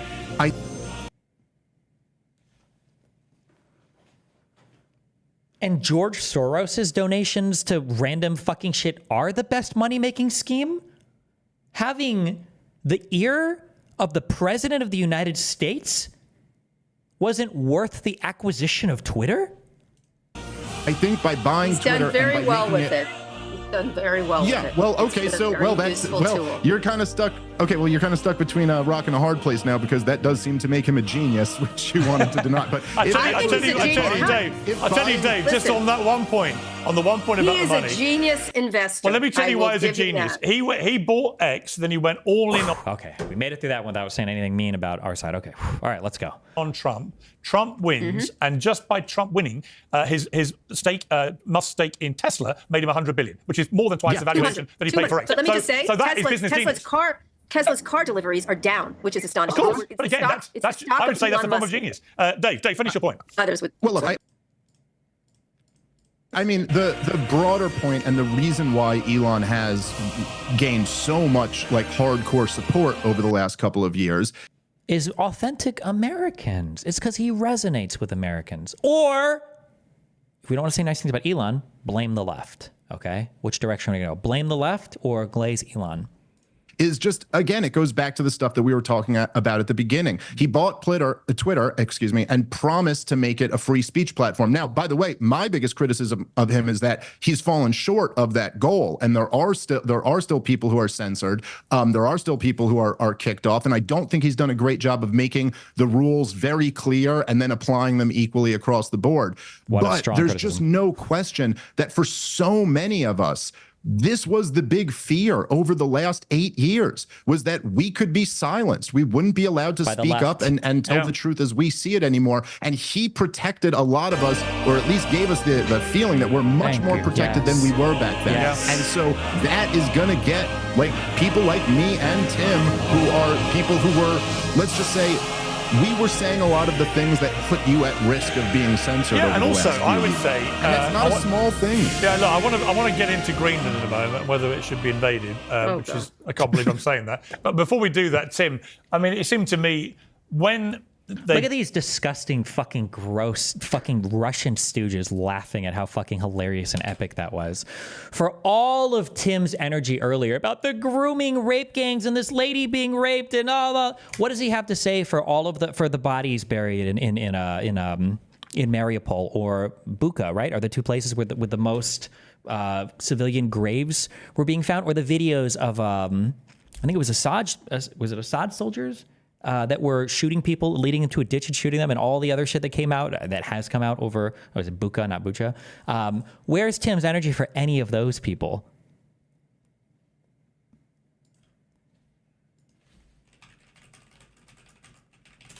Oh, he didn't have any. It was the, you just said Ukraine is the enemy of America or whatever. I don't even want to find this. I believe I'm saying that. But before we do that, Tim, I mean, it seemed to me when they banned Trump from social media, but they still allowed the Ayatollah of Iran and Putin and the head of the Taliban to have accounts. Right there was the absurd double standard of what they were doing. But Elon does that too. Elon does that too. No, I'm not saying he doesn't do that to a degree. He forces you to watch him. Listen, I'm not saying by any means he's without stop blemish. pretending he doesn't use it. But nor should we, nor should we pretend that the liberals, when they were in charge of the trade set, weren't doing ridiculous things. I'm saying the le roi c'est moi. He does whatever he feels like, and by the way, he should. He owns it. But let's not pretend he doesn't. When he's in India, he does a different thing than when he's in Venezuela. I agree. Yes, but there's a difference in scale and kind between that. Because it's him. Well, hold on. Well, let me finish the sentence. Instead of just cutting me off, that's obviously not what I'm saying, and I'm not friends with Elon Musk. I've never met the guy. I'm not like saying anything. There is a difference between the fact that, yes. What's he going to say? There's a difference between the fact that Elon might make mistakes sometimes, but the last evil shit came from our government, maybe? You're right. It's not a perfect free speech zone. I just made that same criticism of him. But there's a difference between that and what was done through the COVID years, where people were straight up, people were censored for telling the truth. They were censored for telling the truth about enormous changes in society. Under who, by the way? Who was that again? Who was the president for that again? I keep forgetting. We never say his name. It's very weird. True, I'm afraid. I'm afraid the censorship that was going on was completely outrageous. But it's a private platform. This is Who was president? Who was president? One of these two. Please bring it up. Who was president? Who's president? I'm like, who's administration? This is not a government entity. It is. It is the government was very involved. But that doesn't mean the government. What part of the government? Which government? Whose government? You're immune to criticism. Look, Tim, we've only got a few minutes left. I do want to get into whether America should be invading Greenland. The chief counsel of Twitter was having regular meetings with the federal government, being advised on what to remove, and both X, at the time That's Twitter, not what and happened, Facebook Tim. That's not what happened. Thank you. God, yes. Just correct. Tim has been fucking handled. She has fucking dog walked him every single time. Little Jakovsky Timothy or whatever the fuck is trying to come out here and walk these stupid bullshit points. She's like, no, Tim, you're actually fucking retarded. Tim, we just got your test score back on your IQ test. It just says F for failure. Okay. No, you actually don't know at all what the fuck you're talking about. You just made all of that up. Sorry, dipshit. Sorry. Back doors, which we got to click and we got to actually load up the login screens for how to do this. And we all got the emails from the Eric Barron. What the fuck are you? The login screens for the back door and the lawsuit showing that they were regularly saying, we're flagging this for removal. And everybody knows when the federal government comes to you and says, we're making the suggestion, wink, wink. Oh, everybody knows. What did he say? Sorry, say that again. And everybody knows when the federal government comes to you and says, we're making the suggestion, wink, wink, we know it's not. When the federal government comes to you and says, we're making the suggestion, wink, wink, we know it's not. Okay. So what does he have to say about about Trump saying things like, all I can say is that if I'm elected president, we will pursue election fraudsters at levels never seen before, and they will be sent to prison for long periods of time. We already know who you are. Don't do it, Zuckerbucks. Be careful. Or Donald Trump's just the president, so he doesn't count as part of the government. Okay, Tim, should America, before we run out of time, should America be seizing Greenland and the Panama Canal? Seizing? I don't understand why. Why are you guys saying seizing? Trump is clearly joking, and Trump's not going to seize it. He's just like memeing about, but maybe we can like buy it. I think that buying it might be like a really good idea. Maybe purchasing. Maybe purchasing. Hold on, fuck. I'm sorry. Maybe purchasing it can be a good idea. There's this presumably fake outrage over Donald Trump trying to trade negotiate control of certain regions. There we go. I think war is bad. I think war is bad. Well, at least you took a strong position on that. Thank you so much. My goodness. War is bad. Territorial gains should be handled through beneficial trade between all parties. If the U.S. government, through Donald Trump, goes to Greenland and offers the people of Greenland a really great deal that improves their lives, I don't see why that's a problem for anybody. The Panama Canal, I mean, we built it. There's a question about what it's being used for. It's falling into disrepair. I don't like the idea of military force. That's insane. But if Trump goes there and says, look, we're going to offer you X amount of dollars in investment. We're going to grow the region. It's going to be good for you, good for me. Then that sounds great. Awesome. Yeah, Dean, I mean, is there any, I mean, Now, keep in mind, if the federal government even talks to you, there's a threat. But the president of the United States saying he's not ruling out military action against you, that comes by your little canal and is like, sure would be a shame if somebody came by and butt-fucked your country for not handing this over. That's just a free trade negotiation. I think the problem was Trump didn't rule out military force, which was, I think... Well, you can't take it off the table. Everything's got to be on the table. Come on. People need to continue to ask Trump more and more extreme questions just to see where he'll draw the line. Donald Trump, are you taking nuclear attacks off the table for negotiations for the Panama Canal and for Greenland? No. Donald Trump, would you take off the table the concept of drilling to the center of the earth to plant nuclear weapons underneath the crust or the mantle or whatever the fuck of Panama and causing the planet to bulge and for Panama to go flying off the planet? Like, it should just be more and more ridiculous questions. An overreach, to put it mildly. But in terms of, I didn't know much about Greenland and the Panama Canal's history. When you actually look into it, you know, I saw John Fetterman talking about it. He seems to be a voice of common sense amid all the partisan shrieking these days. But actually, when you look at it, there's a perfectly sound argument why America might want to conquer it and take it over again. What about Taiwan? Territorially, Greenland, if they were up for it, and the Panama Canal. Take your First word. of all, with Greenland, negotiate. If Trump was looking, hang on, Carl, I will come to you. If Trump's looking for an island to take, I would recommend Aruba. I go there every year. It's really warm. It's nice. I won't have to go through customs. I hate to make it selfish. So that would be start with Aruba, and we'll go from there. Look, with Greenland, the idea, let's remind Americans, we bought Alaska from Russia in the 1800s, right? If we made a deal with the people of Greenland, because they have the right to choose their way, and they wanted to join America, become a state, and we can work a deal with Denmark, I have an idea, Piers, that can actually work. You make Greenland a state, Puerto Rico, and D.C. a state, all three at the same time. That's a deal. You'll get Democrats on board. We expand the Senate, 2 Democratic senators from each state, probably. Democrats Now they're like, actually, I don't know about this now. will control the Senate going forward. I love this idea. Wrap it up. Here's, I think I solved it all. Yeah. Dave, Interestingly, Greenland Cara? was for Kamala Harris 83 to 13% or something like that. Some number. But Cara, did you even? Cara, hang on, Cara. Besides the Cara, did you? Cara, be honest. Did you know, Cara, that Denmark owned Greenland? Because I didn't. I did not know that. But here's the thing: they're looking for rare earth minerals there. That is, and military installations. That's what's happening. Again, I always go to business. I'm like, what's the actual business? And there are rare earth minerals there that are necessary. As usual, Trump, who likes this, it feels like a game of Risk for Dummies. Like, I'm going to take it. I'm going to take it. It's fine to do those deals, Tim. If they want to negotiate them, people should have their own self-interest in mind and stuff like that. But he just likes to throw in these dumb, I could take it militarily if I wanted to. Like, it's so inane to do that. If you want to do a good deal, you don't send your son to take photos with your little jackets with your names on them in green. It's such a circus. And the only thing It's embarrassing too. It's cringy. This is supposed to be the person that represents our country, and he's acting like an actual fucking cringe lord. that is a circus about it is, you have a state like California burning, like having very significant wildfires at the time. It makes us look so stupid. Just say we want the rare earth minerals and we want a military base for our subs because we want to counter the Russians. And over in Panama, we need that. It's a critical thing and we need it in good shape. Just say it instead of. Well, you have to be fair. He did phrase it collectively. I like how every time somebody else is talking, Tim never pushes too much on his points because he's like a little kid and he's scared of being. Except for the military. Well, yeah, but he did. I think that was the misstep. But he did say that this was all for America's security. He said it would be improved by having both. And there is an argument, indisputably, that he's they're right. absolutely fine. But at the same time, misstep is a nice way of saying, like, why do that? Why not be very straight? I think politicians in the future should be straightforward with the people. We want to do this and put it out as good ideas versus to create everything. Have you seen Trump? I think, you know what? I want to bring Dave Smith in. I want to bring Dave in because the truth is that Trump is a bit like his 60% tariffs for China. Nobody actually expects him to level 60% tariffs. Yeah. Oh, yeah. Now we're going to.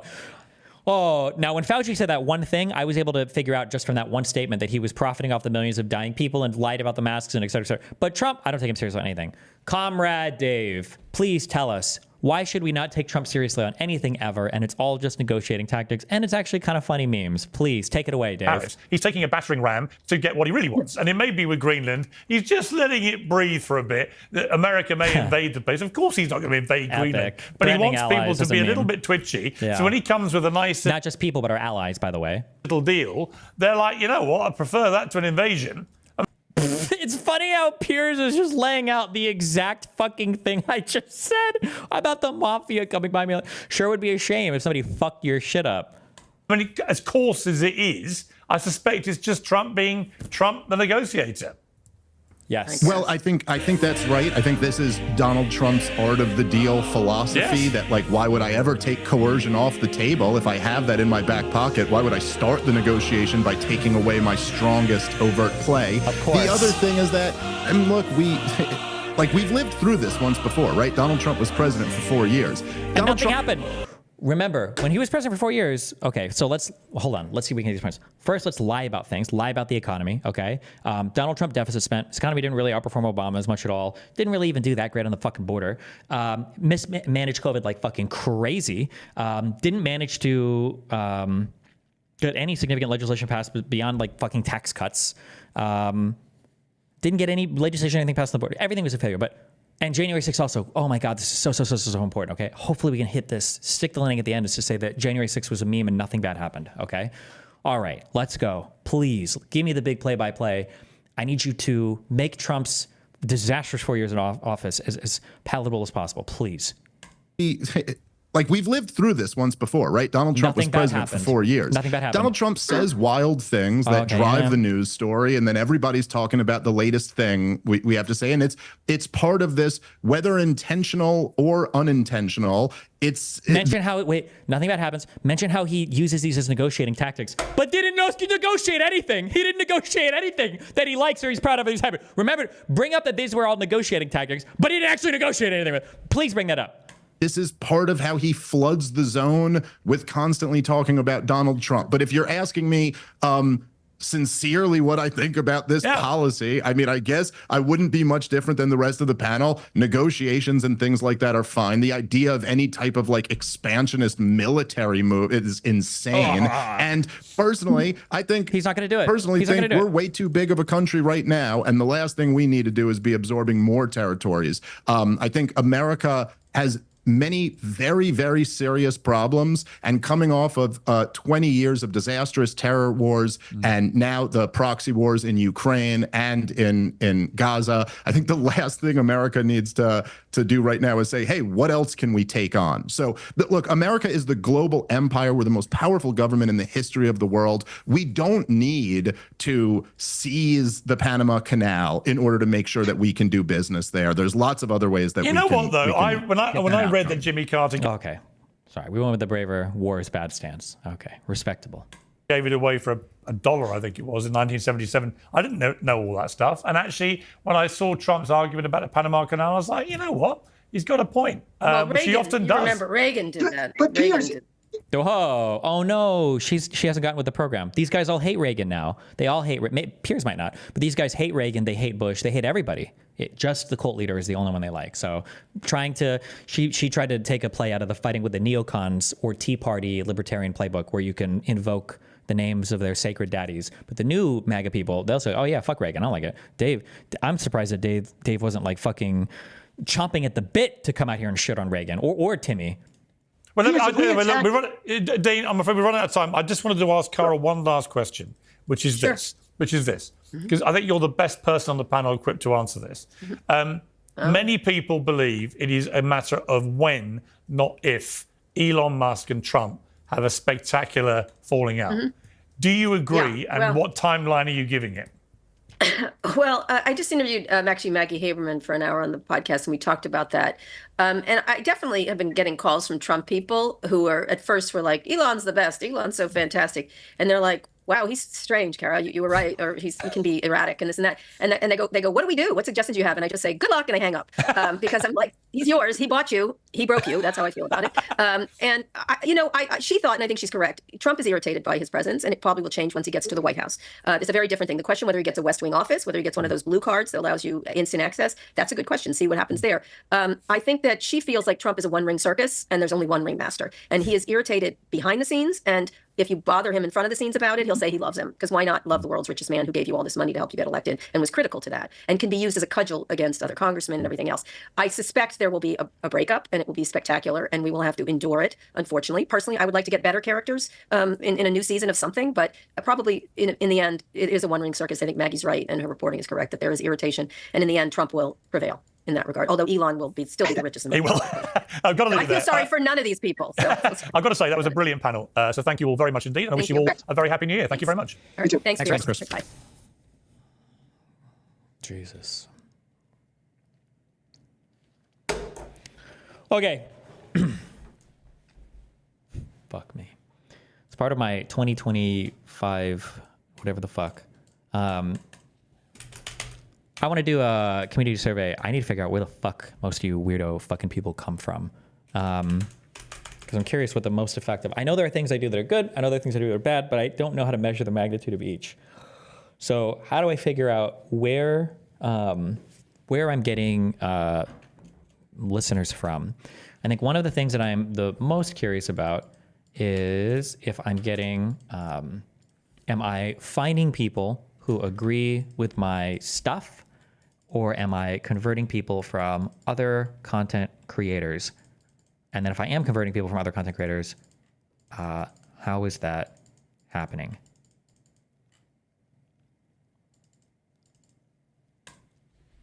So I guess the questions would be something along the lines of, where did you come from? So it would either be converted from another audience / fan base, or I guess discovered without any strong political content consumption. These would be like the diametrically opposed things.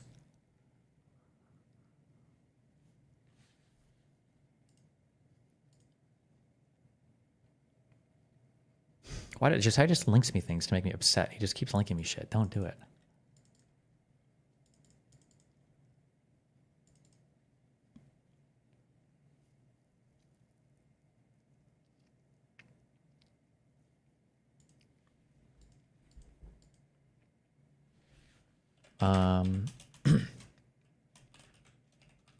I'll say, oh, okay. Basics. Okay, we should have, how long have you been a viewer? What is your political leaning? Okay.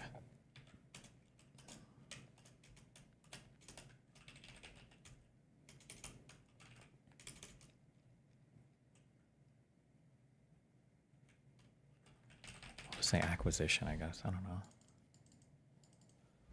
From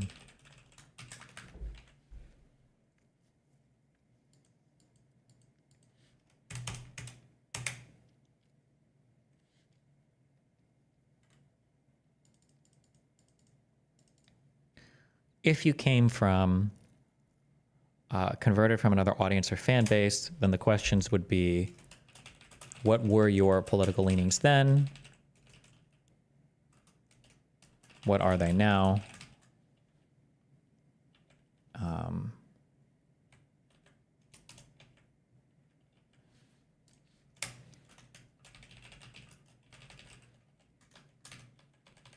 Oh, and this is also a really important one, is what changed your mind?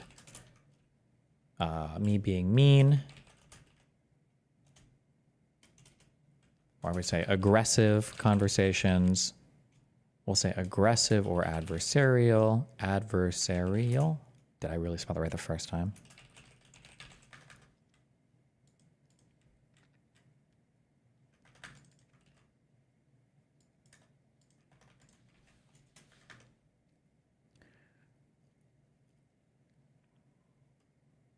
You can ask when they became a fan. Does that really matter that much? Oh, I said how long have you been a viewer?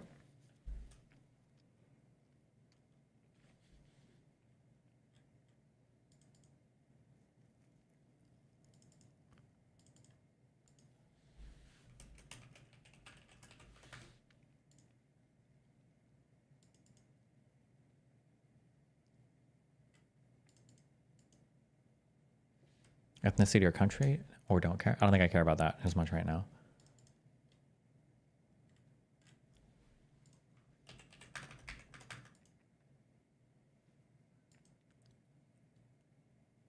What's the goal of this survey? I'm curious what my most effective, mode of engagement is, I guess, is what I'm curious about. I think it's like the, where's this gonna be posted? Everywhere. So my chats, my Discord, my YouTube, and my my subreddit.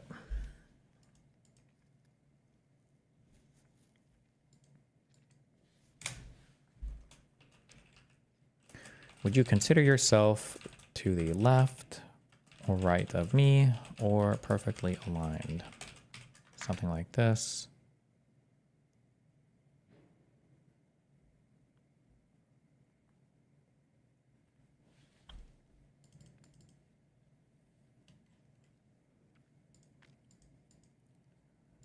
Okay, wait. If you're converted from another audience or fan base, so we have aggressive or adversarial conversations / debates. We have empathetic conversations. Solo content that is aggressive. React. Solo content that is empathetic. Accurately explains the other side.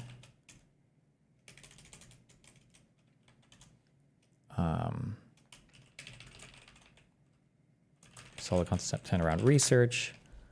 Oh, actually, wait, I should just break this out into debates, solo content.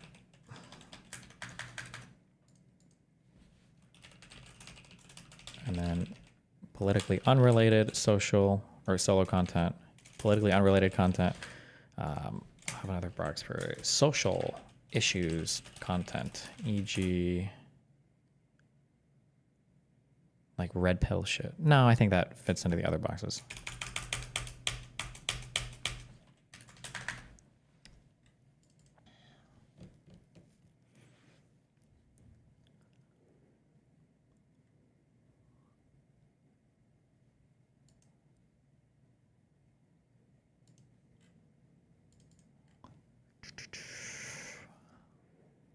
Exploratory research combos a la Matt Brunig.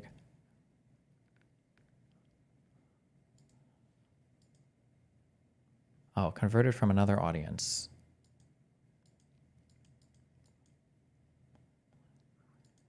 What changed your mind? What changed your mind? Oh, how about from different political alignments, and then what brought you over from similar political alignments? So these would be people like Vosh, Hassan, Pac-Man. I'll just say it roughly with this. Okay. From different political alignments, I would say obviously like Poole, Rubin, like whatever conservative, who's like far right, Shapiro, good one.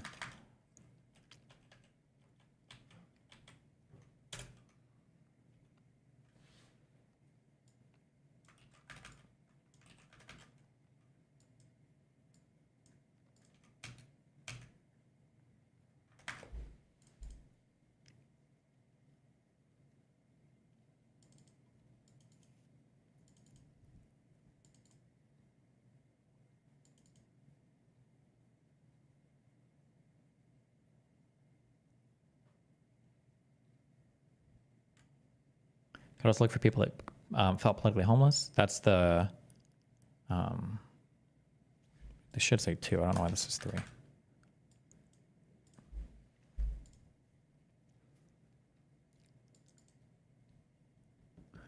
What other political streamers do you currently watch?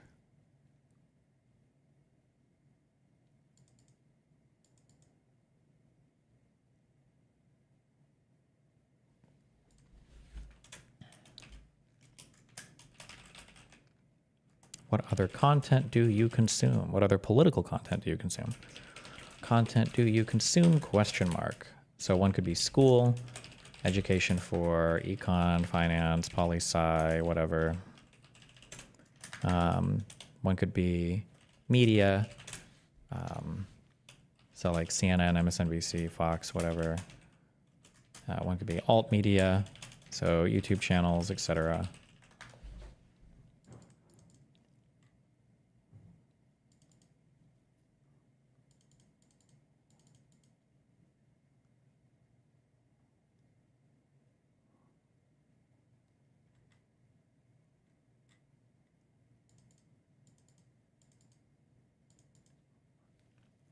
Do you read political books? I don't care. I'm not trying to survey. I'm not trying to find out every fucking thing about a person. I'm just trying to figure out what the most effective way for me to do my stuff is. Like, if I do a survey like this and I find out, because in my mind, I know all of these things, there's true aspects to all of these things that people like all of this stuff, but there's like a world where, like there's a world where I do this survey and like 92% of my audience were convinced because I was shitting on conservatives hard, or like 85% of people were convinced because they just came over from like Vosh or Hassan or Pac-Man. Like I don't typically want to convert as much from this group of people. I'm more interested in, well, no, actually that's not true. I have Pac-Man listed here with Vosh and Hassan. I'm kind of doing up dirty there, but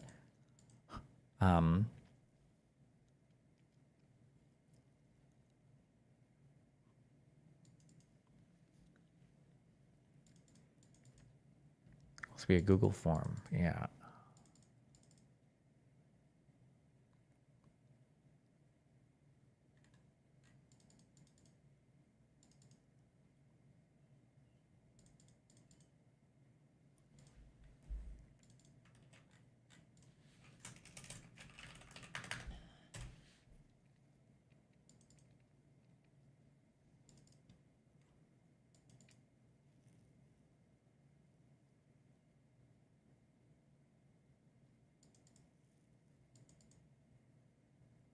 Okay.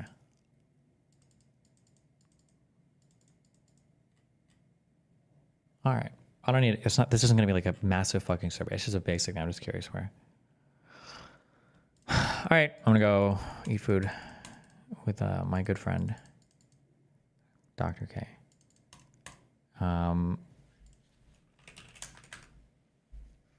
Be careful. Don't die. I'll see you tomorrow. I love you.